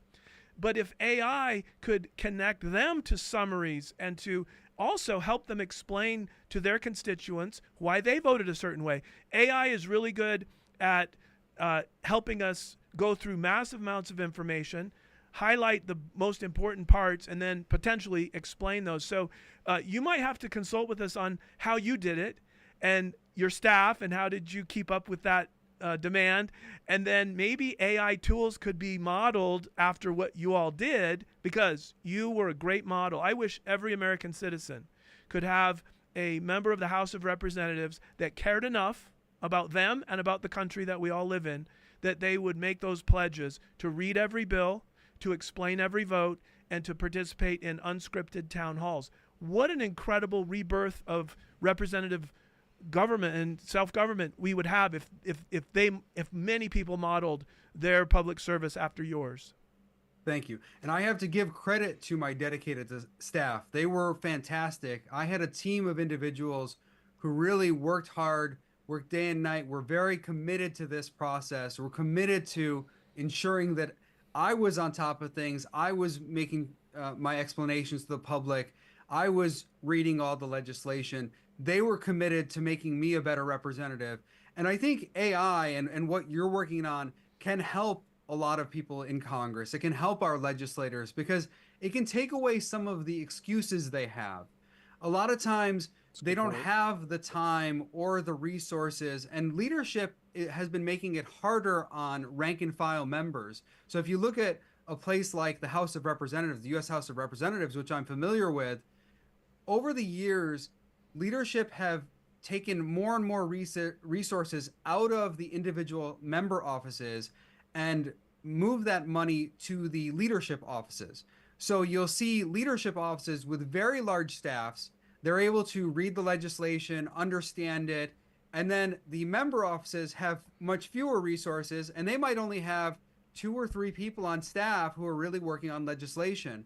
So what AI can do is help these members of Congress. It can take away that excuse. It can provide them the information, provide them some of that backing that they need to get the job done. And it can also help hold them accountable by making our citizens more informed.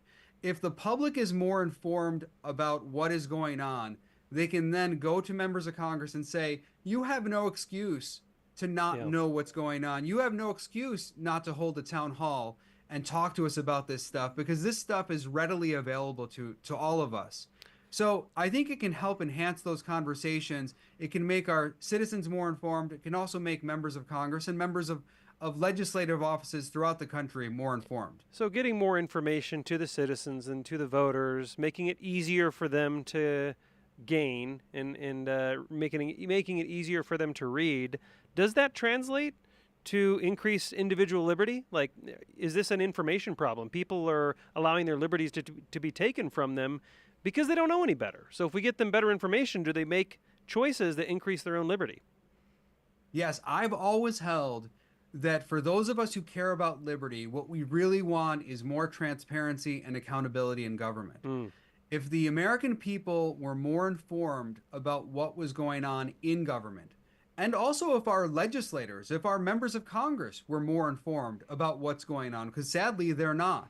If they knew what was hidden in some of these bills, they would be more likely to push back, more likely to say no, and to force the leadership and others who are working on some of the drafting of this legislation to follow a different path, to engage with more members of Congress, to engage with those of us who care about liberty so that our amendments can have a chance on the floor to get a vote. A lot of times when I was trying to amend legislation to enhance liberty, to expand liberty, what we'd hear from leadership is, oh no, that amendment is not necessary. The bill doesn't actually do the thing you're saying. But if the other members of Congress and if the public were aware that the legislation is doing the bad thing I'm saying, and it needs this amendment, it needs to be changed in a way to protect our rights, it'd be more likely that my amendment gets on the floor. It's more likely then that we get a more liberty-oriented outcome. Justin, we didn't meet each other in Las Vegas at the Freedom Fest, but I know you were there. And I was on stage briefly and introduced a concept which we're calling the Iron Dome AI, which would be an AI that's trained on the Constitution and what are the limited enumerated powers of the federal government and also the different state governments, the different branches of government. And it would do things like read the Federal Register on a daily basis and highlight everything that was of concern. Jim Pfaff said that maybe 60 to 80% of federal spending is unconstitutional. And so I'm just curious, if the Iron Dome AI project gets some life and some attention. We've had some litigation groups that do public litigation against state and federal government overreach. So we're probably going to go to the State Policy Network in Scottsdale for the next couple of days and circulate this idea. But what data sources, besides the Federal Register, should the Iron Dome AI be aware of where our liberties are being eroded or encroached upon by either local, state, or federal government? Besides the Federal Register and all the bills that are presented in the state legislature and the U.S. legislature, what would you recommend that we aim that tool at? Well, you have to look at the regulations because there's a massive regulatory state out there, and so I think you've got to look at all of the regulations out there.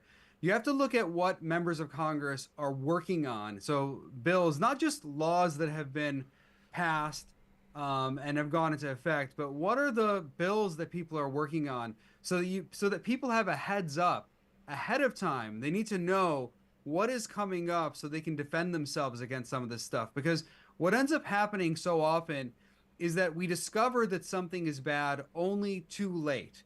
It's very late in the process. They've been working on something for months. There's something really bad in the works, and we discover it at the last minute. And at that point, the leadership will tell you, oh, we can't start over. We put too much work into this. There are too many organizations already on board with this. They don't want to make the changes. So making sure that we get a heads up, that we're ahead of the game here, knowing what's going to come up, that I think that's where AI can be very effective. The regulatory state, which has blossomed for decades under both parties, now that the Supreme Court has overturned the Chevron doctrine, which basically says federal bureaucrats and federal agencies cannot legislate and have it have the force of law without it being challenged. They can't legislate, adjudicate, and execute on all those regulations. And there's so many examples of freedom and liberty being encroached upon by regulations. What do you think is possible now in the coming years in terms of pushing back? If citizens can be awakened to our constitutional provisions that protect our liberties, and now that the court has paved the way, what do you think is possible in the coming years if citizens have AI and are more aware of the things that do erode our liberties? Well, I think we can really roll back the regulatory state now because members of Congress are being expected to write more detailed legislation. And when they are required to do so, a lot of them are going to say, and I think a lot more people are going to think, well, maybe the federal government is handling too much here. Maybe we should go back to our founding principles where power is divided between the different levels of government, that the federal government is not empowered under our Constitution to handle all of these items. Some of them should be handled at the state level, some of them at the local, very local level, and some of them, most things should be handled privately. So I think there's a chance to really go back to a system of divided powers, and especially when there's so much talk about democracy. You hear this a lot of times, especially from people on the left. We're hearing a lot about the importance of democracy and that democracy is under threat. Well, what really threatens democracy is all of this centralization of power at the federal level, where you have essentially one person or a few people, the president and perhaps some of the congressional leaders, making so many decisions for our country. That is the biggest threat to democracy. And what we really want to see in the coming years is rolling that back and enhancing individual liberty through a more truly democratic process where people have more control over the decisions made on their behalf by having government that is closer to home handle issues rather than government that is very far away, which is really the biggest threat to our liberty. What role do parties play in this? You used to be a Republican. You're no longer a Republican. I can think of someone else in that same role, Tulsi Gabbard, who used to be a Democrat and is no longer a Democrat. I think I'm right on that. If the parties are more informed and the electorate are more informed and the voters are more informed, do parties lose their control on information? I hope so. My hope is to see a world where political parties aren't that relevant, where individuals voting at home can look at the people running for office and make a decision based on that person's qualifications, that person's abilities, what that person has pledged to do, and what that person has done as an elected official if they've been elected. So we can have that kind of future where the parties don't have as much of a hold, where individuals are running on their own merit, on their own abilities, on their own experience and background and qualifications. So I'd like to see that. I think that in the short run, we probably would like to see more parties be involved, but in the long run, I'd like to see fewer parties to the point where there's no parties. Yeah, I think the founders agreed that parties and factions and sects, if they became too strong, were really a great threat to our way of life. And so I think that's quite promising. Gallup's polls, I worked at Gallup for 5 years in Washington, D.C., and it's now 51% of the country are independent, and I think about 25-25 on the Democratic and Republican Party. So I think the trending is in the right direction, and the stranglehold that the parties seem to have on almost everything about elections and governing could potentially be broken down if enough citizens rise up and say, well, we want our liberties back and we'll think independently for ourselves. Thank you very much. We're not going to toe the party line and give a handful of people control over our entire economy and our entire government. So thank you for being such a great model as a representative and for teaching first principles as effectively as you do. I think this won't be the last conversation between Justin Amash and citizenportal.ai. I hope it's not. I hope you could help us design some AI tools that would be really helpful for staff members and legislators as well as citizens alike. Congressman Justin Amash, thank you so much for joining us today on the Citizen Portal stream. I really, really appreciate it. I know Paul does too. Yes, very much. Thanks so much for having me on. All right. Talk soon. Bye. Yep.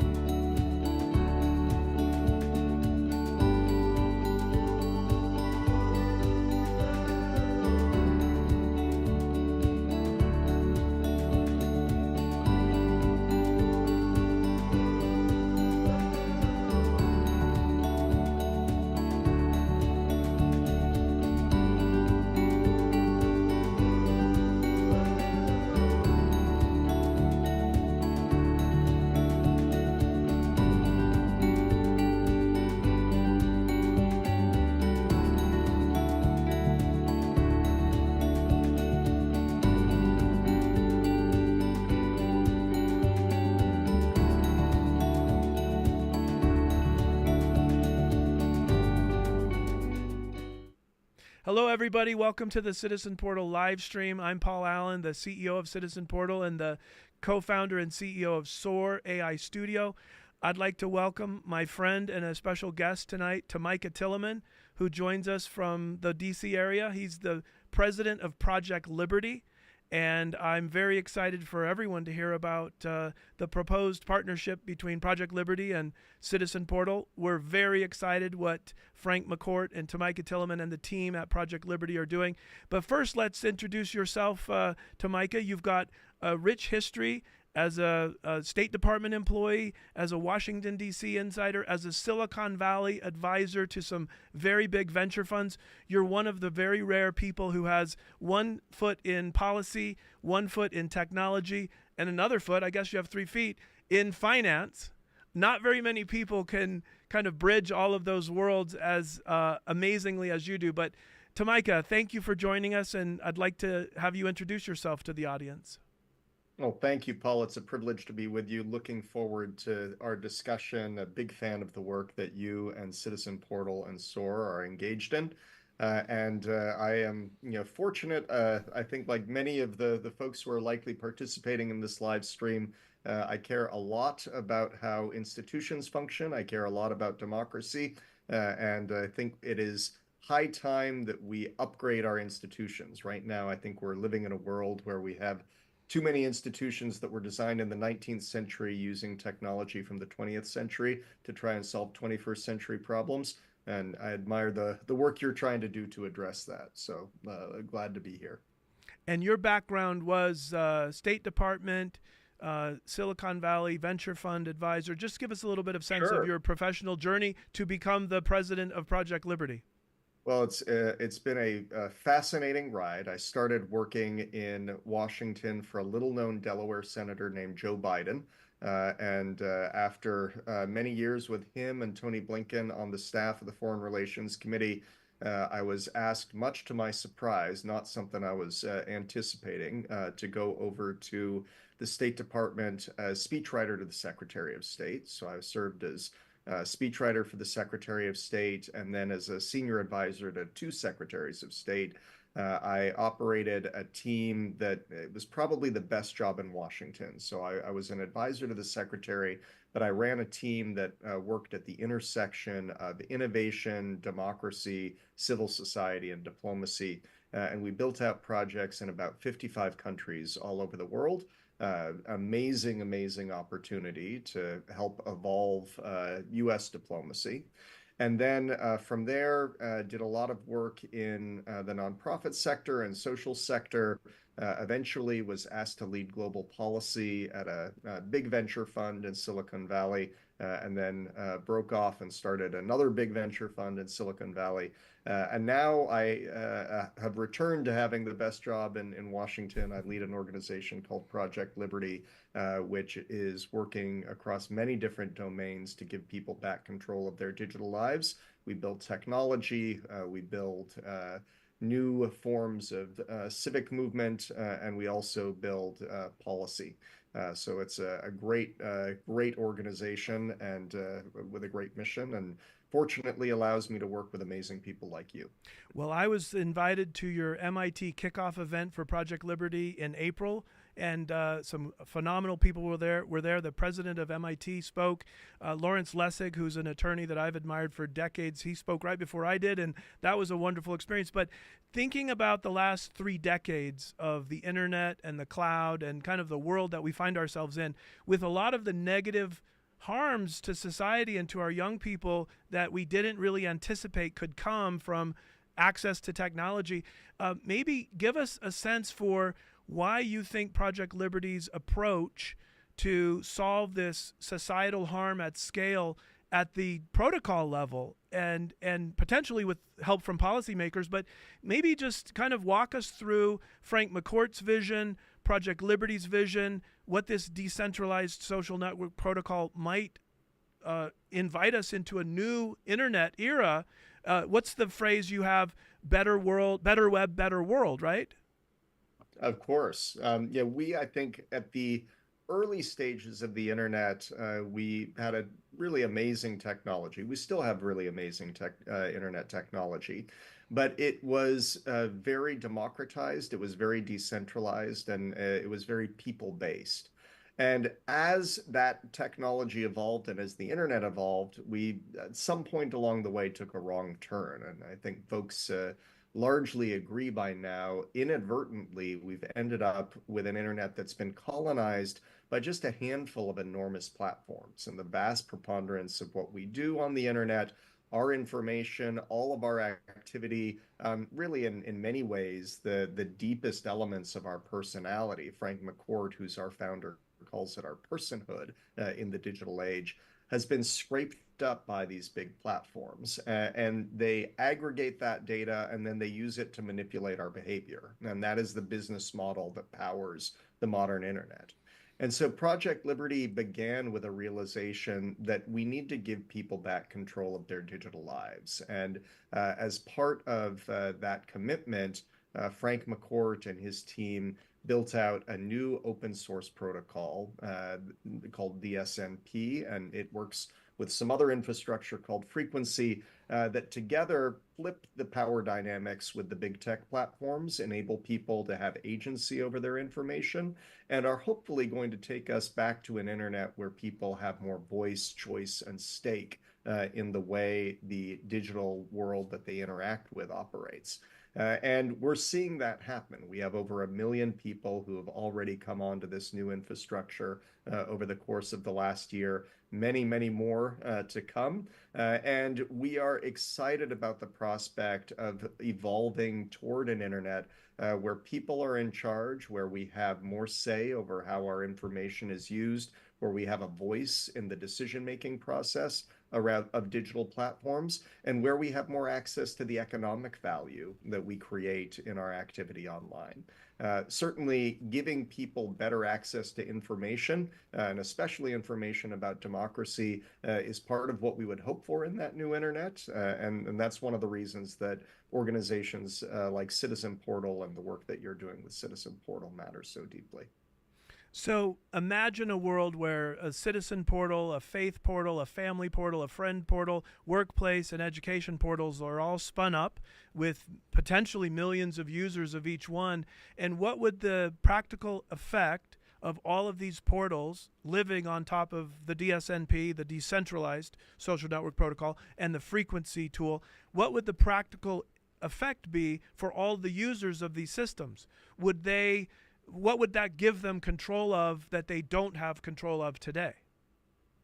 Well, let's take that exact scenario you describe, and let's say I am signing on to Citizen Portal, and I interact with Citizen Portal. I create a lot of great information on a Citizen Portal, but then I want to move some of that information over to Friend Portal or Family Portal and talk with my friends and family about something that I've learned on Citizen Portal, share information with them, bring some of the searches and the attributes and the content that I've interacted with me. I can do all of that, and I can do it very easily. And then I can do that same thing on many other platforms. So, for example, if I decide I want to post something that I find on Citizen Portal to a social media network, I'm not just able to post it to a single social media network, but I'm able to post it across many different social media networks. I can take that information with me. I can take all of the followers I have on that social network with me so they can move with me and follow me across platforms. They can come and see what I'm doing and interested in on Citizen Portal. And we do all of this in a very responsible, privacy-preserving way that gives people back control over their information and allows them to interact not only with the internet, but with each other in a much more civil, thoughtful, and deliberate way than is possible with the internet, than with the internet we have today.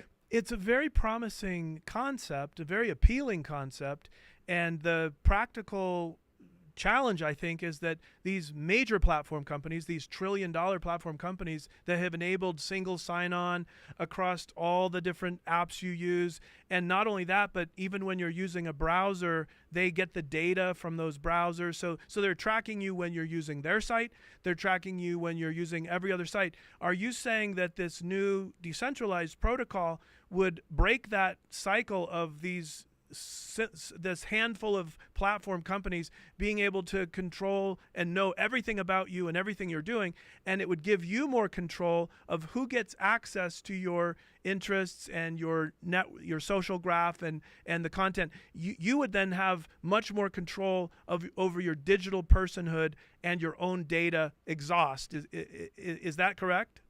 That's absolutely true. And we have seen big transitions like this previously. So when you think about it in abstract, it sounds a little bit daunting, a little bit impossible.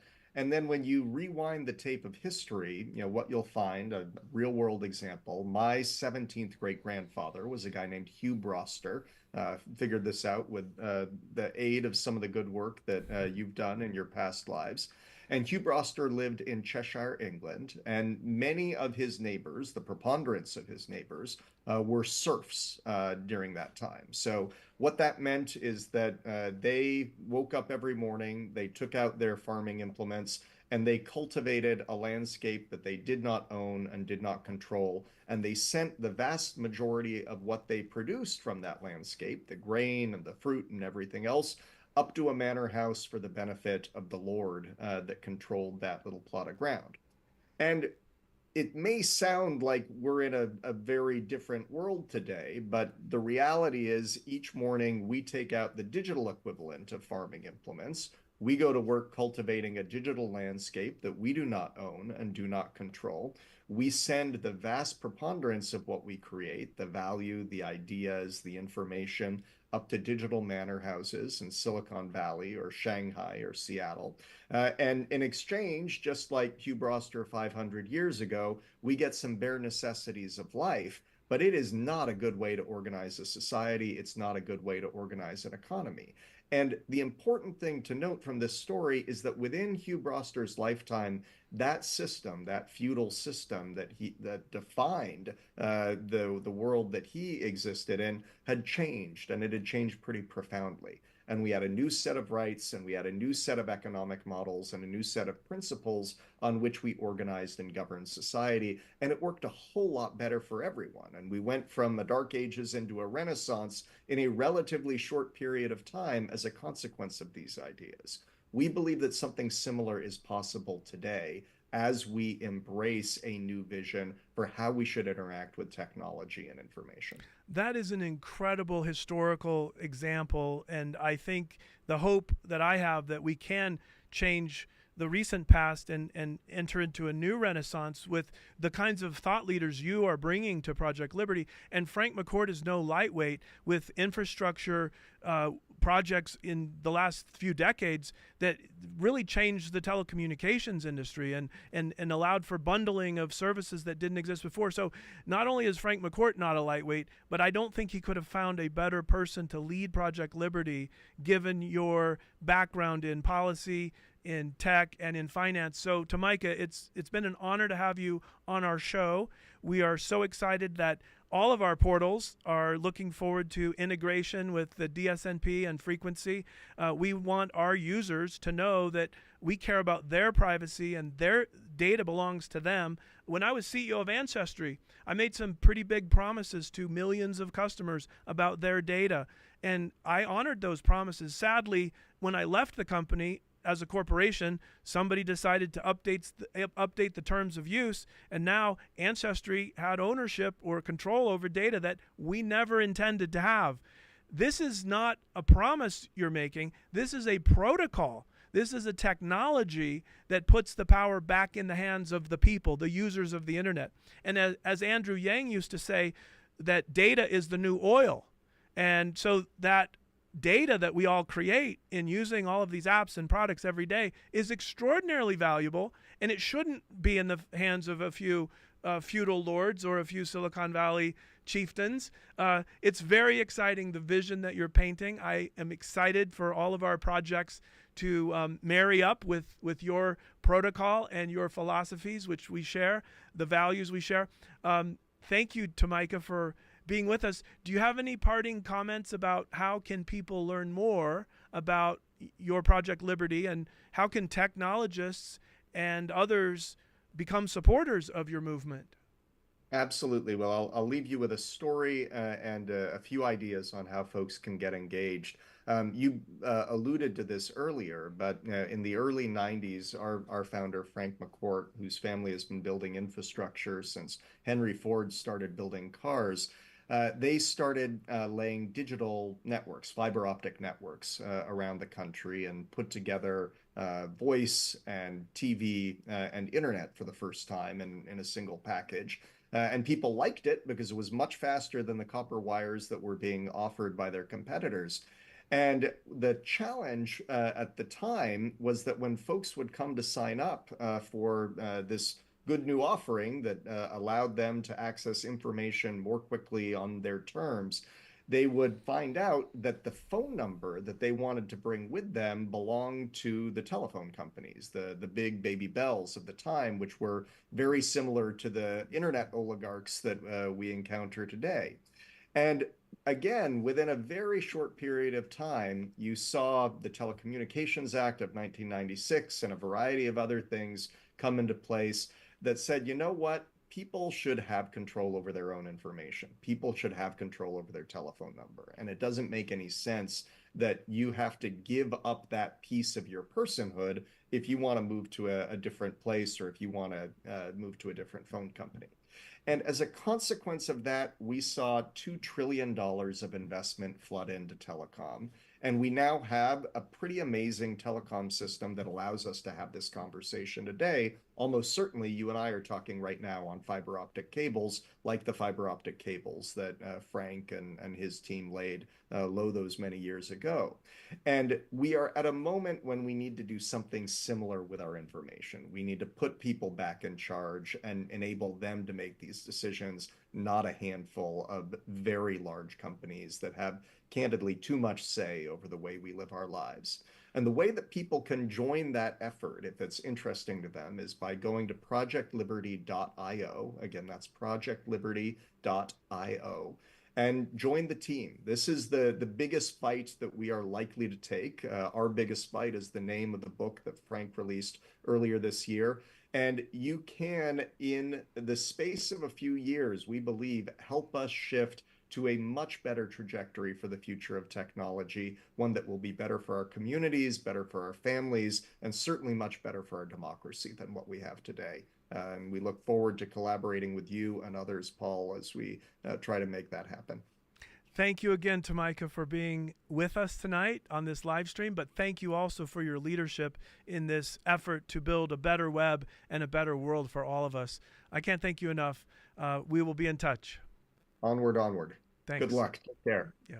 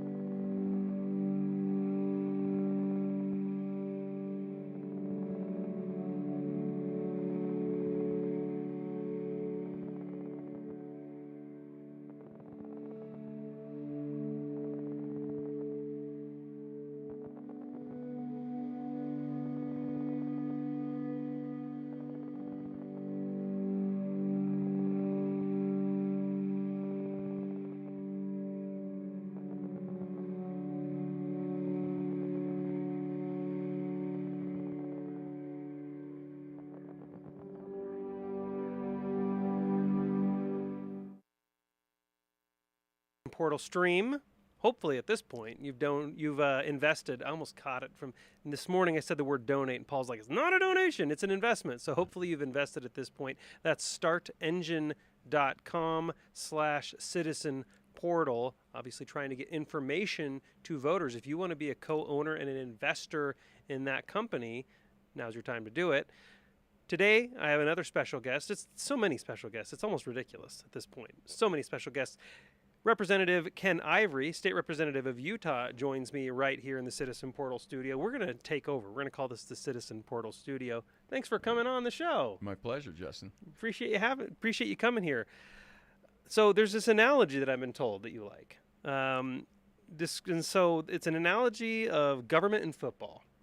And so describe the current state of government in America as a football game with no lines on the field. This is something you've used before. Justin, true story. Mm-hmm. True story. I'm in Iowa speaking a couple days before the 2017 legislative session started. And I'm sick. I just want to get home. I want to try to recover before the session starts. Get to the airport, iced over. Wait. And I have to connect through Minneapolis. Finally, we take off. I think I'm going to get stuck in Minneapolis. Finally, we land. And as we land and we're starting to deplane, this guy, just big, huge guy in a red University of Utah football t-shirt, just fills the aisleway. Like, that guy's going where I'm going, right? So I get out and I try to follow him, and he's just running. I'm just trying to keep up with him. He's carving a wave through the sea of people, and we get there right as they're closing the door. And if they close the door, you're done, right? Yep. And we sit in the exit aisle together, and he does the, who are you? And turns out he's the football coach for the linebacker coach for University of Utah. Oh. But he plays for BYU. Mm-hmm. And he says, so I said, I'm Ken Ivory. I'm in the Utah State Legislature. And invariably they say, well, what do you guys do? We know Congress, but what do you guys do, right? And so I'm thinking, I said, well, that Utah-BYU game, pretty big deal, right? Holy war, right? Practice is different, meals are different, preparation's different, media's different. I said, imagine Saturday morning, and the coach gives you the best speech you've ever heard in your life. He just lathers it up, and you go running out of the tunnel. Stadium's just packed. It's electric. You get on the 50-yard line. You're ready to go. And you look down, and there are no lines on the field anywhere. He says, oh, man, that'd be a disaster.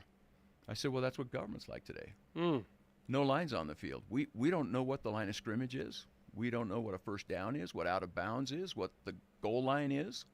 There's no jurisdictional lines between the state and the federal government. We're supposed to be a governing partnership, and with no lines on the field, we're just running around like 5-year-old soccer, right? Everybody's just chasing the ball. And now there are lines, though, right? It's just there are lines that are at least supposed to be there. Yeah. So I think some people might ask, where'd they go? Yeah. Well, we forgot them, and government is like a gas, right? If you release a gas in this room, it's going to fill the room. Mm-hmm. If you put the gas in a space like this, it'll fill that. Government will fill whatever space you contain it to. If you don't contain it, it just grows and grows. So we have not been checking government at all for the last 100 years. Federal government is centralizing, taking all the power, and then with the power, you now have a House race that costs $5 million, $10 million. Senate race can cost more than $100 million. Because we don't know those jurisdictional lines. James Madison said, so we look like the little image that we've got, right? In school, we're taught that executive, legislative, judicial, and that's our government. And you're referring to an image you brought with you? Right, Do we have that one? We can put that up there? That might help. Yeah, so we're taught executive, legislative, judicial, and only about 30% of us know that, right? So that little image on the right, executive, legislative, judicial, and that's what we're taught our government looks like. That's not our government. James Madison says in a single republic, you have the checks of executive, legislative, judicial. But in the compound Republic of America, power is first divided between two governments as a double security to the rights of the people. And then he says the power is delegated, few and defined. Power is reserved to the states, numerous and indefinite. So that's the diagram, that's the org chart of what our government looks like, but you've probably never seen anything like that, have you? No, not that particular one. No. Right? No, but nobody has, right? Nothing like that. We get the executive, legislative, judicial. So yeah. All we talk about is the checks at the federal government level, and the Constitution tells us the power delegated there, few and defined. Now, to simplify this, because metaphors to some point are helpful to describing complex issues, but also it's hard to understand what lines do you actually want to be painted? What does that even mean? So is this, to simplify it, are you saying that the federal government has encroached on states' rights and that's a problem and we need to push it back and restore balance there, or is it something else? Yeah, I'm not saying that. Chief Justice Roberts, John Roberts, Supreme Court, he said the general power of governing possessed by the states but not the federal government is called the police power. That's the name of it. Police power means all the things that concern our life, liberty, property, everything that in the ordinary course of affairs concerns our daily life. That jurisdiction, that governing authority is held by governments more local, more accountable than a distant federal bureaucracy. And then get this, Justin, Chief Justice of the Supreme Court. We look to the states to defend their prerogative by not yielding to the federal government when they don't want to embrace their policies as their own. Now, you ready for this? He said states are separate, independent sovereigns. Sometimes they have to act like it. So you were talking before we started recording here, and this is actually interesting. This might be the root of part of the problem, because we have state lawmakers, state legislatures that come in, and maybe they don't know what their role is supposed to be. Therefore, the federal government takes more control. This is a question, but is part of the problem onboarding for state legislators? They don't know. We were talking to Congressman Justin Amash here moments ago about the fact that a lot of people coming into Congress don't even read basic bills anymore. They don't even know how. Some of them don't even write them. They have no clue what's in the bills that are coming from their very office. Do we have a similar problem in state government where you have people that are elected, they come into office, and they have absolutely no idea what to do? Yeah, well, they're your neighbors, right? At state representatives, state senators, it's you. It's your neighbor, it's the guy around the block, it's your teacher, it's the accountant. They come from the same schools, from the same universities, right? And there's no constitutional training at all, right? I mean, state legislator training, I can give it to you in 30 seconds or less. Welcome I'd like aboard. that. Let's do it. Yeah. Right, welcome aboard. Here's Here's your nice pin. Here's your little badge that gets you in the building. There's your parking pass. Sign the insurance forms. Bathrooms are over there around the corner. And here's how the microphones work. And just remember, the lobbyists aren't your friends when you're no longer in office. Welcome aboard. And that's it. That's it. And I've talked to legislators all across the nation. Good training, by the way. It's very fast. That's it. So Article 1, Section 27 of the Utah Constitution, it's a George Mason statement from the Virginia Declaration of Rights. Frequent recurrence to fundamental principles is essential to the security of individual rights and the perpetuity of free government. And right now we have no recurrence to fundamental principles, but that responsibility is right here, right? The people are sovereign. The people are the boss, right? Deriving their just powers from consent of the governed. We, the people. James Wilson, right? James Wilson signed the Declaration, signed the Constitution, original member of the Supreme Court, and then George Washington had him teach Constitution classes to George Washington and the first cabinet. Can you imagine? And he says the first and fundamental principle in the science of American government, people are sovereign. So that responsibility to train and make sure the people that we hire to exercise our sovereign responsibility, it's our job to make sure they know the job description. You know, that chart that we put up, that is in essence the job description. Make sure the federal government is restricted to few and defined powers. Make sure the state jurisdiction is numerous and indefinite, everything that concerns my life, liberty, property, so that I can mobilize to the Capitol. I can come to you, my representative around the corner. I can deal with the things that concern my life, liberty, property right here. I can lift where I stand. That was the government the founders designed, and we've let it be centralized to Washington because we've not been engaged, knowing who we hire, giving them the job description, following up to make sure that they're doing that job. So primary concern then, or primary fear, is not necessarily Republicans, Democrats, left and right. It's state, federal. 100%. 100%. Okay. 100%. And so think about this.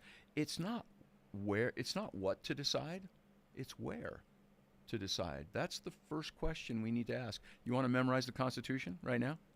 Sure. The whole thing? I have bad memory. That's No, why. That's why I have you're, notes. You're gonna be all right. You can take notes if you want to. You ready? All right, the hit whole me. the whole Constitution. But I still have to. I have another question for you before all we right, wrap this up. But go ahead. You're gonna get this. If government, which government? That's the whole Constitution.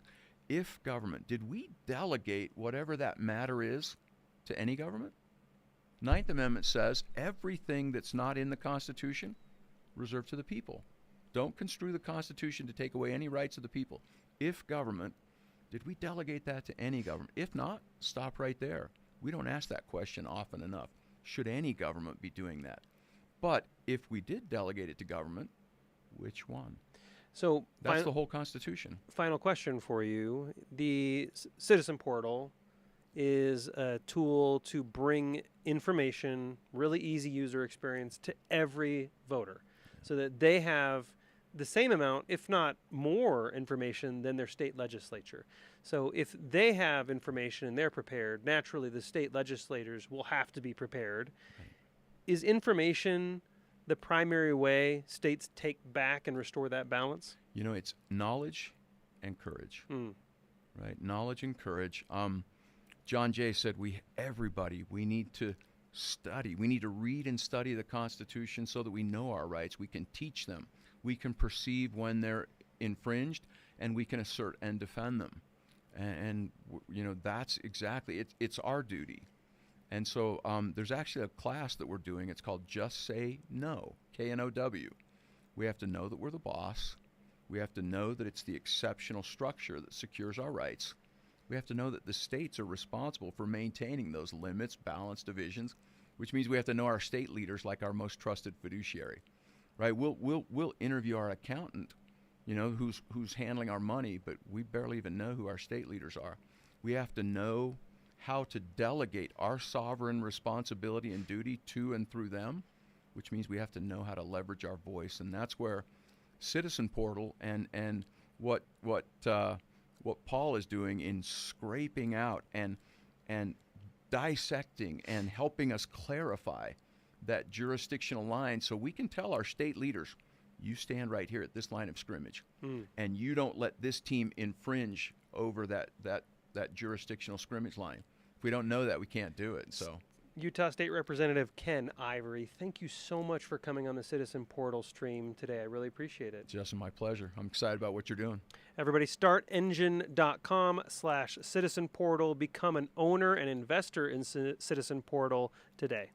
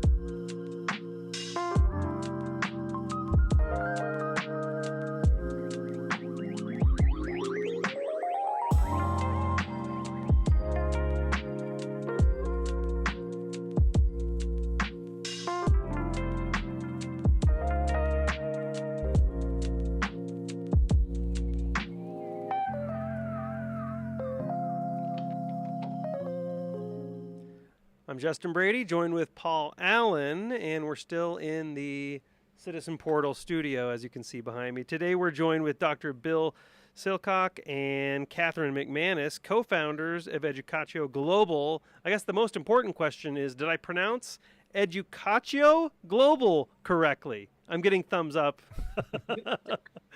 Thank you so much for coming on the stream. Really appreciate it. Educatio is a Latin word for education, so thank you for pronouncing it. Well, and Bill and Catherine, I think the last time we were together in person was at in Las Vegas at the very important Association of Broadcasters meeting. Yes, the NAB. That's the first time I ever attended, and you were kind enough to set up a number of really interesting conversations with journalists and publishing companies and newspaper companies to talk about Citizen Portal early on as we were just getting started. Now, today, as you know, there's almost a million hours. Wait, I've been up since 2 a.m, so I'm a little bit. My billions and millions are 1 million hours of video transcription of state, local, and federal meetings, and then millions of documents and pages from American history also being added to the AI platform. So we are grateful to welcome both of you with your very storied careers in journalism and in teaching journalism at Walter Cronkite University. You're both on the faculty there. But welcome to the show tonight, and we'd love to hear from each of you a little bit about the career journey that you've been in and why journalism matters so much to you, and not just the past, but what you're doing now to train up a next generation of journalists. Like, what's the value and meaning of journalism? And just tell us about your personal journeys to where you are today. Why don't we let Catherine start, Paul? She's got a more fascinating history than I do. Oh, you're so funny. No, Bill and I have been friends and colleagues, partners in crime for like close to 20 years. So just you're kind of, it's very exciting to be able to work with Bill. I'll keep mine brief, but I've been really fortunate. I was born into a journalism family. And so my dad was one of the creators of Children's Television Workshop. So Sesame Street, those iconic, shows, Sesame Street, Captain Kangaroos, Mr. Rogers. And so in my family's background, media and education journalism were really important. So I grew up, in that environment. Went to the University of Hawaii, go Bows, and majored in Asian studies with a Japanese concentration, and ended up working. My very first foray into journalism was working for a Japanese television network called TV Asahi. So they're partners of CNN. So I was located at, the bureau was located at CNN Center in Atlanta.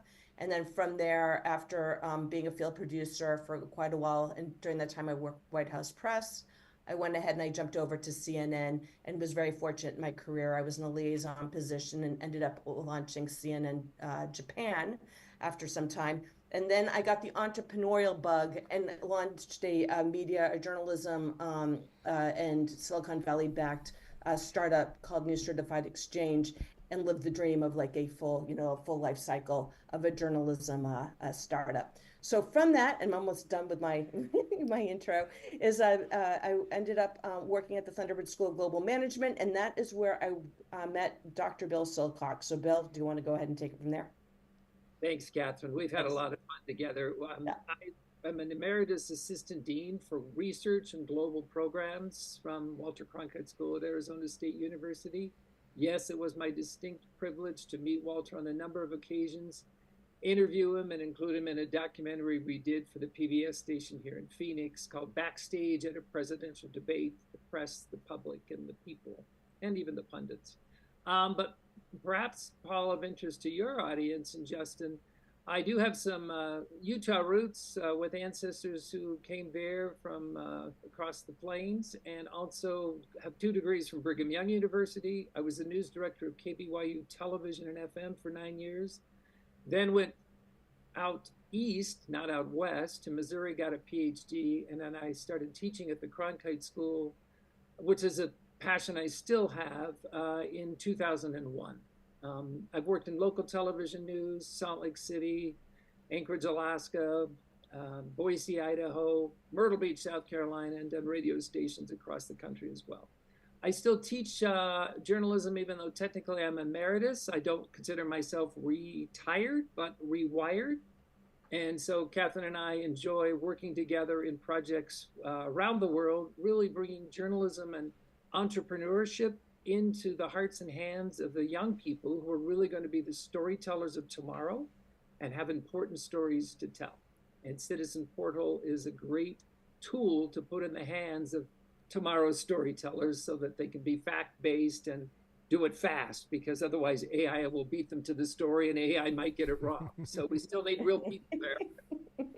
Well, speaking of real people, you said you met Walter Cronkite on more than one occasion. What was his signature sign-off, and can you do it in his voice? Justin's probably better to a job. I'm more of a baritone, not a bass. But, you know, and that is that captured phrase, and that's the way it is. We actually have painted in what I used to call the Cronkite Chapel, although it's a state institution, so I can never use that word, but it's a very special conference room that we have at the Cronkite School, and we've hosted, Catherine's taught there many times. One of the things we do is at the Cronkite, and what Catherine and I continue to do in our company, is reach to global journalists worldwide. We were in North Macedonia most of the month of June, helping that country redesign their journalism program at the National University and build a journalism lab. And North Macedonia was very critical. Some people couldn't even find it on a map, but you might remember political history from not too long ago. It was a place where there were a lot of bot farms and stuff that were influencing the elections.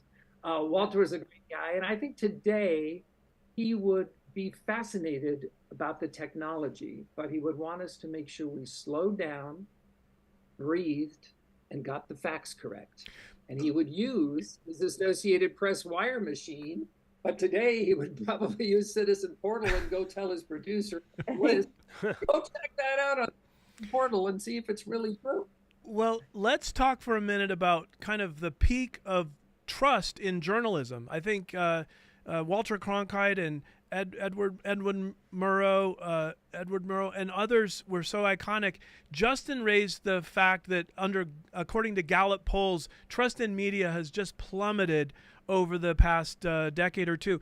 What would it take for an emerging, an aspiring journalist equipped with potentially the latest and greatest tools? What would it take for them to earn the trust of readers or viewers or listeners? Is it possible for trust to be regained by either individuals or institutions that are conducting journalism? Like, give us a little history or a forecast of what is possible with regaining trust. Well, I think partly like with Citizen Portal, honestly, not to do like a huge plug, but it's being able for, you know, just the viewer to go ahead and go to the source. So that is why, like, from, you know, a journalism perspective, I think Bill and I are just really excited about the technology and what's being built with Citizen Portal. Bill, do you have additional things to add? Well, what I would add to that, you know, you talk about rebuilding trust. The critical thing of that is facts. Facts are the fundamental basis of any good news story. Now, we can debate facts and we'll have endless arguments about facts depending on what part of the political spectrum you're on or which part of the political cable dial you do. But to rebuild trust, we have to still go back to the basics, solid ethics principles and fair and accurate. But I think the most important thing we can do is try to help the audience understand, and this is where trust got eroded, back to your central question, Paul. So now this little phone, which is not going very well in this Zoom world, maybe the phone should disappear, our lives would be better. But what I'm saying is, what happens is now the audience can sit there, not just do a TikTok to grandma. The audience very quickly, with not a lot of skill, seventh graders can do it, can edit a TV news story. And so what we have not done a good enough job on is helping the audience understand what goes on behind the scenes in making a journalism program. The kinds of things Catherine did at CNN when she was, you know, ordering producers around and bringing in satellite feeds from China and all kinds of things. The audience doesn't really understand that. But now with the phone in their hand, they get it. And if they can manipulate what Junior said at the birthday party to Grandpa, and they want to edit out some weird thing he said, then they said, oh, if I can edit that out so quickly in my little Facebook video, that must be what journalism can do. And so that's really what I'm talking about, Paul, is media literacy.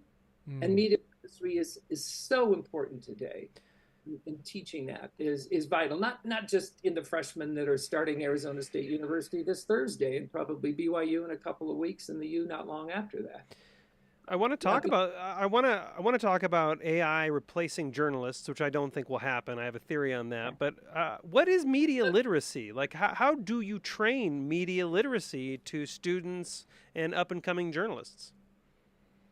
It's interesting. I sit as an advisor to another organization called All Sides, and we do a lot of media literacy training in the high schools and in colleges. And if you go to that platform, what it does basically is it will take the headlines of the day, right? Whatever the headline is. And it will go ahead. There's an algorithm that pulls from right, left, and center media organizations. And so let's say if you're you're in high school and you're teaching current events, it's very polarized, as we know, especially going into election these days.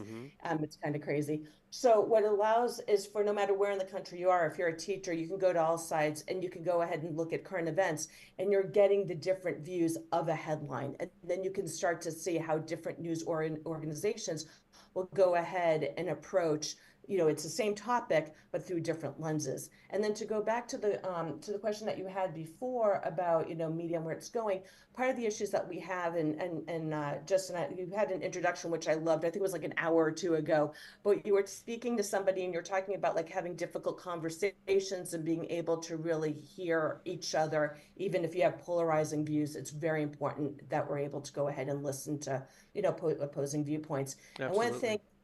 And one of the things is that, and I hate the term, but we're in our own filter bubbles. So in social media, it's really every time we hit a like, we get reinforcing in the content, whether it's news, whether it's entertainment. And so we're basically skewing for ourselves what we are seeing and what we're listening to. So with Citizen Portal, being able to go to a source or being a news outlet that can, tap into Citizen Portal and see, for the viewer or the reader, go ahead and see the actual content is really, really helpful. So instead of AI replacing journalists, Catherine, I think you might have something to show us about how journalists could utilize AI at Citizen Portal or elsewhere and become more effective and more productive as a quality journalist. Could you share those thoughts with us?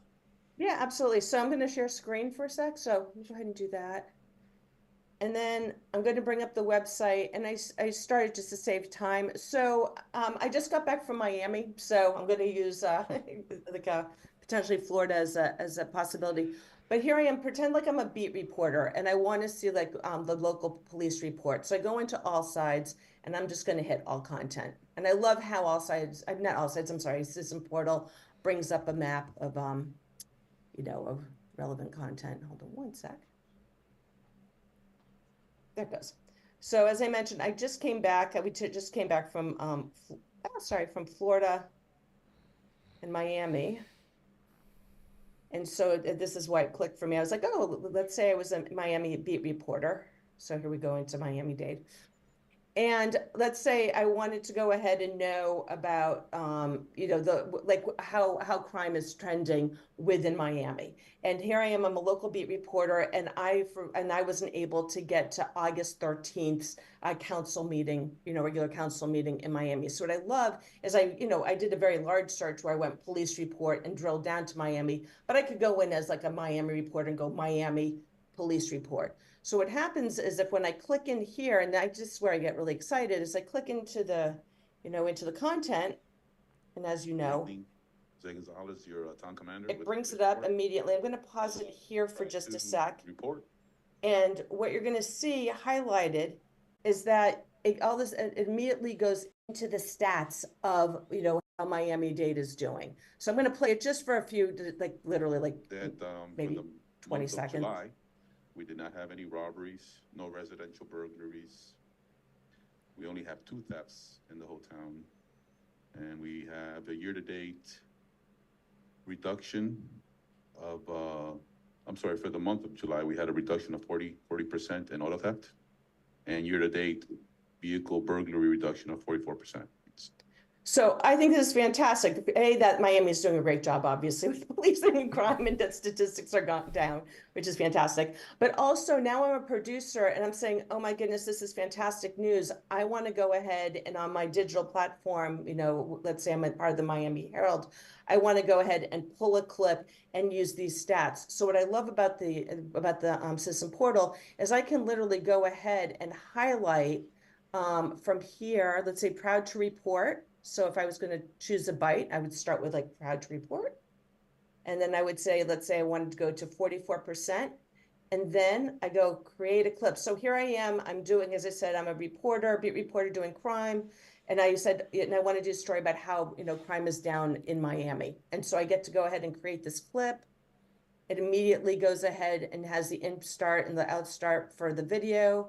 I hit save. Nope, sorry, yeah, and then I'm going to email it to myself. So I'm going to do that. Now everybody's going to know my personal email address. Yeah. Easy to find. Exactly, it's not too hard. And so immediately, as a reporter, which is great because I can send this to different people or to different, editors. I go right back to it. And it pulls up the clip and off it goes. So I just think, Bill, if you want to add, because I know I've been talking for a while, like how useful that is as a. With the speed that she did that with. So if I'm a live shot there in Salt Lake or in Boise, Idaho, or in Billings, Montana, or pick the city where you're tapping into this. And one of the things that's happened, I mean, I started in the television news business a long time ago in Boise, and I covered city council meetings in Boise, Idaho, and I was probably the only person there. Trust me, there is no reporter from either Statesman, KBO, any of the local TV channels going to city council meetings in Boise, Idaho. They just don't have the resources. But lo and behold, something hot happens at the city council meeting. Now, a lot of times in advance, and Justin knows this because you'll be tipped off what's going to be on the agenda. But sometimes something just happens and you miss it. And they change, as an old television producer, we change the rundown at 9 o'clock because at 10 o'clock, some fireworks happened at the city council meeting. But we need not just the fireworks, we need the context. So I could go back and I could grab this and then I could work it into my live shot. It also works. I'm having breakfast tomorrow morning with Mark Greenblatt, who's at the Cronkite School and the director of the Howard Center for Investigative Reporting. This platform is a powerful tool in the hands of investigative journalists who are like hound dogs out there trying to bark up a new story. But it's got a lot of potential value for we believe the journalists, both working under deadlines right away and working long-term kinds of projects. Some journalism, at least written forms, is where I have most of my experience. I've done a little radio, obviously, but some written forms are very formulaic. We were talking about this earlier on the stream. It's kind of like, this thing was reported. You have to write it down. You have to write the nut graph. You have to write your 3 points and expand them, then summarize. Some of it's like that. It's very, I would almost consider the non-human aspect of journalism. But then there's a lot of stuff where you're wanting to tell those human stories and you're wanting to connect, and there's just too much to filter through in order to do that. So it seems to me, and I want you to push back if I'm wrong, but it seems to me that AI is, it's going to replace some of those journalistic tasks that none of us really liked in the first place, but it's going to allow us to focus on the stories that can really have an impact, and it's going to inform journalist instinct. Because that's one of the things that maybe Paul, you know more than I do, but I feel like we're not at the point yet where we can teach an AI how to have journalistic instinct and to kind of follow your nose on various stories. But tools like this will inform that instinct to a greater degree. I don't know what your thoughts are on that. One of the things you're talking about is saving time. And that's exactly right. Journalists don't have the time to do everything. So that could gratefully, and very quickly help them save a lot of time. I don't know. Paul's got probably the shell answer man to the question about instinct. I hope We're No, not. I'm very pro-human when it comes to AI. I think AI will never replace humans. It can't surpass humans. I agree. Yep. I think humans are the greatest creation, and AI is a tool that we can design and deploy in reasonable ways and not deploy it in unreasonable ways. So I'm actually very, very much pro-human. But I Yeah. do have a question. You might not have seen that one of our 4 product announcements today for Citizen Portal is a product called Civic Scribe that can be used by governments, cities, political nonprofits, any advocacy group to record all their meetings, or it could be used by journalists to do 100 hours of interviews with eyewitnesses and have every one of those interviews transcribed, recorded, and turned into an AI query engine, so that when you go down to write your story, you say, I've interviewed 100 people. Which of the people said anything about XYZ?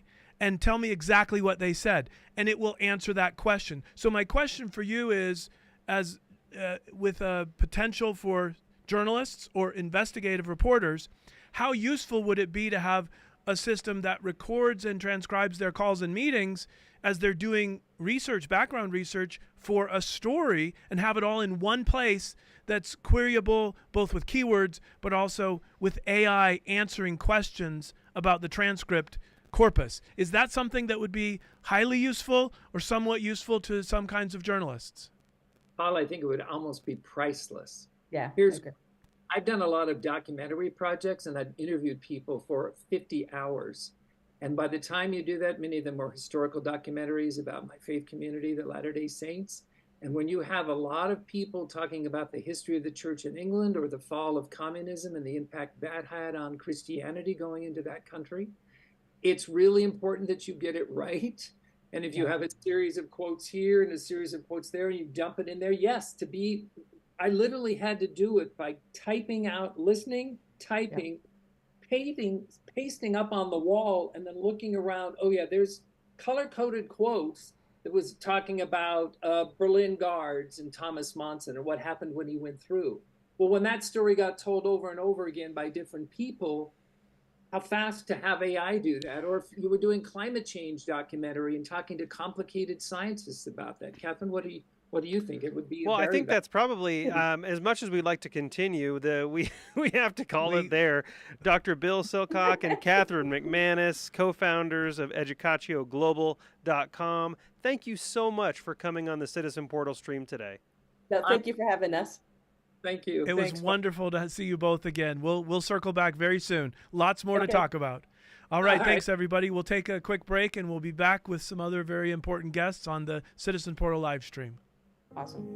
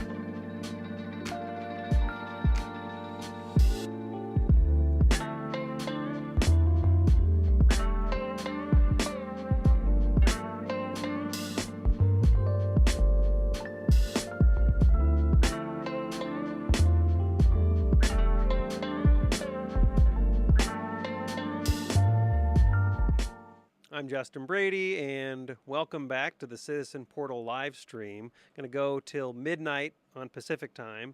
I don't think I can make it. If I'm laying on the floor, can we pivot all the cameras down to the floor if I don't make it? Yeah, we got a thumbs up. Cool.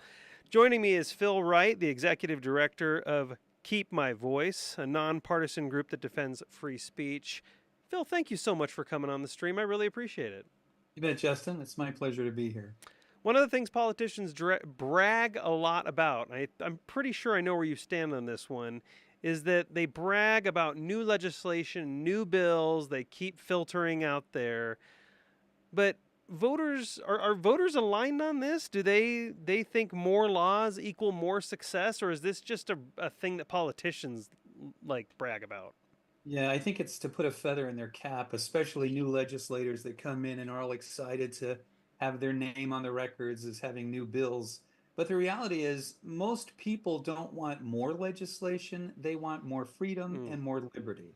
They want the government to do away with or sunset laws that no longer apply, or get rid of regulations that are difficult for businesses that impact families and jobs. So I've always been frustrated at a legislator who says, "Wow, look at all the bills I promoted or passed." It's like, that doesn't impress me. What would impress me would be if you took 15 or 20 or 30 laws off the books. Right. That's more impressive, I think, to the average citizen. And simplified things a little bit. Absolutely, absolutely. So why don't we do that? Why don't legislators, why don't lawmakers spend more time sunsetting bills and simplifying things and making things easier for everybody? Why are they always trying to stack new stuff on all the time? I think that to be a legislator, you have to have a little bit extra narcissism in you. You want your name to be in lights. You want to show people what you did. And the thing that's frustrating is I hate it when a long-term legislator says that they are retiring. Our Constitution was never designed to provide jobs for legislators. It was volunteer.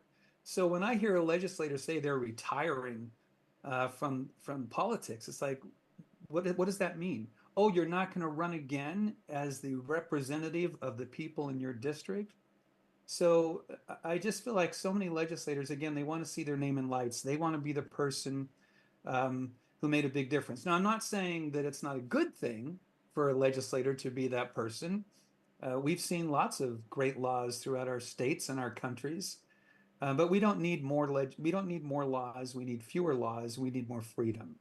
So speaking about laws, this is one of the things I wanted to ask you about. Is I think a lot of people, well, we've heard from some representatives today, state representatives and member of Congress. I think a lot of people think that laws, a congressperson, a lawmaker has an idea and they write the law and then they throw it out there and it becomes the law, and that's just how it works. But that's not exactly how it works. It's actually a little bit more convoluted and complicated than that. Can you explain that? It doesn't work that way at all. Essentially, a legislator may have a concept or an idea. Maybe they heard something from one of their constituents. So they pen these notes, and then, like a state legislator, they would go to one of the attorneys from the state, and that attorney would try and interpret in legal form the legislation the legislator wants to put together. So you may have a legislator who had a quarter of a page of notes on some real simple legislation, but when the bill is actually written, it could be 10 or 12 pages of this and that and ifs and ands and buts. So by the time it actually is completed, it may not even be what the legislator wanted. but the process is even more convoluted than that. So let's say that you're in a state and you've got 5,000 bills. Like in the state of Utah, they only pass a couple hundred or a few hundred every year, but you might have several thousand going in to the pot. So what happens is they have different committees, and the Speaker of the House represents the representatives of the state. He will determine which bills will be even seen by a committee. So the vast majority may not even make it to a committee. So when it goes to the committee, they're going to mess around with it. They might make some suggestions or changes, and they're either going to do a thumbs up or a thumbs down. If they do a thumbs up, then it will go to, in this case, the House of Representatives. And then we all know the process. From that point, it's completely convoluted and changed. On a federal level, you hear things about pork being put into bills, things that have nothing to do with the bill, but some Right. representative wants $1 million for a bridge in their district, so that gets in a bill. The same thing happens on a state level. So unfortunately, our representatives who come up with these bills, by the time the bill gets passed, I would say it's maybe 40 to 50% of what the legislator intended. So here's the And big it's worse on a national level. Yeah, so here's the big question then. By the time the bill's actually written and unfortunately passed into law, does the lawmaker who proposed it and whose name sits at the top of the bill even have a good understanding of what their own bill says? I would love to say yes, and of course they'll all want to say yes. But quite often you can sit down with a lawmaker who's passed a bill and ask them a bunch of questions in a town hall, and they might be able to answer half the questions and then they move on. So I don't think so. There are just too many bills that are considered in every legislative session. Now I'm speaking on a state level. It's even worse on a federal level. Oh, I You've can't got imagine. Congress in session most of the year. Most of the states, it's only a short time that they're in session. So Obviously, they're handing it off to lawyers because not all lawmakers themselves are lawyers, right? So they're handing it off to lawyers. which Lawyers, is a good thing. But we yeah, need fewer lawyers. We need more regular citizens representing I us. agree. I We don't agree. need any more attorneys. So they hand it Oh. off. They hand it off to lawyers who are obviously writing this bill. Yes. But we all do. Special interests essentially write these bills alongside these lawyers. I've heard of cases where special interests will actually write the entire bill and hand it off to the lawyers and the legislators. Is this a thing? Yeah. Well, you had State Representative Ken Ivory on a while ago, and I listened to his interview, and he said something that caught my attention, that he's told in the beginning, the lobbyist will not be your friend when you are no longer in office. Yeah. And that's the sad thing about our political system, is that lobbyists have free reign to spend lots and lots of money with the legislators to get their bills passed. So it is quite common that a lobbyist will hand a bill information to a legislator and say, hey, this is what we would really like. And we'll be happy to make a large donation to your campaign or something else. Some not so honest legislators find ways to get around that. And don't take me wrong, I'm not going to insinuate that all legislators are bad. I would hope that most of them are wonderful. But the fact is, special interest groups play a huge role in all legislation, whether it's a local, a state, or a federal level.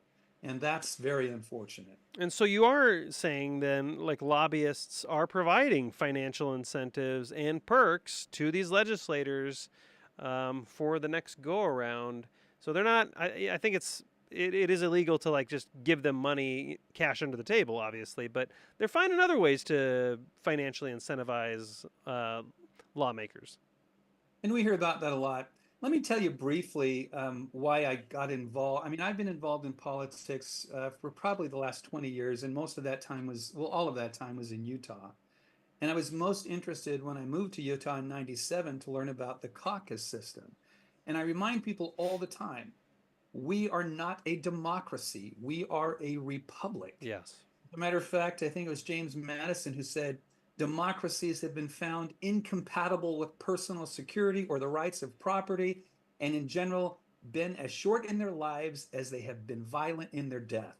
So we did not get a democracy, we got a republic, which means the community gets together and they elect people to represent their beliefs and values, and those people vet the issues. We don't have 325 million people every day in Congress voting on all the bills. We have elected representatives. So in 2010, there was an important primary taking place in Utah. It would have been the re-election of Senator Bob Bennett. And Senator Bennett had been in the U.S. Senate for many years, and he was quite popular. But in 2008, when we had the financial problems with all the real estate bubble exploding, Bob Bennett kept voting for the bailouts for the big banks. And Utahns were saying, stop, we don't want that. Stop voting for billions of dollars to go to these big banks. Well, Senator Bennett ignored his constituents. So here's what happened. In Utah, with the caucus system, the way a person becomes the nominee of a political party is they go through a caucus convention system where neighborhoods elect their individuals. You might have, 30 or 40 people get together and they elect one representative. And that representative goes to the convention and vets the candidates. So Bob Bennett was going into a scenario like this as a convention candidate. And he lost in a huge landslide loss. This is where Senator Mike Lee came into the picture. He came in second in the caucus convention, but he won the primary. Well, when that happened, special interest groups that were infiltrating, whatever you want to call it, Bob Bennett's time as a senator, were really, really upset. And they said, we will never again let this happen. We need to destroy the Utah caucus system. So quite a few millionaires, most of them not even in Utah, put together a ballot initiative to try and remove the Utah caucus system. And at the time, I was the vice chair of the Utah Republican Party, and this was about 2017. We spent several years fighting this organization to protect our caucus system that had been around since the early 1800s when the state was created. The biggest frustration I had was that the average citizen did not get the information they needed to truly understand what was happening. So, recently when I was introduced to Citizen Portal, I'm like, all the years we spent knocking on doors and pleading with people and all these different events, how wonderful it would have been if people could have gotten onto their computers through the use of AI and accessed all kinds of information that would help them be more prepared as voters. I'm sorry. No, that's fine. If someone was really well informed, if someone knew all the tools, they knew where to find all the resources, I would say that most people don't even know that. They don't even know where to start. They don't even know the websites to go to, the resources to go to. But if someone did know that, they were already well versed in research and getting all the information, do you think it would be even possible for them without AI, without these tools, to stay on top of city council and state and federal elections? Not at all. I can't tell you how many city council meetings I attended where I was the only person in the audience. Wow. The only person in the audience. Most people, if they, in the city council situation, if they turn on their light and the lights come on, or they turn their water and the water comes, they feel like everything is fine. So the average person doesn't really get involved until they hear about something that's happened on a local level and they thought, how could that have happened? I didn't know anything about it. Well, two problems. One, you weren't there. But what about the people that work during the day and can't go to a city council meeting? So again, the thing I love about Citizen Portal is that a person could go on Citizen Portal and they can research their city council meetings for quite a few years back. They can research by topic and know exactly what's happening in their city council or their county council. And of course, with Citizen Portal, you can do the same thing on a state and even a federal level. So information is power. Absolutely. And because the average citizen doesn't get the information, I was listening to some interviews earlier today about how most people don't trust the news anymore. I think most people don't read newspapers anymore. Sure. So where are they getting their information from? They're getting it from their friends or from social media, which is slanted according to what the person who posted wants someone to hear. Correct. So the thing, again, I love about Citizen Portal is it's what I call raw data. It hasn't been tampered. It hasn't been slanted. It's totally nonpartisan. Yeah, that's a really good point about. Yeah, I mean, I'm a Republican, so I have those values, but I have friends who are Democrats and members of the Green Party. And anybody can use Citizen Portal, regardless of your political affiliation, to do the research on the subjects that are most important to you. And then you discover who your elected representatives really are, and if that's the person you want to vote for next time. So to me, legislators should be very worried about Citizen Portal. No, that's interesting. You say some legislators should be worried about Citizen Portal. Are you Absolutely, because suggesting that because there's a lot of information we have available to us, are you suggesting maybe a lot of that information is being intentionally hidden in plain sight? of course we know it is. We know that with all of our national news media. Look, I think the average incumbent has like an 88% chance of reelection, regardless Wow. of what they've done. 88% chance. So the average incumbent doesn't have to worry too much about getting reelected. But if they have a record that violates, let's say, the platform of the party they represent, and more voters are aware of that, then that particular legislator has something to be concerned about. So again, that to me is what gets me so excited about Citizen Portal. It truly educates the average citizen on what's happening in their community, their state, or even on a federal level.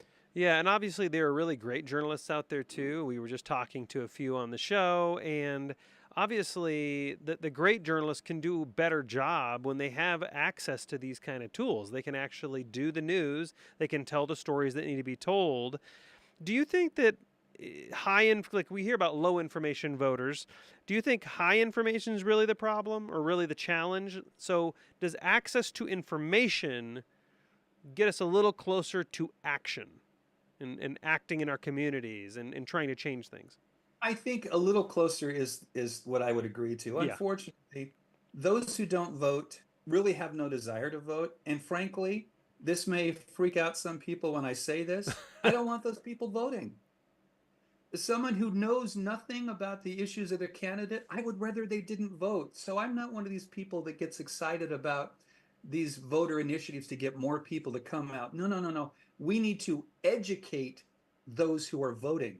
That's how we make changes in our government, not by having more people vote that don't know anything about the candidate or the issues. Well, again, that's what makes Citizen Portal so exciting for me. And that's what it goes back to what you said earlier about name recognition, right? People go back to name recognition because they don't understand the information, they don't have access to the information, or they don't know how to research the information, so they just go on name recognition.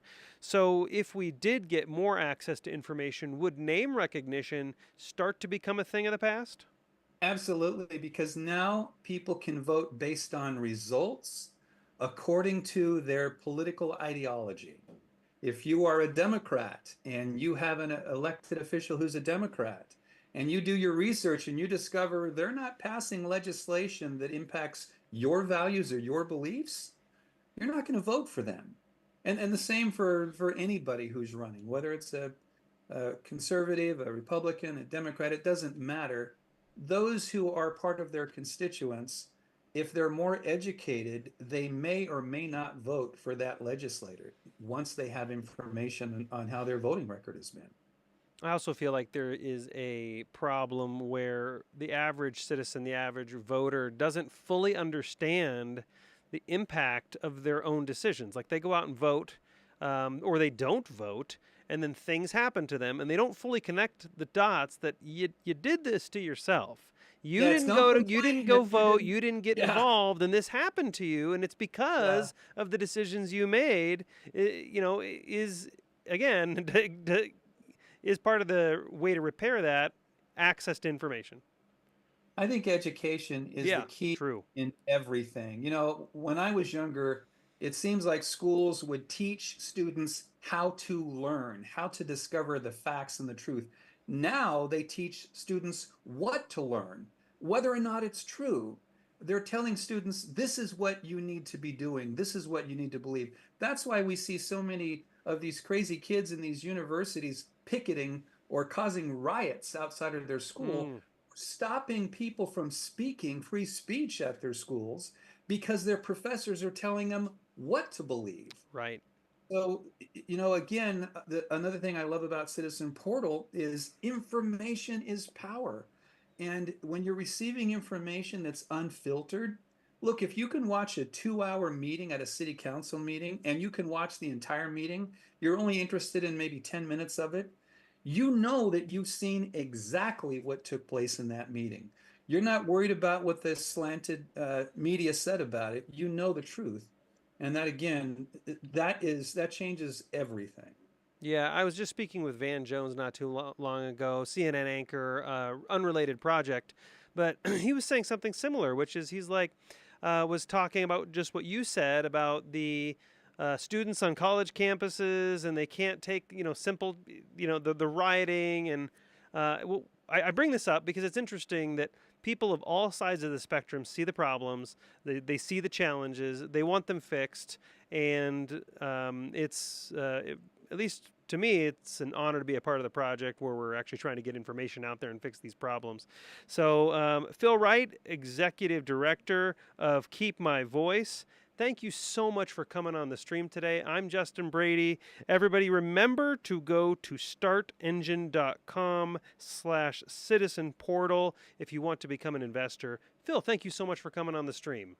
Thank you. My pleasure. Up next, everybody.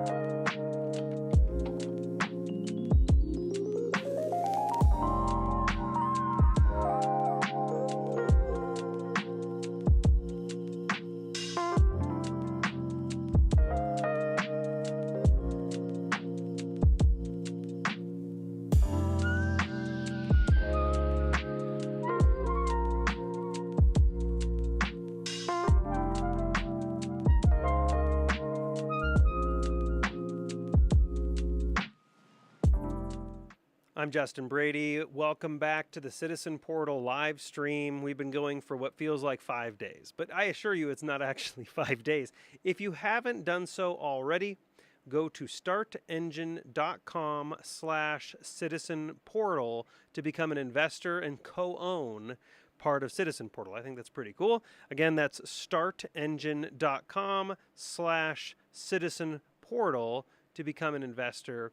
Obviously, the information we're bringing you today is to show you how important access to information is and how difficult getting information is, and how difficult it can be to be a good citizen and a good neighbor and a good voter.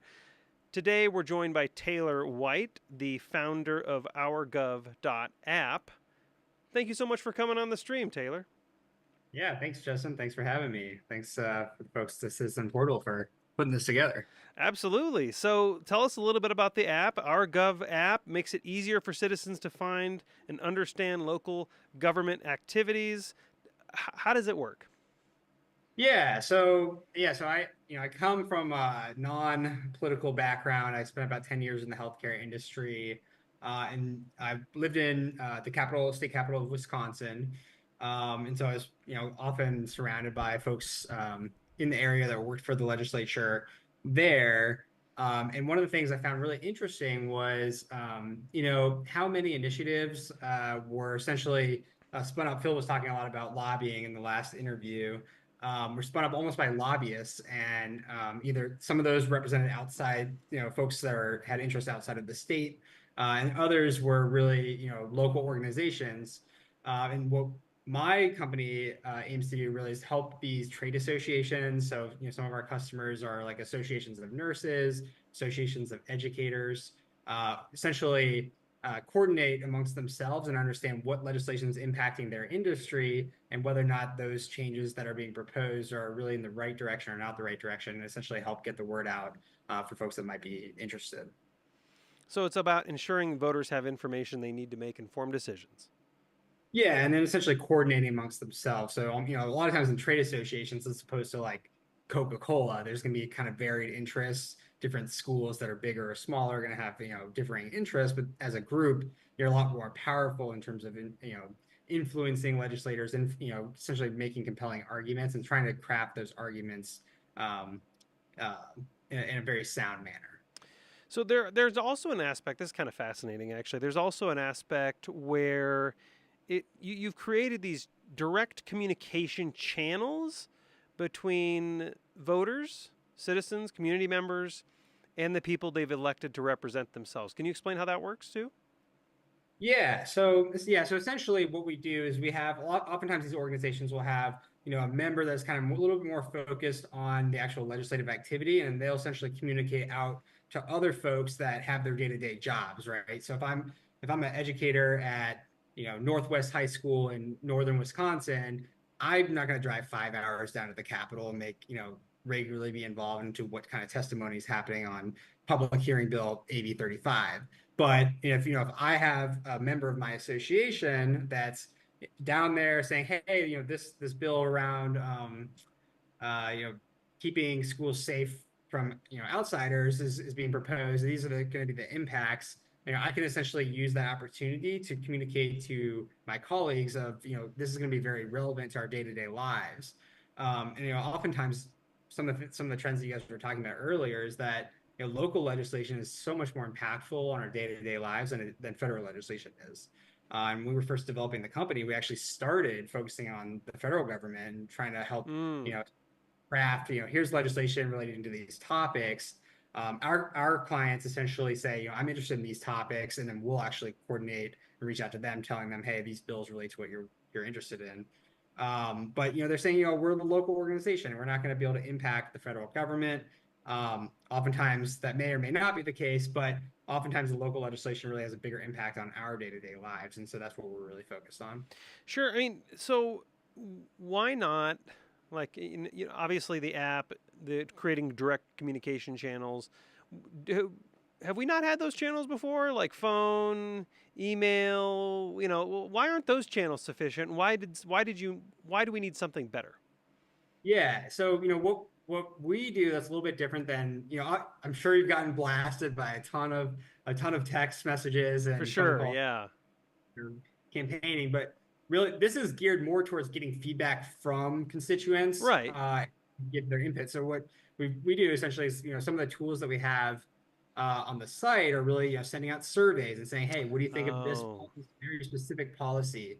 And I have a direct kind of line of communication to all of one of our customers, the Wisconsin Rural Schools Association. And so, there's all these superintendents, and they essentially have elected one of their superintendents to essentially represent them for this 2-year period. And that individual is actually crafting some of the surveys and kind of drafting some of the information that he's sending out.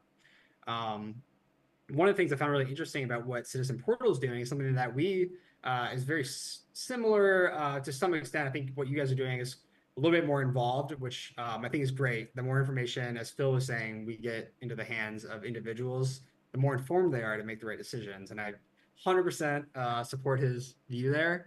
One of the things that we're trying to do essentially is take all this public hearing testimony transcripts. Oftentimes, people will actually submit documents with graphs and everything, and use some AI large language models on top of that to say, hey, this individual gave testimony, they're in support of it. Here are some of the comments that the legislators that are at this public hearing made in response to these testimonies, and here's where we think that they're actually leaning. And so if you're an organization that's trying to have, a bigger impact, and trying to understand who's on the fence, who's very far away from where our organization is, this is kind of a helpful way to understand the legislators and try to essentially persuade and via data some of the points that you're trying to make. Yeah, so it's collective. It's like you're aggregating or making it easier for lawmakers to understand the information rather than handling a bunch of individual emails, which they can still do, but you're Right. essentially implementing data collection tools to make it easier for them. Yeah, and one of the things that I heard, as I mentioned, I came from outside the political space, but one of the things I've heard a lot when I was talking with lobbyists and trade association members is that, when they go in and they meet with legislators, one of the things that's most impactful is essentially like data-driven arguments, right? And so if you're a legislator and you were talking about some of those channels where folks can, say, hey, write this letter to your legislator, but if you're a legislator and you get like 500 emails that say the exact same thing, it's not really that compelling, right? Like, it's kind of obvious what happened. But if you can kind of take all this like very qualitative and quantitative data and essentially present it in a one pager that's compelling, I think that has a much bigger impact on legislators. And I was listening to, I think it was Ken earlier from the representative here from Utah. Yeah. Talking about the folks that are elected at the state level, like they really are your neighbors, right? And so it's not, a lot of times when people think of lobbying, like at the end of the day, I think people would be very shocked at how many lobbying agencies are groups that are looking out for disabled people or people like, education or nurses. True. It's not always like the big oil company, right? Right. Like as a democracy, as a republic, one of the things that's very critical is that citizens engage with legislators and say, hey, this is something that's important to us. And groups like Citizen Portal and Argov, where you're trying to get that information out so that people know, here's what's being proposed, here are the changes that are going to happen to my day-to-day life. It's an opportunity for citizens to essentially say, hey, this is not what we're looking for. This is something that if you could make this small change, it would really impact our cities. Yeah, and for them to get more engaged, which by the way your platform does. This is kind of cool too. It encourages citizens to participate in community decision making, and you provide like easy steps and tools to do that. Probably will be our last question, but can you explain how that works too? Yeah, so one of the things that we do is we actually take the district maps and help folks understand, like, there are other tools that do similar things here, but basically, here are all the folks that represent me. Here's what they're focused on. And I can actually go in and say, of all the legislators that are currently elected, who's focused most on, dining legislation. So, calorie counts on restaurant menus, during the COVID era, there's a lot of legislation that went around, public spaces, and trying to understand like who are the biggest movers and shakers of that area. So we're trying to essentially allow citizens who are very interested in a particular subject, kind of hone in on the legislators that are most likely to support their interests. Taylor White, founder of ourgov.app. Thank you so much for coming on the Citizen Portal. I've said that so many times today, Taylor. I assure you, Citizen Portal live stream. And for those for those watching us, startengine.com/Citizen Portal if you want to become an investor and co-own. Thank you, Justin. You're doing great. Thank you. Have a good night. Appreciate it. Thanks, Taylor. I think we're out. Hopefully, right? No?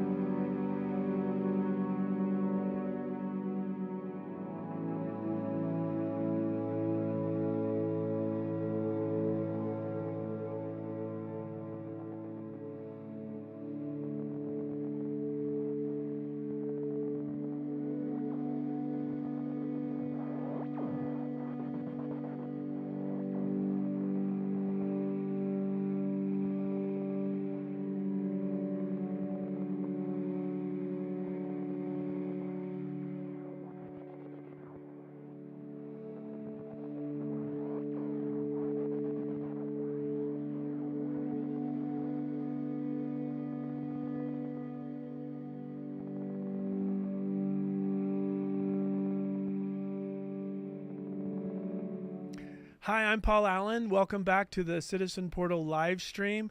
I'm here in the studio in Draper, Utah, and we're almost 10 hours, I think, into our live stream, maybe 8, but it's been a wonderful and amazing journey today. I want to thank and welcome my friend Jennifer Sarangelo for joining us tonight. It's late on the East Coast, but she's one of my favorite people in Washington, D.C. She's been a leader of one of the greatest youth leadership organizations on the planet. I'll have her tell you a little bit about that. She was the CEO of National 4-H for 10 years and COO for many years before that. Jennifer, welcome to the live stream. Thank you for being with us tonight. Hi, Paul. Glad to be here. All right. Tell us a little bit about your career leading up to your current role. We'll obviously focus on your current role with the Points of Light Foundation and your focus on volunteerism, which I think is so wonderful and so needed. But what about your previous years before 4-H and then during 4-H? And then tell our viewers a little bit about how impactful the 4-H program, which most people have heard of, they might not know how impactful and how sizable it really is for our country and the world. Sure. Well, I am very fortunate, Paul. When I met you, I was at 4-H, and I'm so honored to have had the chance to serve one of the nation's largest youth organizations as the CEO. And 4-H is in every county in America. and building young people, building their leadership and getting them ready for work and for life. And been around 120 years and still going strong. So I hope if folks are interested, yes, 4-H is still around and over 6 million kids in every county in America. How many? But I had such a great career. How Before many? that, I was with Boys and Girls Clubs. Oh, you were with Boys and Girls Club. How many alumni are there of 4-H? Yes, like 25 million around the country. So it's made a major impact in leadership development and just human development in our country. And I had been there for a long time, and I loved it, and it was so fun. And I realized, though, as I was, working with the kids over the years, that I knew that I was very much getting worried about the world, the ecosystem they were graduating into, and that I wanted to have a bigger impact to be able to help heal the divides and build bridges in our country with all the challenges that we have. And that's what brought me to Points of Light, where we work with nonprofits and corporations and community leaders to inspire, equip, and mobilize people to take action that changes the world through civic engagement and volunteering. That is beautiful. And I think last time you and I met in person, you told me that volunteerism maybe has gone down recently, maybe for the first time ever, and that there's a real need to encourage that civic volunteerism. We talked about de Tocqueville earlier today and how much energy he saw in the 1830s of Americans self-organizing and volunteering, and that spirit is so important to our country. But tell us, what are you observing, and then what are your thoughts and strategic plans about inviting more people into this journey of volunteerism and civic engagement? Well, Paul, you're right that you're remembering correctly that formal volunteering in the United States is at the lowest it's been in 30 years. So from the Points of Light perspective, that's an alarm bell. We need to pay attention as a country, because volunteering and helping others and being engaged in our civic life is a part of our identity. It's a part of who we've always been. And for us to see declines like this, it is for us a call to action to inspire more people in a new spirit of volunteering, because we know all the good things that volunteering does for the people who serve, for the communities who get needs met through critical volunteers, and the impact it has on our society to build empathy and equity and bridge those divides that can help heal us. Okay, so you know how much I love Dr. Donald Clifton, who invented the Clifton Strength, or the Strength Finder instrument. He's one of my heroes of all of his philosophies and his teachings. One of the things he wrote about in his book, Soar With Your Strengths, was that what society celebrates, it gets more of. So when we had the space race and we celebrated astronauts, more and more kids wanted to become an astronaut when they were growing up. Today, I think YouTube influencers are kind of like celebrated, and so young people want to be a YouTube influencer or social media expert.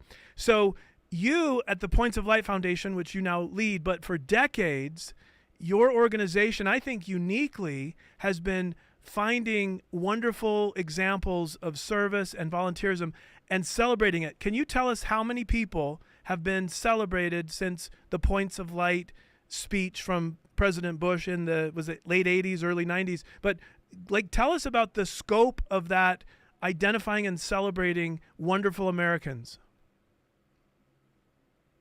We were started in 1989. That's when President George H.W. Bush, when he was nominated to run for president, in his nomination speech talked about Americans who are giving and serving others, scattered like 1,000 points of light throughout the country, making a difference. And then he talked about it again in his inaugural address. And so we were started then in the White House, and President Bush really believed in one of his philosophies was that any definition of a successful life needed to involve serving others. And he knew that what gets, recognized is what gets done. And so he started a daily point of light program from scratch from the White House. And today it's still the only program that recognized everyday Americans. And he recognized them for their service to others. So every single day in the White House, he recognized a daily point of light who was either a person or a family for what they did for their neighbors or in service to others. There's some great stories of him, even when he traveled around the country, when he would land in a city on Air Force One on the tarmac, he would make sure that if there was points of light in that community, that he would meet with them on the tarmac when he landed. So he believed in this recognition until about 3 or 4 days before he died. He was signing the certificates still as a former president. And today we have recognized nearly 7,800 daily points of light since the program began in the White House. I love that so much. I've told people for about a year and a half now that there's a twofold purpose for Citizen Portal. Number one, government needs to be transparent and accountable to citizens so that government can't go off the rails or do corrupt things, that citizens need to be vigilant to make sure that our government does what it's supposed to do and serves the people in an efficient way. And of course, in American history, there's lots of examples of corruption that had to be exposed and gotten rid of. But that's not the most important part. I've been telling people that in the laboratories of democracy across our cities and villages and towns and counties all across these great United States, that there are wonderful examples of good policy and service and programs that really elevate and uplift people and that have positive outcomes towards our well-being. And I think your 7,800 points of light make for really good case studies on like who's doing good things everywhere. So I'd love for Citizen Portal to somehow amplify the 7,800 and the newly daily points of light so that we aren't so discouraged and afraid of the future. We realize there are good people everywhere serving their communities and coming up with wonderful programs that bless the lives of others. Well, Paul, one of the reasons, thank you, Paul. We'd love to do that. We always love telling their amazing stories. They are inspiring, they are challenging, and they really encourage me every day to be giving back. But one of the reasons we're excited about Citizen Portal and why we wanted to be here was we also know that for people to really volunteer and to make an impact, to be able to impact both their own well-being as well as their community, they really need to understand the issues. And your tools that can help them know what's going on, find information about a cause they care about, and do more than just a transactional volunteering, but really invest in solutions in their community and to make a difference. We think tools like what you're doing are really important to inspire people to volunteer, get civically engaged. They can participate in the political process through supporting people that are voting and doing things that are nonpartisan that relate to that, or just solve other problems in their communities. So thanks for having us, because we think things like this that create more knowledge, more understanding of what is happening in my community, giving people access to that is really important to increase volunteering in the United States. I really love how you said that, Jennifer, that knowledge of the issues really could enable you to serve in an effective way. It reminds me, when I graduated from college and started my first electronic publishing company, I wanted to put all the world's best books on CD-ROM. So I started a master's degree in library science. So my wife teases me that I'm kind of like a closet librarian. I love libraries. But you know what I love? I love the Library of Congress. I love that our elected officials are sitting there near the largest library on earth today, and there's a Congressional Research Service of 600 or 700 PhDs that do bipartisan and nonpartisan research on all the major issues facing our country. Well, guess what? Citizen Portal has indexed every published research paper from those Congressional Research Service experts. There's like 11,000, and then there's a Congress GPT that allows a citizen to ask any question. And instead of like what the media is reporting or what either party might be reporting, the Citizen GPT will answer your question through the lens of scholarship and the PhDs that have submitted very large research studies to our elected officials. I just think it just reminded me when you said knowledge is important that there are some massive databases inside of Citizen Portal, not just meetings that have been transcribed, but the best research done by the smartest librarian researchers at the Library of Congress, and citizens and leaders now have access to that content in a chat GPT friendly way. So maybe it's a combination of you inculcating a beautiful spirit of volunteerism and service, as President Bush invited us all to consider, plus the knowledge that can be at your fingertips to help equip you to provide the best kind of service in the best possible way.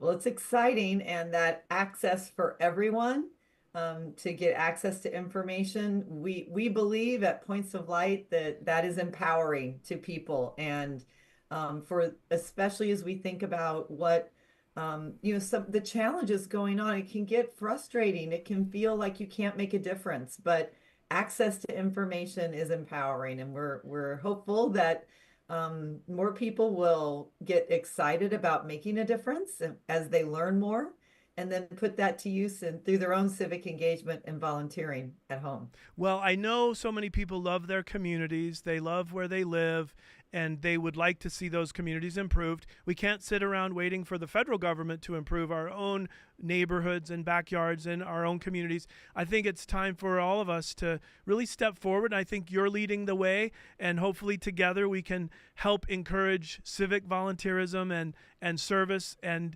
just improving our communities and making this country wonderful for succeeding generations as well. Thank you, Jennifer, for joining us tonight, and I look forward to future conversations and collaboration. Thank you. And if anyone's looking for a place to volunteer, you can always go to pointsoflight.org. So we'll have a place for you. Excellent. Let's put a link. I'll tell my team, let's put a permanent link on Citizen Portal to pointsoflight.org so that our tens of thousands of users and visitors can be more involved in volunteerism, not just learning about the government, but also making their communities better. Thank you, Jennifer, for being here tonight. Thanks, Paul. All right. We'll see you.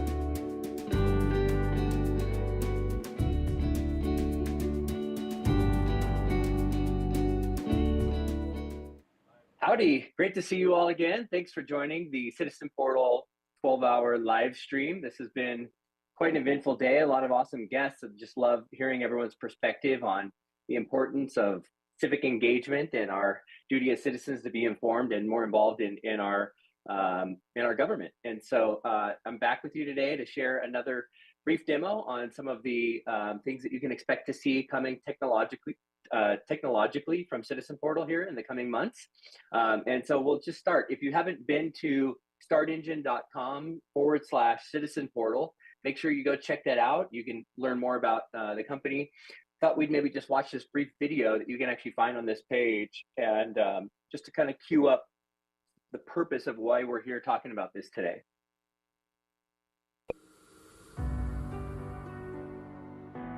The threat to democracy is at its highest level since the Civil War.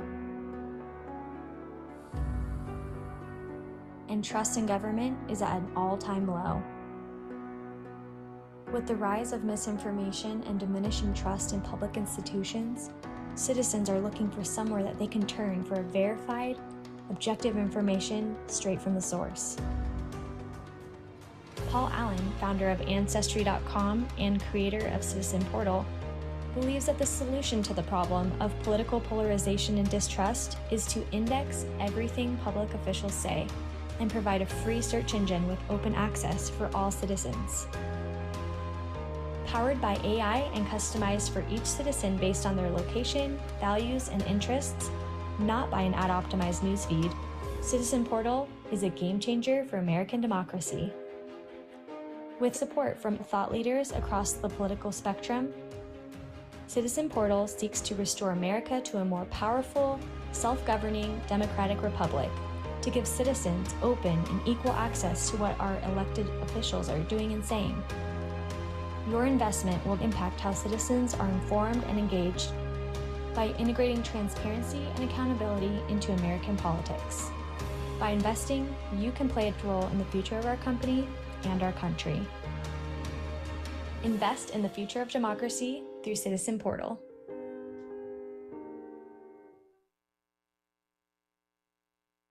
All right, again, the website to check that out in more detail is startengine.com/Citizen Portal. You can see the URL up here. You can actually skip the offering part in the middle. So hope you'll check that out and visit. There's a lot more information there to check out.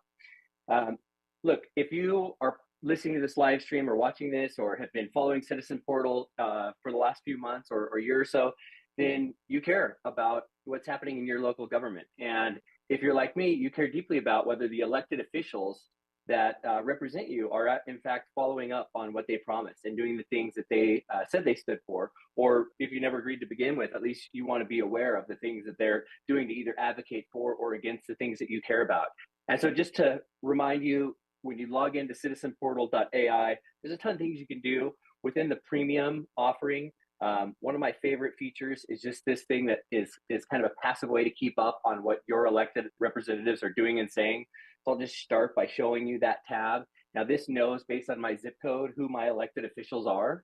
And so if I want to get a better feel for what Governor Cox is saying in his official capacity, this is the best place to do that. Again, right from the source. This isn't getting editorialized by a bunch of media outlets that may or may not have my best interest at heart.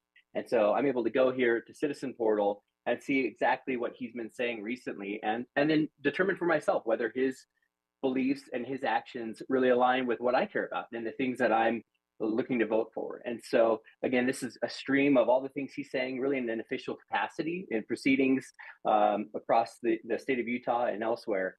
And so it's a really helpful resource. I hope you'll check that out. If you're not on a pro subscription, I think you can get a free trial and check that out. So please do that. There's a bunch of other things at Citizen Portal that you'll love, the ability just to search. And you've probably seen some of these demos throughout the day, so I don't want to go too deep there. But one of the things when it comes to your elected officials is, at least for me, and maybe you feel this way, I'm always wondering, okay, look, I know what they say when they're at a microphone in front of a podium or in front of a TV, but what are they saying when I'm not there? Or, when it's not in the official capacity? How are they leading the teams that they are stewards of? How are they leading the institutions that they are designated to run? How efficiently do they lead? How empathetically do they lead? How clear do they articulate their values and their purpose and my values and what I stand for. And so really, look, if you know, just to give a little context here, if you're like me, you've probably never walked into a DMV or a post office and said, gosh, I wish every corporate business was run this efficiently, right? And the reason you don't do that is because traditionally they're not run very well. In fact, they're run much worse than most corporate organizations. And often I'm wishing, gosh, why don't these government institutions bring to bear all the best practices and innovations that exist in the corporate world so that they can improve their and become better cultures, better organizations where you walk in and it's a delight to be greeted by the people working there. And you tell they feel valued and they feel like they're part of a great workplace and they've got great leaders who are instilling great values across the workplace. Well, wouldn't that be a refreshing take if you ever got to experience that? And that's what Citizen Portal is trying to do, is bring to bear tools, and specifically the latest advances in AI, to really make that a possibility for these government-run institutions that touch us and serve us day to day. And so Civic Scribe is going to be one of those tools that brings the latest advances in artificial intelligence to government institutions and other related, NGOs and political organizations and whatnot. Now, this is really at the bleeding edge of even what corporate is doing. And as you've probably experienced, many corporate organizations are starting to record and analyze the flow of communication throughout their organization, whether you're talking about emails or Microsoft Teams chats or Slack messages, but especially spoken communication, verbal communication. Now, call centers have been doing this for decades, where they've been recording, right? You call into a call center and you get that message, this call is being recorded for quality assurance. Well, it's no longer just quality assurance. They're recording conversations to use AI to optimize the efficiency with which you're served as a customer of your local and federal governments. And so these tools like Civic Scribe have the power to really accelerate change management and improvement within these organizations and bring a level of agility and learning and mastery that can change the way that you interact with your government and the way it feels to do business with them. And so just to show you what that looks like, look, we all know if you're trying to build a habit, right? What do they say? 21 days in a row of doing something, pretty soon you'll have a habit. Well, that's like with anything. If you want to build a positive habit or change behavior in any way, it takes repetition and feedback or coaching. So, when you were young and played Little League or whatever, it was that, 100 swings of a bat with coaching to optimize your mechanics, to be able to hit a baseball or kick a soccer ball, whatever it was you were trying to do. It's the same way with communication, with leadership, with performance, with all the things that people do inside of an organization. It takes repetition, coaching, and feedback to build positive habits. And so just to show you how that looks in this world, once you're recording the flow of communication through an organization, and this Civic Scribe does that, the AI joins your meetings that are remote and records them, it will then transcribe them and give you some analytics on how effectively you're communicating. So just imagine if all of the customer service reps that you talk to at some of these organizations, these government institutions, were getting feedback on how positive they were, how friendly. Maybe it would feel a little bit different to go into those institutions, or maybe they're talking too fast, or they're not asking enough questions or listening.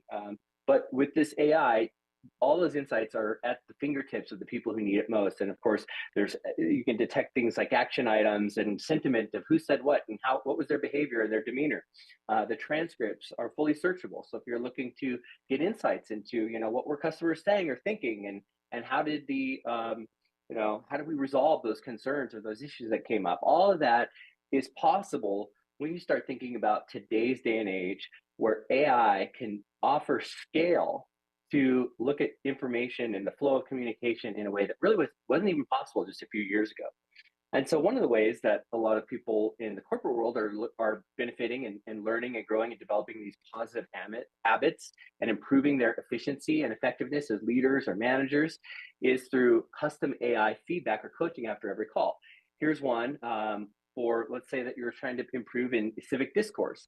This module was designed to do just that. So after this call, it analyzed my communication to see how civil I was, or how well I balanced encourage participation from those around me, or whether there was enough focus and clarity or problem solving. And so after each call, the AI is giving me very specific feedback on what I did well and some constructive criticism and suggestions. on each of these categories. Now, these are just sample categories. It could be really anything.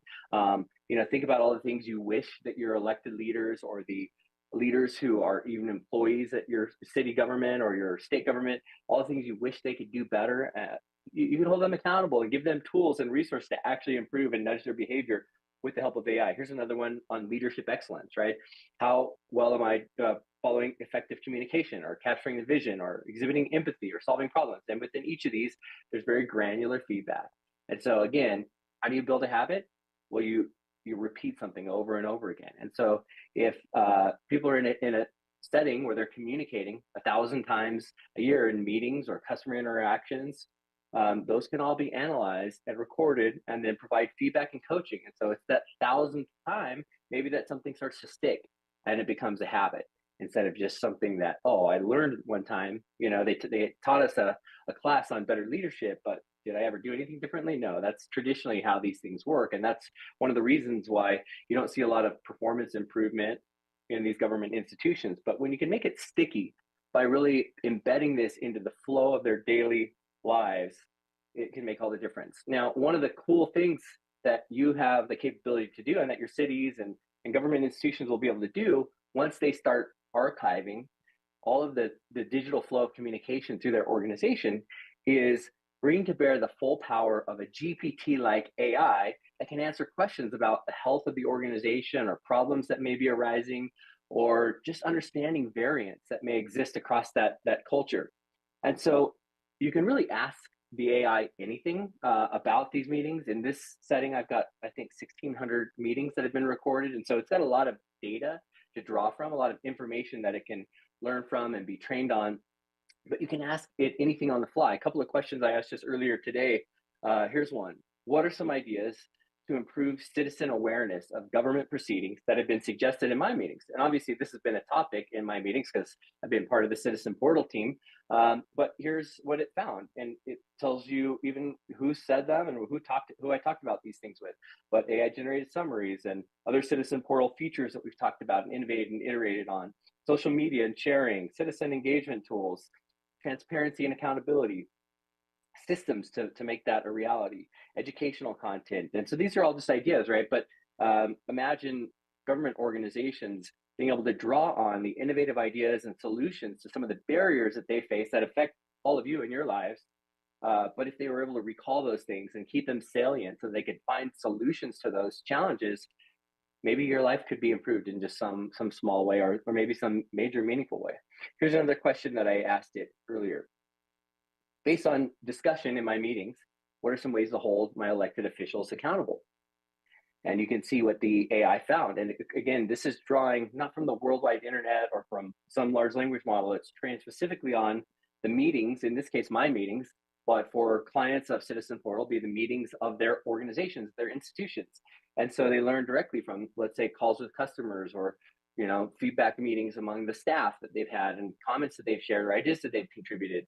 And so these are all ways that ideas and information and innovation can flow into these maybe stodgy old government institutions that need a lot of help and innovation and daylight flowing through them. So these are just some examples of the way that AI can make a difference. But I hope you're catching the vision. And there's really limitless potential when you start to bring innovation and new tools and technology and resources to these organizations with the ultimate goal of holding government more accountable, creating more transparent government, and really enabling and empowering all of the employees as well as the elected officials to a higher standard when it comes to what we ask of them and the standard that we expect in being served by the government who exists purely to serve us. And so with that, I just thought that I would share one last video here with you. This is a couple minutes just to think about as we part ways here, and I turn the mic back over to someone at headquarters there.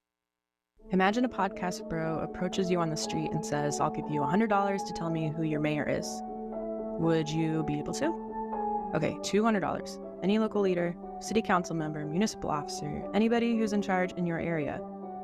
You showed off your I voted sticker on Instagram, and you think of yourself as well informed. Are you an active citizen in your community? This is our community. More than 2,000 newspapers across the country have closed. Many communities without a reliable source of local information. The partisan politics and gridlock. Chaos. Because information is powerful. Another example of control. Information is the key to our democracy. People are kind of jaded right now. $1 trillion bills are passed with thousands of lines of code and nobody knows what's in it. How can we live with that? This is Paul. I'm going to introduce you to Paul. Paul Allen started Ancestry.com. He is a tech entrepreneur. Paul is one of the 80% of Americans that are dissatisfied with the way that things are going in the U.S. A lot of citizens are apathetic and distrusting of government. Oh, the government stinks. They kind of think it's too late. Help, I'm being repressed. Paul saw an opportunity to use AI to bring information and therefore voting power back to the people. Imagine a data platform, a search engine for every citizen of the United States to everything that's been going on in their school board meetings, all the county meetings, the city council meetings, legislature meetings, and hearing every policy, every ruling, every meeting, every recording of every meeting, every debate. AI can now transcribe that in minutes. Citizen Portal now has 600,000 hours of publicly recorded meetings, empowering you to know exactly what your city, county, state, and federal officials are doing and what's on the agenda. We are going to use the power of AI to make staying informed easy and bring changing power back into community hands. There are a lot of things the people in our town would like to know about the way our community is being run. Over $1 million has been raised for Citizen Portal from over 1,400 individual investors. Take this opportunity to go invest in Citizen Portal while it's still in beta. They want money. Stocks are available to be purchased by regular people like you right now. You're right, this could be good. Let's create a government by the people, for the people, and of the people, because our elected officials, we know what they're doing and saying. It is the continued interest of the people of a community that makes its government good.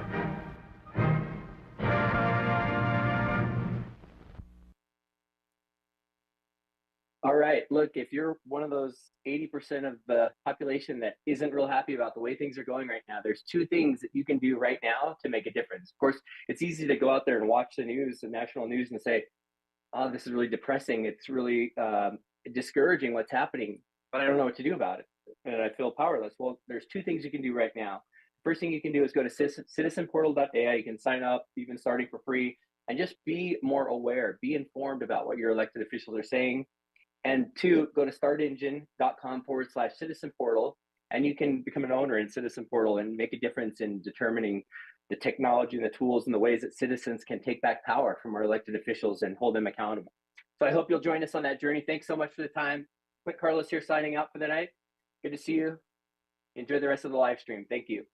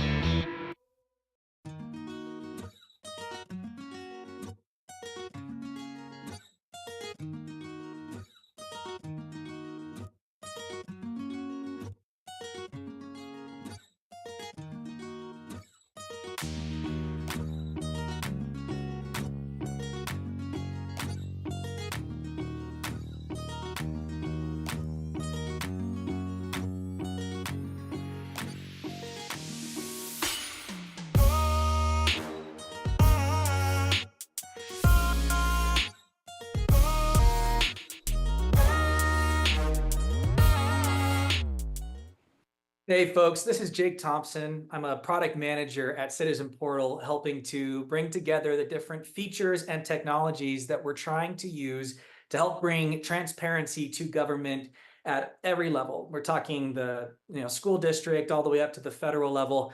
And what I wanted to introduce to you today is a feature we've been working on for a little while called the Citizen Portal feed feature. And this is a newer feature that we're testing the waters with today, but we're very excited to present to you our first iteration of this new capability on Citizen Portal today. When you log into Citizen Portal, you'll notice that if you scroll down, a lot of the text that we used to have in place on the website has been removed and replaced with what looks like something similar to a Facebook or Instagram feed. Now, keep in mind, again, this is version 1, but what we're showing you here is a number of videos, recordings from city council meeting and documents, state budgets, bills, all kinds of really amazing things that we know that you as citizens are concerned about and want to be involved in. And what we're doing is we're serving these up to you in a way that we think is most relevant and most helpful for you to save time on figuring out how to search for things. And what we've done is we've taken the technology that exists, we've taken some of our AI capabilities, and we've leveraged them to be able to provide a hyper relevant feed that you can actually drive and control with your own hands. So unlike Facebook, unlike YouTube, Instagram, TikTok, all of the most popular feeds that exist today, you are in the driver's seat. So let me tell you what that looks like here and explain to you what exactly you can do with this feed. As you can see already, you can go ahead and press play on any one of these amazing videos and be able to play short clips from each one of them.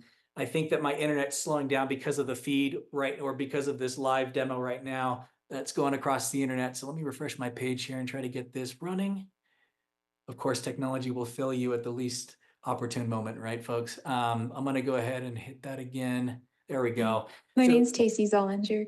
You can see that this video would like is to ask a question. already Looking playing. at this map, there's a And if I click down on it again, it actually takes me to the spot that I was just watching in that feed, and it's highlighting the text that the algorithm believes is the most relevant to me. And it thinks that because I have actually told it that that is something that is important to me. In this case, I have told it that I am concerned about water conservation in my city, which happens to be the city of Orem. And so this algorithm is taking that into account. It's telling me why am I seeing this video, which is something you'll never see on other sites. And it's also telling me why it's important. It's important because it's happening near in my city, right? Or near in my state, or in my country, in my county. Right, so that information is served up front to you, and we serve it up to you in a way that lets you see how you can actually change the things that are important to you. So if you want, you can click on this little button down here, change my interests, come up to this portion of our website, which you can also find through the menu if you come down here to the My Issues tab, which is underneath your name when you log in, My Issues, and you'll see that you can list the issues that are important to you, and you'll notice that I've listed under city water conservation as an important subject to me. And you can add a lot of context here. You can add a whole couple of sentences to describe what matters to you for the school board, at the county level, at the federal level. And you'll see that these issues are what we serve up to you. And we go and find videos that are in our database in our library and bring them right to you to make that algorithm as relevant as possible. One other really neat thing that you can do real quick is that you can change your location if you want to get a feed for a different zip code. Now, changing your state and your city today won't change anything, but if you change the zip code to match an area that you're interested in, you can get a feed that's more relevant to that particular zip code. So I'm going to go ahead and update this zip code just to show you how that might happen. I'm going to have to hit that refresh one more time. Still working out the bugs on this. I'm very excited to have folks use it and give us feedback on how we can improve this. And let me also change just the state as well, because I actually think we may have changed it just to make sure. Now we're Orem, Texas, not a real place, folks, but they know and they can see right now with the zip code and with the state change that we're actually interested now in the city of Houston, Texas. And so you can control the feed location yourself by altering the zip code and apparently also the state. And so when you guys make those changes, you'll be able to get a whole new feed refreshed every time. And then if you want to get back to where you were, you can just go ahead and return the coordinates back to where we were originally. And we should get an updated feed back to Orem City, which is where we started. So you're in the driver's seat. You get a 60-second clip of the part the algorithm thinks is the most important to you, and you can get that endless scroll all the way down to documents and bills. You can see that it's still focusing on water conservation in my area. If I scroll down, it's starting to serve up information that's relevant to the election that's happening in the US, but it's serving up information that is relevant to me in my state. So it's very relevant. It's selected for you, but you can decide what content you want to see. And you can also get a wonderful summary of each video underneath each video. So you're not waiting for hours or waiting through hours of video to get there. So that's what we have to share with you on the feed feature at Citizen Portal. We hope that you'll use it. We hope that you leave us feedback. Let us know, what can we add to this? How can we make it more awesome? And we hope that you'll all push this take action button underneath each video and start to take action with the capabilities that we bring to Citizen Portal now and in the future. And we're bringing on so many great and wonderful things that are going to make it easier for you to be represented and easier for you to make your voice heard at every level of government. Thank you very much for your time, and hope you enjoyed the rest of our broadcast.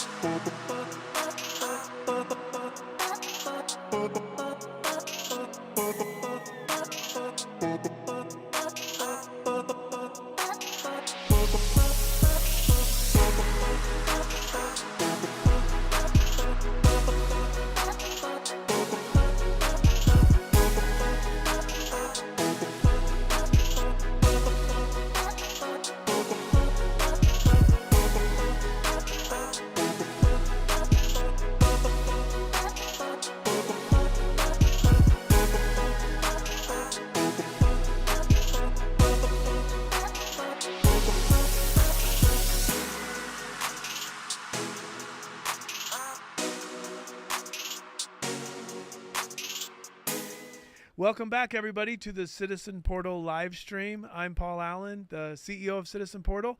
Super excited to welcome my friend Frank Whitfield, former mayor of Elyria, Ohio, a wonderful human being who's got a heart for public service. And we're going to talk to you tonight a little bit about the potential for AI to help cities and communities do good things and accomplish more than they can today without the assistance of AI.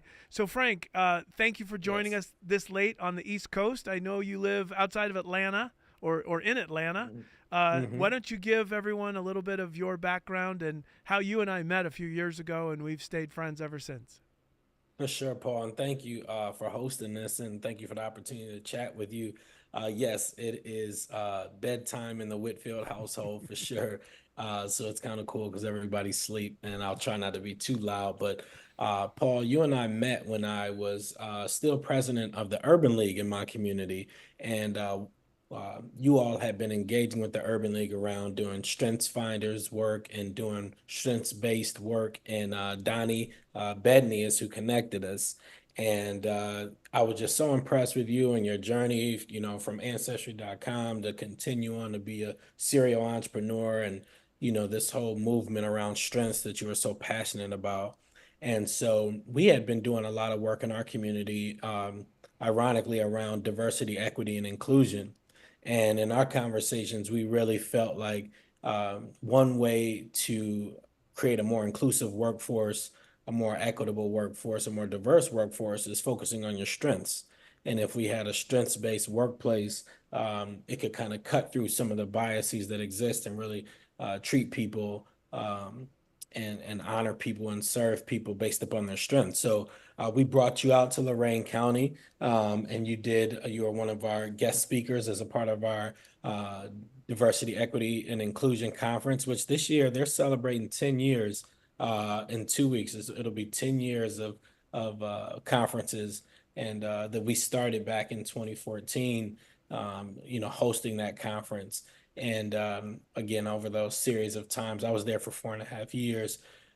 When we had you there, we did some remarkable stuff, though. That was fun. So we did this public training with you, but then we did something that I hope they bring back because they don't do it anymore. But there's an underground railroad in Ohio, and we took a unique experience where there's a reenactment of what it was like traveling on the Underground Railroad. And you got a chance to participate in that with me. And I know for me, it was life-changing. I'm sure for you, it was as well. It was absolutely life-changing. I had never kind of had that visceral experience of like, what would it have been like to have been trying to escape human slavery and to have people helping me along the way and have people hunting me along the way. I mean, it was very powerful to have those bounty hunters confronting us, these actors working for the National Park Service confronting us, seeking a reward to return us to our owners, and then others that were Quakers and others giving us signs and signals that they were a friend, and that we could trust them. That was a powerful multi-hour experience that I will never forget. No doubt about it. Do you remember the saying that they said that you know? A friend of a friend sent me. That was the key phrase that let you know that was a helper on the Underground Railroad. And there were also candles and quilts and symbols that were very meaningful.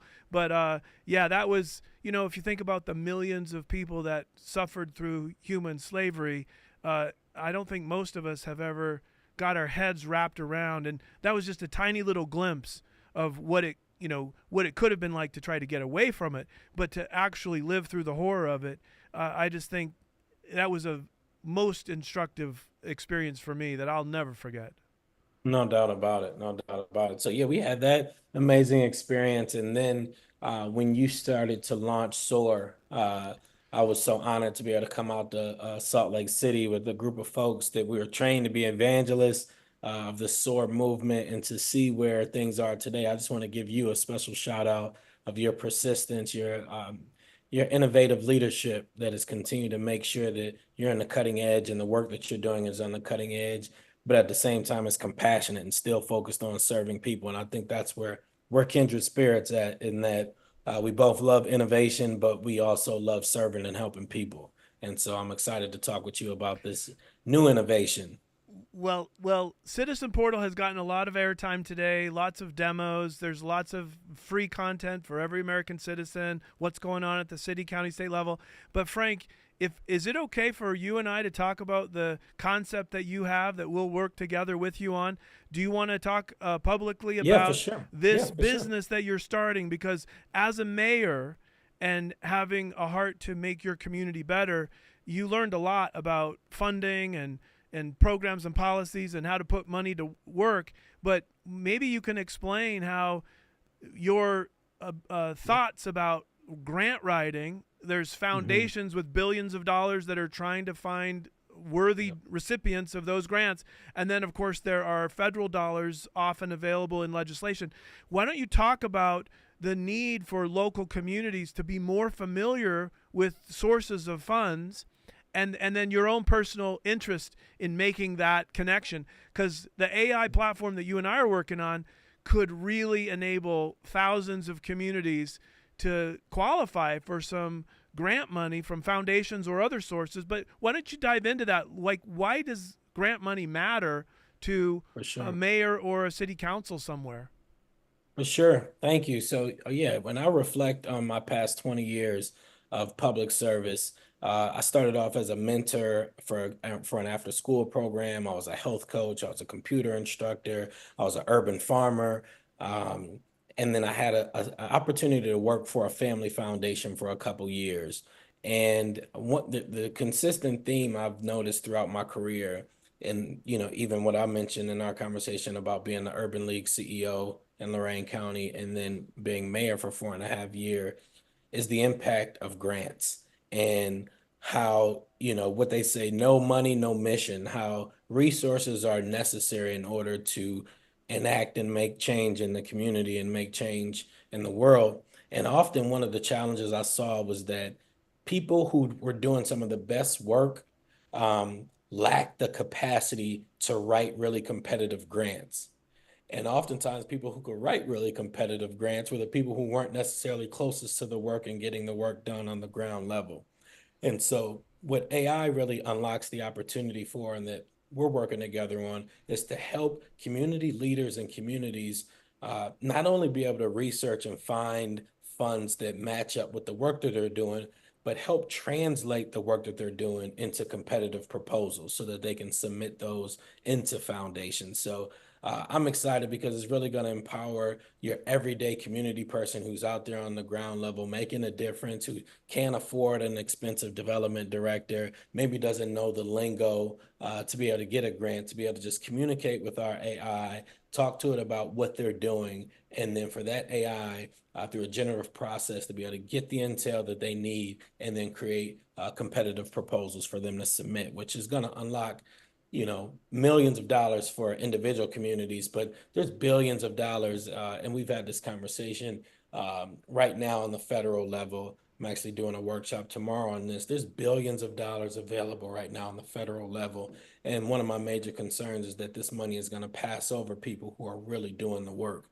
And so our tool is really going to help make sure that folks have access and can write competitive grants to be able to secure that resource. So the federal government can be a source of grants. I've, as a library scientist, at least tried to get a master's degree in that, but then my business took off, so I had to drop out. But I have all these library reference books in my home library. One is called the Foundation Grants Directory. It lists all the major foundations. There are hundreds of billions of dollars in foundations, and by law, they're required to give out so many grants per year. So there's a lot of sources. Just describe, though, the process you could go through. Let's say there's a community activist anywhere, or a city council member, or a mayor anywhere across the United States. What would be the way for them to engage you in the process? And aren't you just going to be interviewing them, recording meetings, and then extracting all the relevant content that you discover in a conversation? Maybe it's half hour, maybe it's an hour, but that raw material from their communication of the need and so forth could then lead to the generation of a professionally created grant. And of course, you're going to be, guiding the interviewing process and the grant creation process. But maybe just walk us through, who would you like to hear from, or are you focused on maybe a couple cities to begin with, or are you going to be kind of open for communication from citizens or elected public servants all across the country?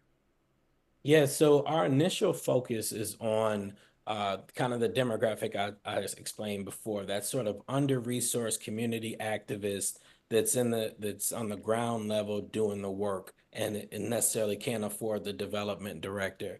And we want to really start, I hate to say the least of these, but we really want to start with the folks who need it the most. We want to start with that group. So we're looking for folks who, come from disadvantaged backgrounds, whether they're minority, whether they're in the small and mid-sized communities. In some of these larger communities, they have a lot of infrastructure to get these grants. When I was mayor of the city of Elyria, we often were competing with big cities like Columbus and Cleveland to try to get resources.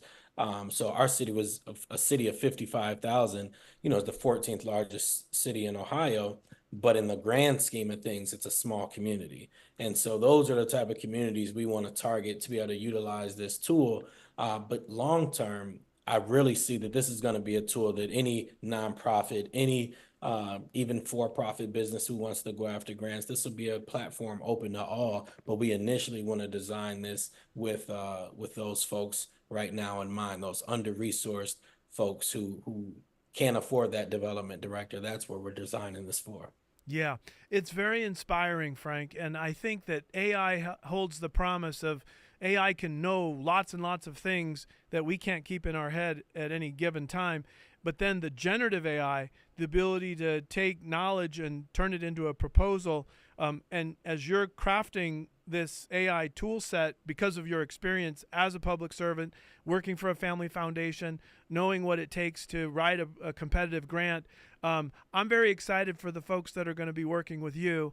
And of course, with our AI platform that will be assisting you as you build this. You and I are planning to do some of these things together and make the system more efficient. AI, yes, I think, has the promise, unlike many technologies and disruptive innovations over the years, AI really does, I believe, have the potential to incredibly boost the productivity of its users in so many ways. I keep saying, and you're a person of faith, as am I like to think about our experience on Earth. Our Creator creates life. And when we become a mother or a father, we actually get a little glimpse of what it's like to create life. And you've got children, and there's just nothing in my experience that's more miraculous than actually having a baby born into this world, and you have this instantaneous love. But in effect, you've co-created this life. Well, God has another power, which is he can speak and things happen. God said, "Let there be light," and there was light. And we're on the cusp of a new wave of agentive AI where you could say, let there be a web page that does the following 10 things, and there is a web page that does the following 10 things. It's like the more clearly we communicate our desired outcome, the more the AI agents, which can write code, generate videos, prepare a grant, submit it to the right 10 people. I mean, agentive AI and generative AI is really quite astonishing, and I think it's giving us another chance to experience some of kind of godly powers of creativity, creation. You can speak and something will exist. I mean, that's pretty mind-blowing to me. It is, and it's quite a responsibility as well. I think that we got to take serious. But one of the things that I was doing some work a couple days ago, utilizing AI, and one of the biggest things you mentioned was just having clarity. And I think AI is going to force creators, innovators, users of the tools to have a certain type of clarity. And when you establish that level of clarity, it will make your ideas actually come to fruition. It's like when I was using the tool, and we were doing some generative work, going back and forth, creating some things, and we got done with something so miraculous at the end. I went into it. I said, recap what we just did to get here. Give me a recap, and how do we get here? And one of the first things that came up was the amount of clarity I had to keep providing for us to get to where we were.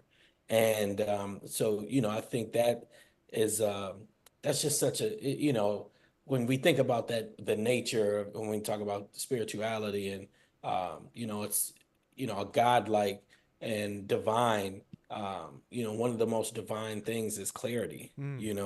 There's a peace in clarity. And what they all, the old Southern saying, God is not the author of confusion. Yes. And so there's this clarity that comes that I think is going to be required. And I think it's pretty humbling as well, but I think it's awesome as well. It's a powerful tool that we're all beginning to experience, and I think it's only going to get accelerated and more powerful than we can even imagine. So we have a responsibility to use it carefully and wisely.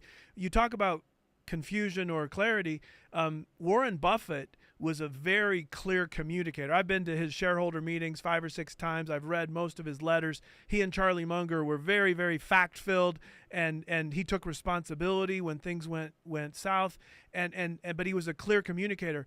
In opposition to that, a lot of corporate executives or government officials use what I would call foggy language, and FOG stands for factless, obfuscating generalities. So there was a woman, I think she's a PhD from the Midwest, and she studied CEO letters for like a 1-year period, and she found that some people were filled with facts and direct content. They were trying to communicate clearly, but the ones that were foggy, that were hiding something, she did an analysis of their stock price 1 year later. And guess what? The clearer the communication, the higher the stock price went. The foggier the communication, they were covering something up. They didn't really have anything good to report. And I've wondered about politics. I've wondered about, people on the left or people on the right just having talking points and just saying the same cliches. And what if you could measure clarity of communication and maybe new thinking? Fresh ideas versus old talking points that are just, rehashed over and over again. I think AI is going to be a really powerful tool for us to analyze what kind of communication is coming out of this leader, or what kind of communication is coming out of my mouth. Am I being clear or am I being foggy? I got a C grade the other day on a Drucker Effective Executive AI. We just prototyped it, and he said, here's the things effective executives ought to do. And I ran it on one of my calls, and it said, you got a C for not having a clear agenda. I saw that. Yeah, I'm like, okay, I want to do better. So I'm very excited about your interest and excitement about using AI to write more effective, more efficient grants to help underserved populations, community activists who need the kind of support that you're talking about, to tap into those available funds from foundations or other sources. What's your time frame, do you think, for being able to really help these communities that need the help?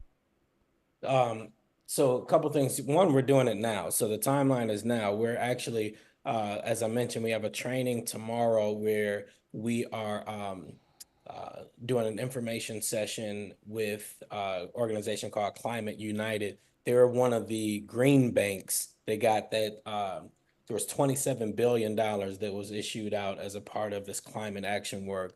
And they were one of the organizations that got a piece of that to be able to deploy out to do climate action projects in communities. And so we've invited a group of mayors, a group of community leaders, other, professionals, and just folks who are trying to make things happen in the community on that call. And again, a follow-up is going to be, working with me, working with our AI to help those folks put shape and formation to their ideas so that they can put together proposals to go after some of those funds. Yeah. Now, go ahead. No, finish the thought. No, one of the things you mentioned around clarity, though, that I think is an interesting dilemma and dynamic that I'm seeing happen with AI that I'm loving, and it's just a challenge that has happened within our space, is that because it forces you to be clear, And, some people have struggled with being clear on their mission, so they're kind of all over the place doing things. So there's two things I'd share on that. One is there's ways to use our generative AI to get clarity. So if you're like, hey, I'm doing a bunch of things. I'm helping with the soup kitchen. I'm helping kids with after school. I'm doing cleanups in the neighborhood. What am I really doing? And the AI will be able to say, well, based on the context of the philanthropic world, you're doing environmental waste distribution. You're doing, food access work. You're doing educational attainment. So it'll translate what folks are doing into words so that they can have clarity. Okay, I knew it felt right intuitively to be doing these things. I just didn't know how to communicate what I was doing. And now I know when I'm out speaking to someone, when someone's asked, what am I doing? I now have this clarity that I can communicate that, hey, this is what I do. And so I'm excited about that. And then you mentioned about the Citizen Portal and the work that you all are doing that I so look forward to working with you on, and kind of assessing our government and assessing our politics of the day. And one thing I think that's going to be really unique out of the Citizen Portal is when we start assessing political bodies' receptivity to ideas, and like being able to see how did they react when this idea was presented to them. And because so often we wonder, why isn't this happening in my community? Why isn't this happening in my city? And as someone who has been on the other side of sharing ideas and dealing with the pushback of them and having to share them again in a new format and whatnot, having that accountability to say, hey, this leader is actually presenting these concepts and ideas that the community wants, and here's the feedback that they're getting. Here's this body's receptivity to innovation and receptivity to this issue, so that folks can be informed that, hey, this is the issue and why this isn't being addressed. And I can speak from my that's a whole other conversation we can have around my experience in politics, being an independent in a city that was very two-party oriented, and how I had to live in between these two worlds of how ideas were presented, and things that people really wanted were presented, but how the politics get in the way of that, and how important it was to have residents' voice be able to not only speak into that system, but be able to observe and see. And AI will be able to be able to present this through Citizen Portal in a very objective way, that, hey, this topic has been brought up 46 times over the past year, and each time this has been the response to it. If you would like to write your local person to share that you want to see this forward, here's a draft of what you could write to that council person to share with them your thoughts on how you feel about it. So I'm really excited to see how this is going to impact our civic engagement. I am too, and thank you, Frank, for your heart for service. I was thinking while you were talking about responding to the communities who need the help the most. I'm very excited about that. We have almost 1 million hours of transcriptions from government meetings from the local, state, and federal level, and I'm wondering if our AI team could run a special query against every city and county to find out when have they been talking about grants, or what grant needs have been discussed in public meetings, whether it's by the elected officials or by the citizens who come to the hearings. Because if we could get a sense in the communications that exist today where the needs are, that might help you to connect your services and your consulting and now your grant writing tools to the communities that need it. So I'll work with our prompt engineers, and we'll see if we can do something that runs across all of the existing content. And of course, 15,000 hours a week of new video transcripts are happening every week all across the country. But I think there's a lot of good work ahead for your organization and ours to try to help communities and citizens take advantage of funds that are available to have better outcomes for the people they care about in those communities. So it's been wonderful having you on. We're out of time. I do want to just mention to anyone that's viewing that if you want to help Citizen Portal and the efforts like Frank is making, you can visit startengine.com/Citizen Portal, and just a few more hours left to invest in this company and actually own shares in this company that is intending to use AI to help local and state and federal governments be more efficient, and to help improve our communities as citizens work together to solve these problems that confront all of us. Thank you, Frank. We're going to be working hard and long hours in the future to bring some of these concepts into full fruition, but I'm really looking forward to that, taking those next steps together with you. All right, Paul, thank you so much, and blessings to everyone listening, and please continue to stay engaged and involved. And you can find me on LinkedIn at Frank Whitfield, and continue to try to move our communities forward. And it's an honor to continue to work with you, Paul. So blessings to you as well. Thank you so much. Have a great night, and I'm glad you didn't wake everyone up. Apparently, they slept through your speech, Frank. But I'll tell them you did you did a good job. All right. Thanks, my friend. Talk soon. All right. Take care.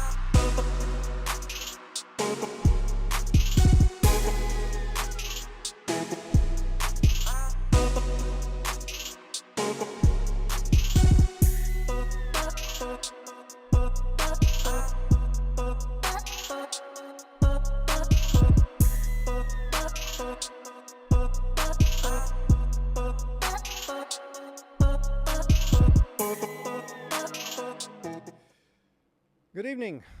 Carlos Packard next on here, and I'm here to demonstrate Citizen Portal, but been so grateful to be here this whole day and be a part of this event. Just to kind of give a little bit of a background, 2 months ago I came full circle with Paul Allen. Paul Allen is such an awesome individual. I've known him now for over 30 years.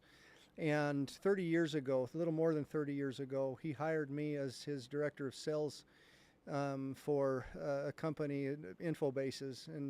And back at that time, kind of same as now, we were involved in just putting together phenomenal products that were to uplift humanity, and that's his mission statement on SOAR, to uplift humanity. And back then, that's what we did. Our products were all based around creating better individuals, changing hearts for the better, keeping families strong, and just uplifting everything, every aspect of our lives. And that's what I really enjoyed back then, and I've stuck with that most of my career, and he's done the same. And that's what Citizen Portal and the other brands under SOAR are all about. And so now I'm going to dive into a demonstration of Citizen Portal, and this is going to be a little fuller than what we've done earlier today. Citizen Portal, first of all, to kind of give it a description of it, from the federal levels all the way down to your state, local, school levels, we have gathered now, I'd say it's probably 1 million or so, at least 1 million hours of government meetings. And now it's probably very overwhelming to think, well, I don't have time to go through 1 million hours of government meetings to try to find what I need. But we have made it so easy. You can go in and I'll show you what we've done. I'm just gonna navigate to a meeting here, and or to some of the videos that we have. And here's a district board meeting for Alpine District here in our county, and I just brought this up.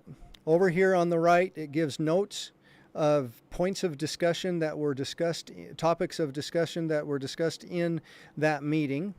But then you can click on transcript, and it gives you a word-for-word transcript of everything that was stated in that meeting. And so it makes it so that this is all searchable, and it's deep searchable. You can use regular expression, you can use just keywords, you can do what you want there, and it will then find all of the different meetings where that topic is being discussed. So, for example, I'm going to back up now and go back to this, and I'm going to do a search. And I'm going to do a search, say, on, these are ones that I've done in the past, but let's go to these inappropriate books in schools. This is a really hot topic. And I'll do that. I guess I have to hit search here. And it will bring up several meetings where this has been discussed. And it actually gives you a heat map, okay? I'm subscribed to the full, subscription here. And so I can see what's going on across the entire United States, and it gives you a heat map. And the redder the state, the more is happening concerning the topic that you are researching. And I'm just going to click on my state here, and it's going to now bring up videos from board meetings and other meetings where that's being discussed. And I'll just click on the first one here, and I'm going to hit pause. There we go.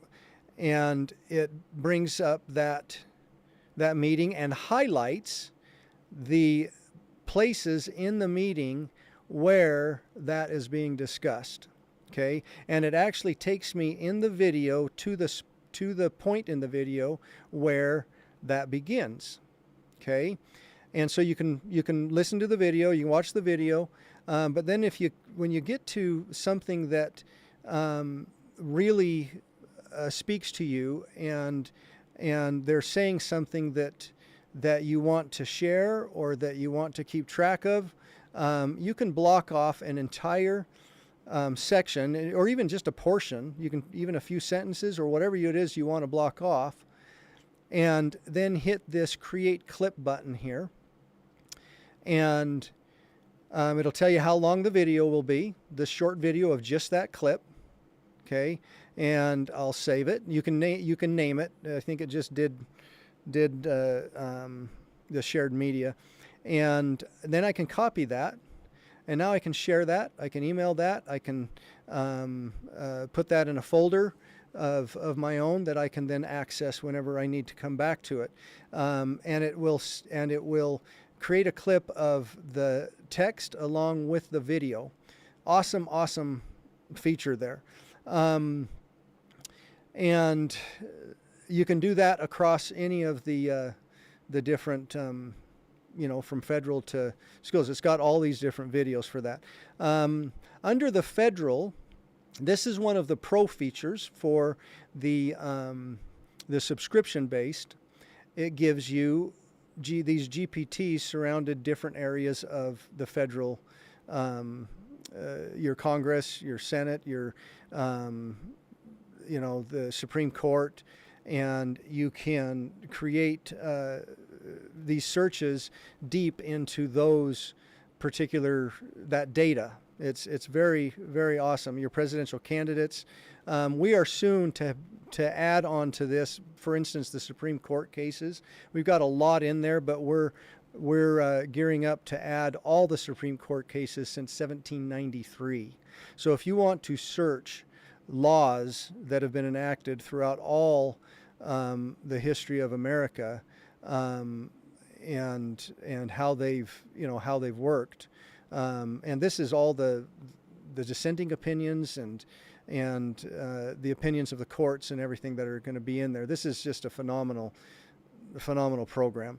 One thing I'll quickly show you is the Citizen Portal download collection. This is something that's new. We just added this in the last couple of weeks. And this is where we are taking all of these original source works, like the founding documents and the works of the founding fathers, their writings, the books that they wrote, and the journals that they've kept. And we've digitized them. This is one of the things. These are some of the things that in the early company in the 90s that we were putting together, and we've digitized them. And what we're doing now is making them available for you to just go in. If you're a subscriber, you come in and you can download that. It's free to subscribers, and you get literally a very huge, lot of content ebook to use on your Kindle reader or your iBooks reader. Most any reader will read these, and you can search it. You can manipulate it with highlights and notes and whatnot within the reader, and they're really nice to just take with you on the go to have something that you can study in American history. In fact, this suite right here, for anybody today, there's a screen that's popped up throughout the day. If you want to throw that screen up real quick, it has a QR code on it that if you will scan that QR code, you'll be able to, anybody right now can download that for free. And they'll get that up in a bit, but they can download that for free. And what that includes, by the way, it's got the Constitution, the Declaration of Independence, all your founding documents. It has the Federalist Papers, the entire book of the Federalist Papers. It's got The Wealth of Nations by Adam Smith, and your Alexis de Tocqueville's Democracy in America, along with Common Sense by Thomas Paine. It's got brief histories of all of those founding documents. It's got a biography on all the signers of the Declaration of Independence and the delegates of the Constitutional Convention. If you're wanting the blueprints of of American freedom, this collection is it. And we're giving it for free because we're not going to charge for the blueprints of freedom. And you can just get that for free right now. The other thing, some other features that are really, really nice. I was pretty excited when I saw this feature several weeks ago, where you've got the bills. And this is something that we're still working on to get all of the different states, all the states with their bills in there.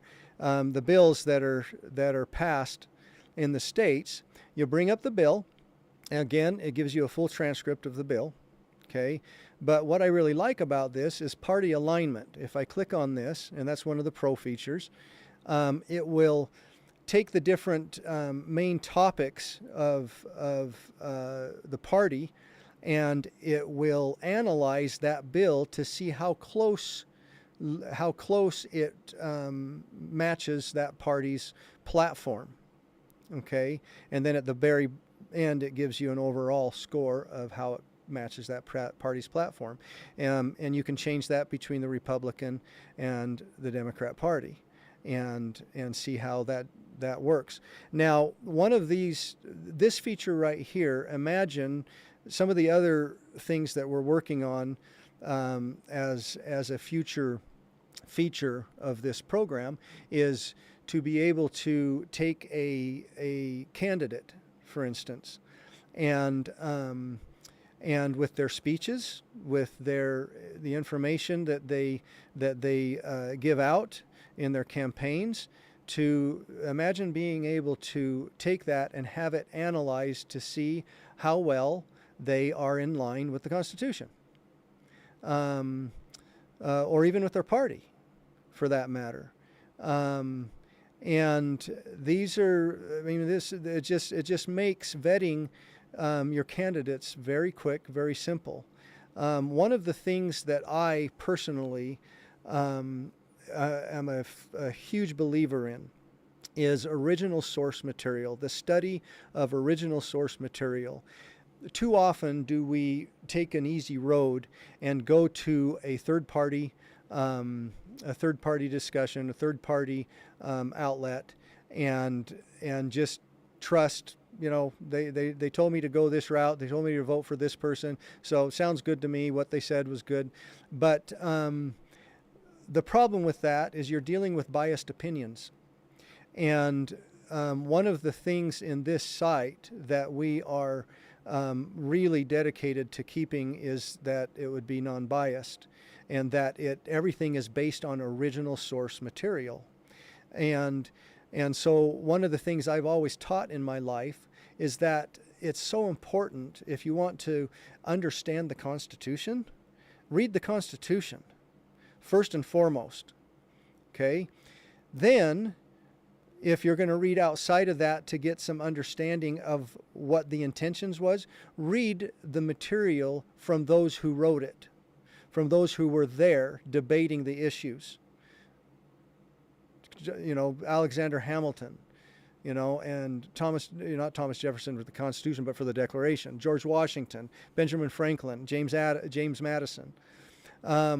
Research those original sources. That's where you are going to find the truth and unbiased opinion. And so that's what we see in all of these videos that we have transcribed and put together of all these government videos. It's untainted by outside sources. It's the transcripts, it's the video as it happened, and it's real. So a couple other things here. I'm going to go back to the home screen and show you this feed. Down at the bottom of the home screen, you'll notice For You. And I live in Spanish Fork, Utah. And so it's listing out the current videos based on the topics that I generally research and the issues that I input and that I've asked it to alert me to. And it brings them right up in my feed every day. What's going on? Today's the 19th, and so these are the things that have happened today and the last few days, in fact, concerning me and my area. And this is just so phenomenal. And again, when you select one of these, give it a chance to bring it up. When you select one of these, it will bring up the video with the full transcript. And it looks like I've probably lagged here. But what I showed you before, it will bring up the full transcript. And then you've got this button over here to take action. Okay, so if I click on that, I can go to contact your representative, and it gives me my representatives in the state and in my local area with their information of how I can contact them concerning what I just read, for instance. Okay. Now, this is a feature that is actually brand new, just in the last couple of weeks. And we are still working on adding many different ways that you can get engaged locally with your government. Like, for instance, letting you know when the next county meeting is. Where and when and whatnot. So we're gathering data as we go and as we continue to add to this. So things like this, I mean, this stuff takes a lot of time. We're adding thousands and thousands of video to this site every single day, and we're transcribing word for word every single video. And to keep this stuff alive and going, this is one of the reasons why we're doing this day-long live stream, is to invite you to engage in what we're doing by investing in Citizen Portal. It is such a great platform to engage, to become a well-informed, engaged citizen. Now, one more thing here. I'm going to show you. So I've shown you this. I'm going to go show you this. This is a brand new feature that we don't have on the site yet. We just developed just a brief portion of this just a couple of days ago, and it's phenomenal. We're in a presidential election year, and we're working on this for all candidates, state level and whatnot, to where you can compare your candidates. Again, instead of relying on somebody else's third-party opinion, okay, you go do this easy research yourself. Each one of these columns is scrollable on its own, and you can type in the subject that you want to know about. Do you want to see where they stand and how they're different? And it will list up the videos that are there. Okay, and you can go in and bring up a video, and again, it gives you the full transcript of what he said, and on the topic that you've put in. And so very, very, very cool features. Now, one last one. It's a new feature that is the Civic Scribe. That's the fourth feature that we just developed last week, and it is it's already been presented, but it is a platform where these government meetings, when they subscribe to this, it will record their meeting. It will then give a full transcript of their meeting. It will take notes. It'll give notes. It will help to assign tasks to the different people that are in that meeting. It will give each participant in that meeting a grade of how well they did their speech, with how they engaged, and everything that they did. And it helps to improve every individual as you go along. And so that's a new feature that we've just added, a new product with Citizen Portal. So anyway, thank you so much for this opportunity that we've had to demonstrate this to you. Again, it's startengine.com/Citizen Portal, and that's where you can go to invest. It is a good investment. We have so many people excited about this tool. We've reached out to many agencies that we're working with now to even help with their data of what they research, and saving them thousands of hours and millions of dollars to help them with this. It's another tool that we do for them. So thank you very much. I'm Carlos Packard, and look forward to seeing you at Citizen Portal.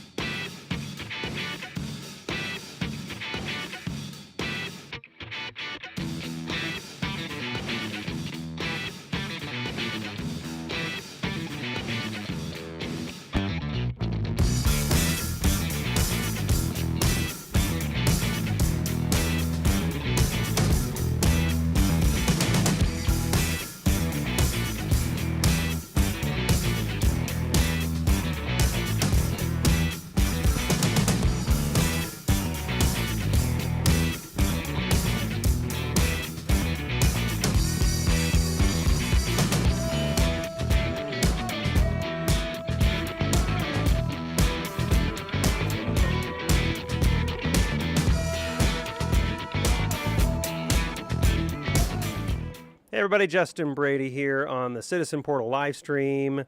We're not done yet. Believe it or not, we're not done yet. We have another guest coming up. Not going to tell you who that is yet, but first we want to give a shout out to our friends at Film Lab. So Film Lab, 2 A's by the way, Film Lab. Kind of think of it like a lamb, Film Lab. Anyway, sorry. You can use that whenever you want, gentlemen. They've been our hosts today in beautiful Utah. The whole studio is in like an old school building. It's really, really cool. We're actually in the basement of the school building, which for acoustical reasons actually keeps sound out, which is kind of nice. So appreciate everything Film Lab has been doing for us. They do video production work, commercial work, social ads, fundraising, podcast production, educational content, live events, motion animation, and 3D work. If you have a video project, you should probably consider them. And I think what we're going to do now is show you a little bit of sizzle reel of their stuff. And then when we come back from that, I'll tell you who's up next as our next guest on the Citizen Portal live stream. Here's that reel.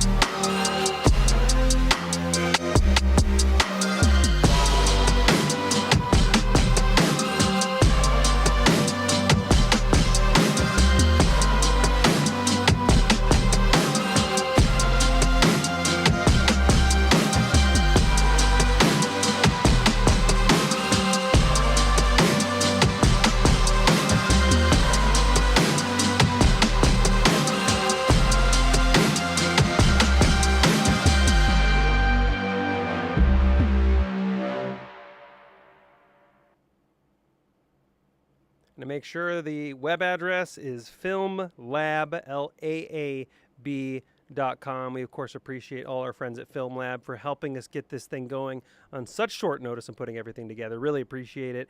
Coming up here on the Citizen Portal live stream at 10:30 Mountain Time, we're going to talk to Scott Paul from the Center for Constitutional Studies at Utah Valley University. That's right here. Stay with us. That's up next.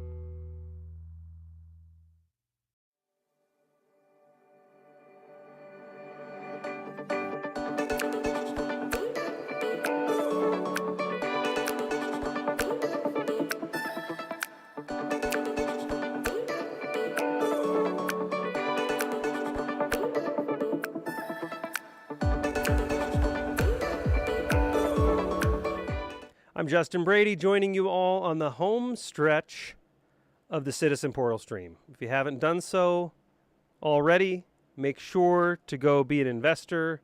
You know what? Actually, I'm going to bring that up here. Let's see. I had it.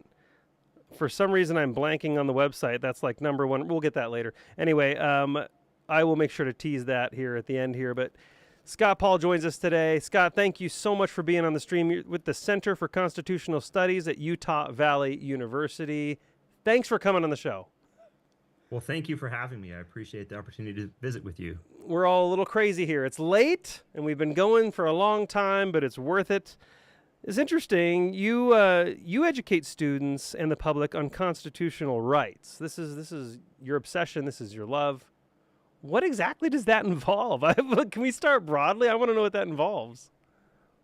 Yeah, well, we've been around since 2011. Our UVU's former president Matthew Holland and our founding director Professor Rick Griffin organized our center, and we've grown a lot since then. And so what we've been doing has expanded dramatically. At present, we're involved on many fronts. Of course, being placed at a university, at the largest university in the state of Utah, our focus is on students.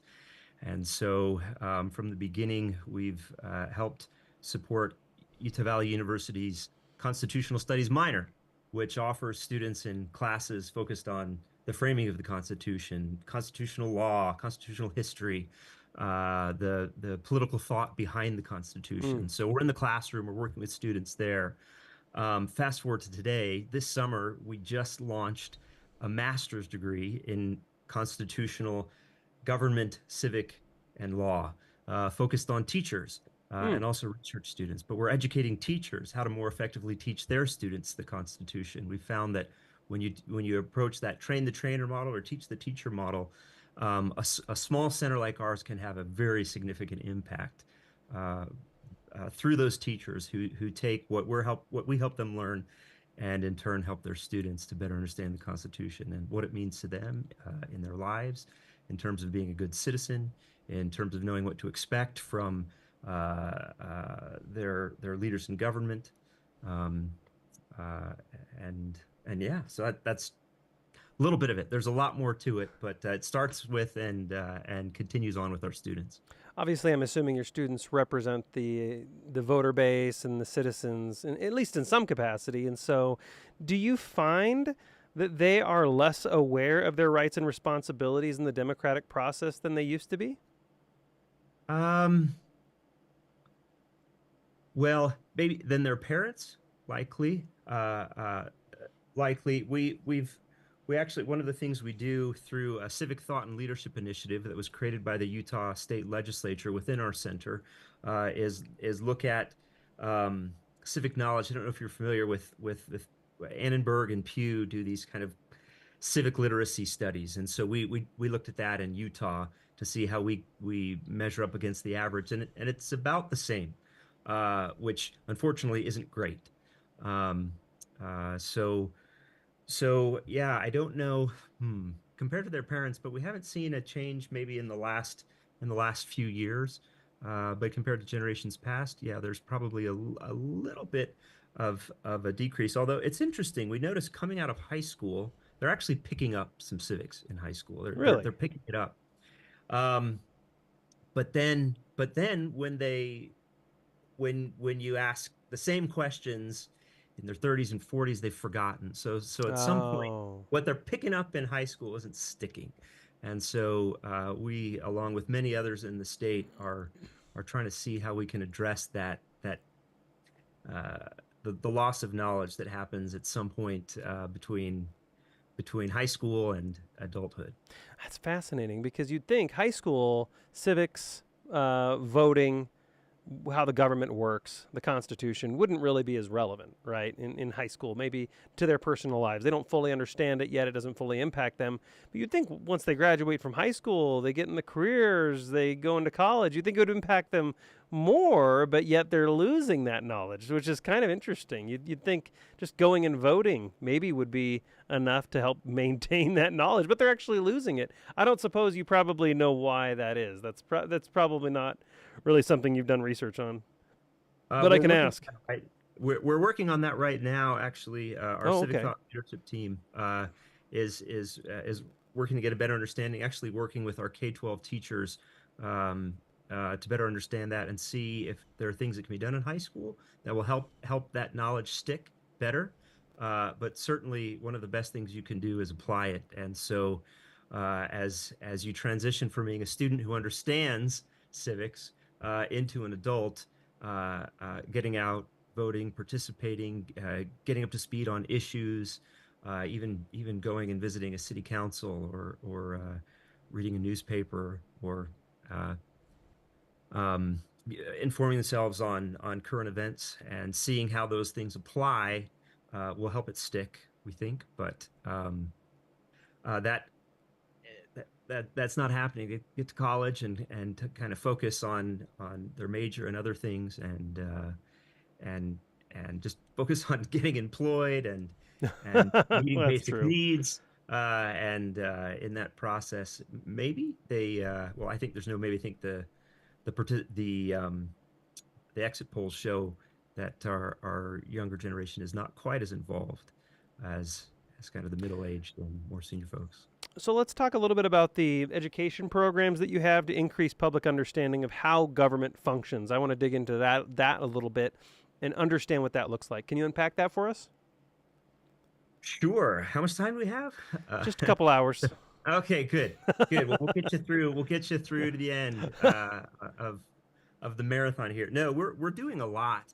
As I mentioned, we're working with students, but we realize we can't just focus on students. Our charge is broader than that, and it's to serve our broader community. So, since our inception, we've had Constitution Day, a Constitution Day conference. So, Constitution Day is September 17th. That's when the Constitutional Convention drew to a close, and our Constitution was complete, not ratified, but completed, but drafted. And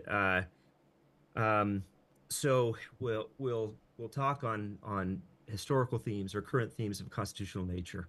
We have a First Amendment conference in the spring each year. So conferences, but we also we've done some really cool things. So just an example of how we're trying to connect with people wherever they are.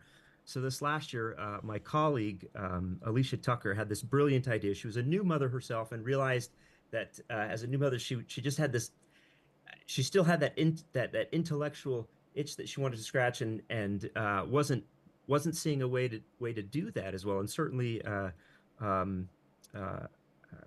talking to friends just saw that there was a need. So created this program called Learners with Littles.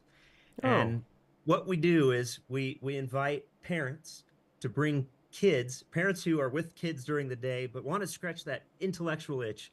We invite them to come in and spend an hour with Alicia talking about a moment in American history or a constitutional idea.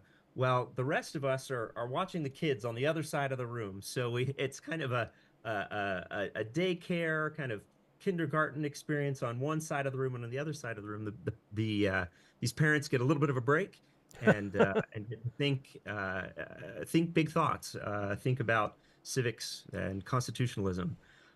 So I use that. We're doing many things, but that's just one example of how we try to meet people where they are. We also realize that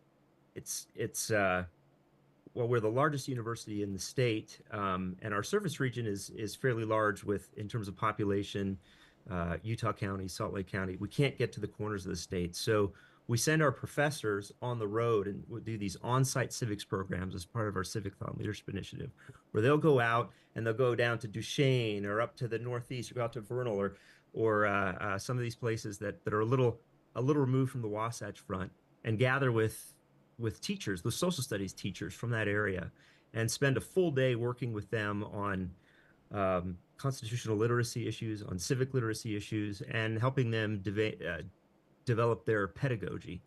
So a lot of working with teachers, but also working with the public, again, through conferences and through things as niche as Learners with Littles. I really love that, because when you mentioned the broader community, I just figured like, oh, maybe it's a different class that you enroll in. Maybe it's just a different, you get some credits or something, but it's totally different. That's totally different. People are bringing their kids in here, learning about the Constitution with their parents. I mean, that's pretty wild. I really like that example. Have you? I'm assuming obviously the parents learned a little bit about the Constitution and civic, their civic responsibilities. But have you seen some interesting moments with the children? Have they said some interesting things, and have they discovered some new things? Sure. And keep in mind, we've got, barely verbal children to right. some who are, we see a lot of the homeschool community coming to these sort of events. Do you see them dividing off into parties at all? No, I'm just kidding. Yeah. No, No. Our center is maniacally nonpartisan, so no worries there. No, we do, and it's interesting to approach them at their level, and it's obvious that some of the kids we're working with are getting this at home. And so when we do like glue cotton balls onto George Washington's wig activity with them, that's a little on the basic side for them, and they're ready for a little more than that. So I want you to unpack how constitutional principles, I was reading my notes and reading about you, how constitutional principles affect civic engagement and voter behavior. That kind of hurts my brain a little bit. So can you explain that to me?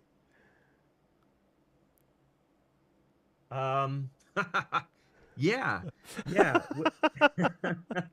Is that another mouthful? Yeah, no, it is. So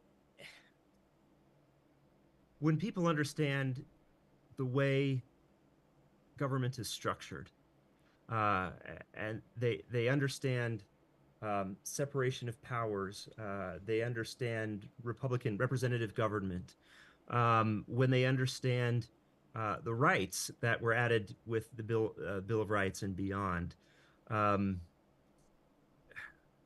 have a greater appreciation for what it means to be a citizen, for the role of the citizen in that process, especially when they it can be overwhelming as a single voter when you look at these totals that come in on national elections, and what you think, well, what difference does my vote make? Now you can look back to some recent elections where even at the national level had razor thin margins in states that have decided the Electoral College, but also understanding your local government and the impact that a few votes make in a city council race, in a county, in county races, even in electing members of the state legislature. You realize that the decisions that are made at the state and local level are just as impactful, in many ways more impactful in your day-to-day life than those federal decisions, which is one of the reasons we as a center have focused on state constitutions. We're involved in incredible research partnership with Pembroke College at Oxford University. It's really remarkable. We have UVU. We're a very young university. We're open enrollment, so any student who applies gets in. And we have this robust advanced research project with Oxford. I mean, one of the most prestigious ancient universities in the world. And through this partnership, we focus on the drafting of constitution, the negotiations that happen in constitutional conventions that lead to the creation of constitutional texts. And our friends at Oxford, they kicked this project off working on the 1787 Constitutional Convention that produced our federal Constitution. And there was still more work to be done. I realized the work was to be done was at the state level. Many people don't even realize they have a state constitution, but there are 50 state constitutions. There's a judge from Ohio. Well, he's on the federal circuit court named Jeff Sutton. He wrote a book called 51 Imperfect Solutions, referring, of course, to the federal constitution, each state constitution.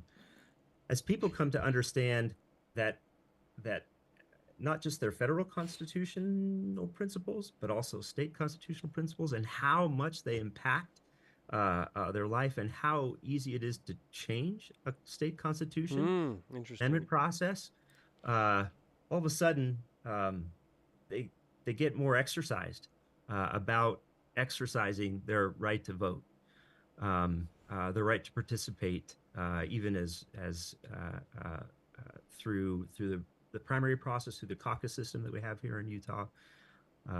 So yeah, understanding the structures, understand how they work and how they fit into those structures is important, but also understanding that there is a federal, but because of our federal system, there's also this state level, and there's this balance and even tension between federal and state, and their opportunity to make an impact at the state level is tremendous, and you see them being more involved that way.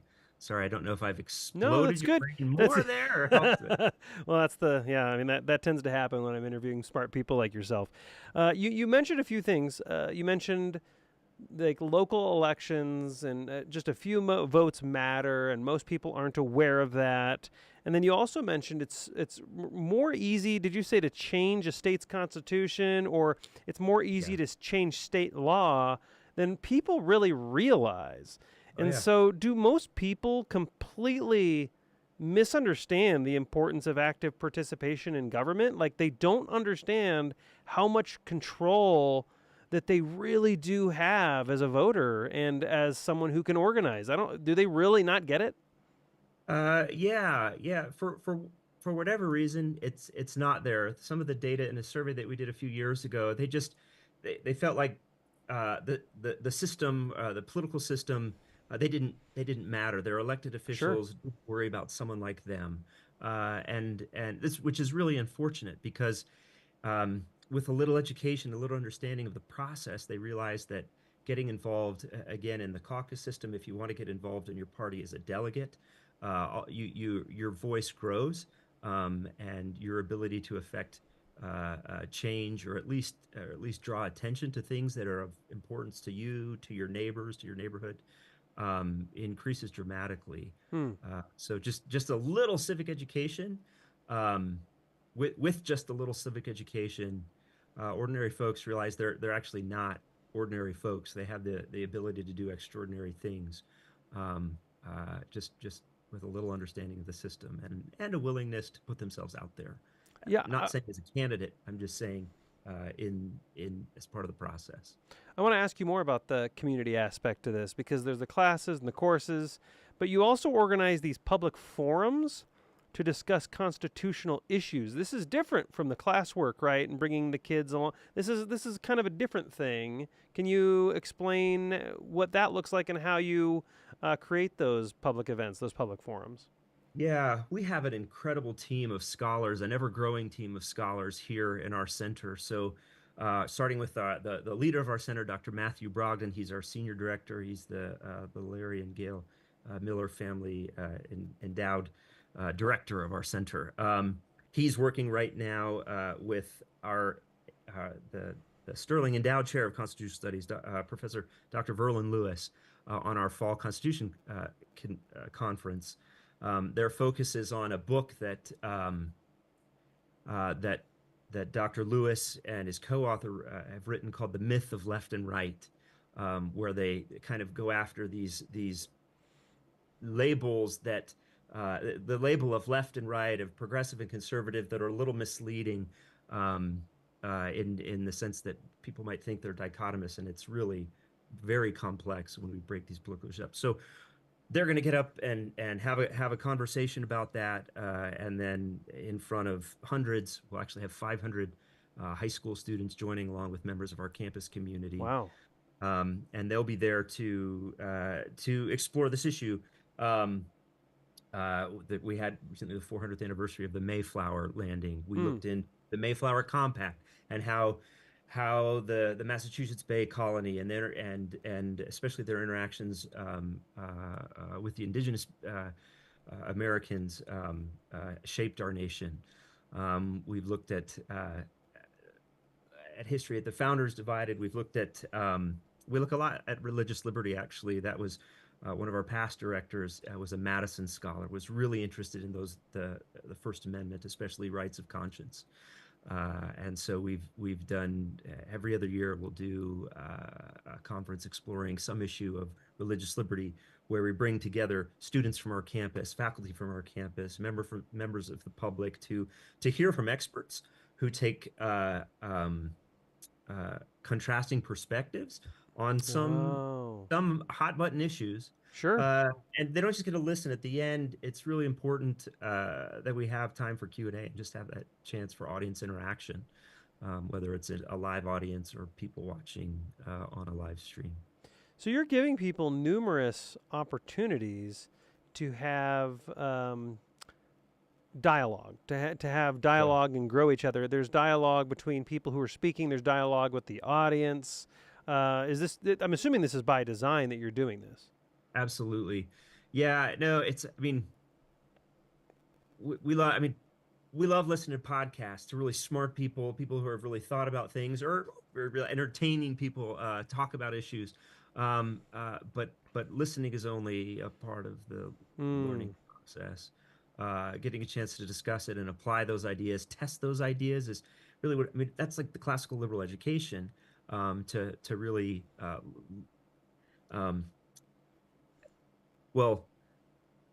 study a wide number of fields and be tested. Have your ideas tested, your preconceived notions tested, and see what's left after you've had good dialogue, good debate with people who see things differently or who have read different things. Yeah.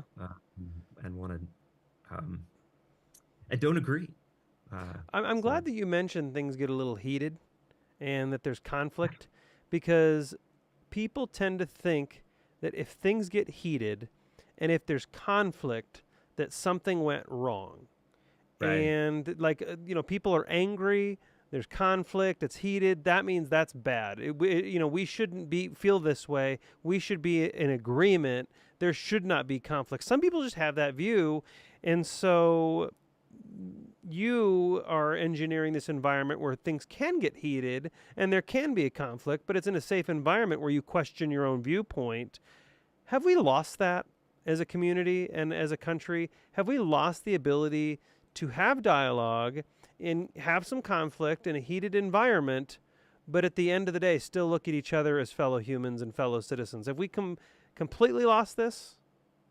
Oh, no, we haven't completely lost it, but it's maybe fallen out of favor, or it's not as compelling. It doesn't compel the clicks that the over-the-top polemics generate. That just the the brutal attacks and the outrageous hot takes, right? Get the clicks, but that thoughtful dialogue, even heated. I mean, people diametrically opposed but come together and disagree civilly. It doesn't generate the attention or that's true, viewership and or readership, and so is that, where does that come from? I guess I'll leave that to the political scientists and the social psychologists and to figure that out. Leave it on their plate to deal with. But we just, again,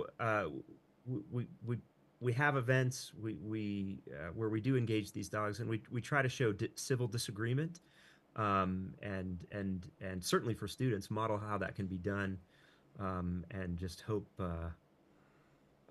when our students leave, or when the high school students are in watching our things leave, they realize there is an alternative to what they're seeing on maybe on cable news or on Instagram or TikTok.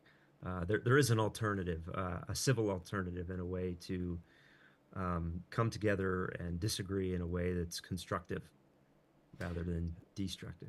Yeah, I mean, absolutely. How often do you see two viewpoints, two people that are completely opposite sides on an issue, and by the end of the discussion have found out they're actually on almost the same side.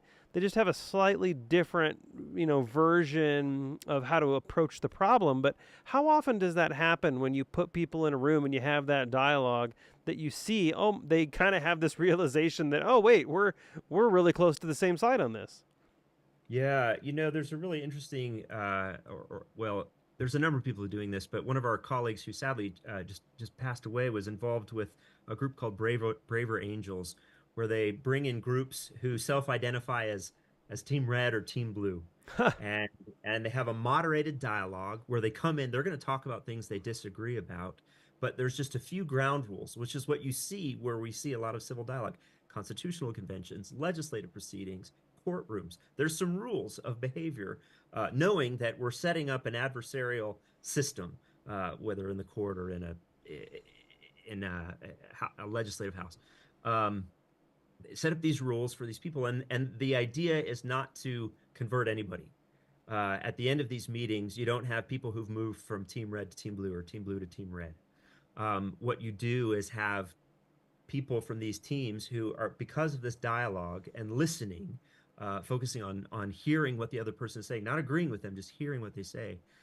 It humanizes the other, and we see people appreciating not the position necessarily, but the person who holds that view a little more. It's harder to hate someone when you've talked to them, and really engaged to them, and when they've talked to you and really tried to listen to you. That's so true. The humanization aspect is a huge part of it. And social media, I'm not gonna bash on social media. I'm not one of those people, but social media, if there's one thing that can be said about it, digital communication tends to remove the human on the other side. It removes the face that you're talking to, and it removes the instant feedback. If I say something that's hurtful to you and you wince, I get that immediate feedback that I just hurt someone. And social media, digital communications tend to remove that. So the word humanize, that's such a perfect word to describe that. Last question here. Obviously, we're all about Citizen Portal informing citizens, advocates for informed citizenship, and let me rephrase this question.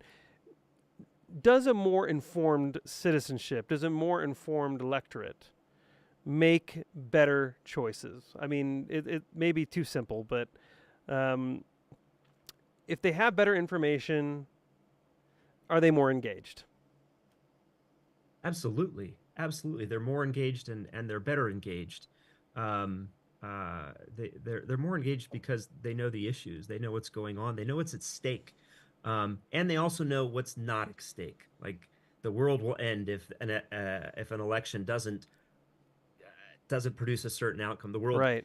You hear that before every election, and wouldn't you know it, the world has continued on. Yep, absolutely. So they understand what's at stake, but they understand, again, what's not at stake. They understand the system and how it works, and how the pendulum swings from one side to the other, one direction to another, in terms of who's in power and how the public views an issue. Well, and that's exactly what we're trying to do here at Citizen Portal. And Scott Paul, thank you so much for coming on the Citizen Portal live stream. Scott Paul with the Center for Constitutional Studies at Utah Valley University. Thank you so much for joining us. I really appreciate it. Well, thank you for having me. This is wonderful, this service that you're putting together. We're delighted to be a part of it and see how it grows. And everybody listening out there, startengine.com/citizen portal to become an investor today. Startengine.com/citizen portal. You'll be an investor and you can have shares in the company.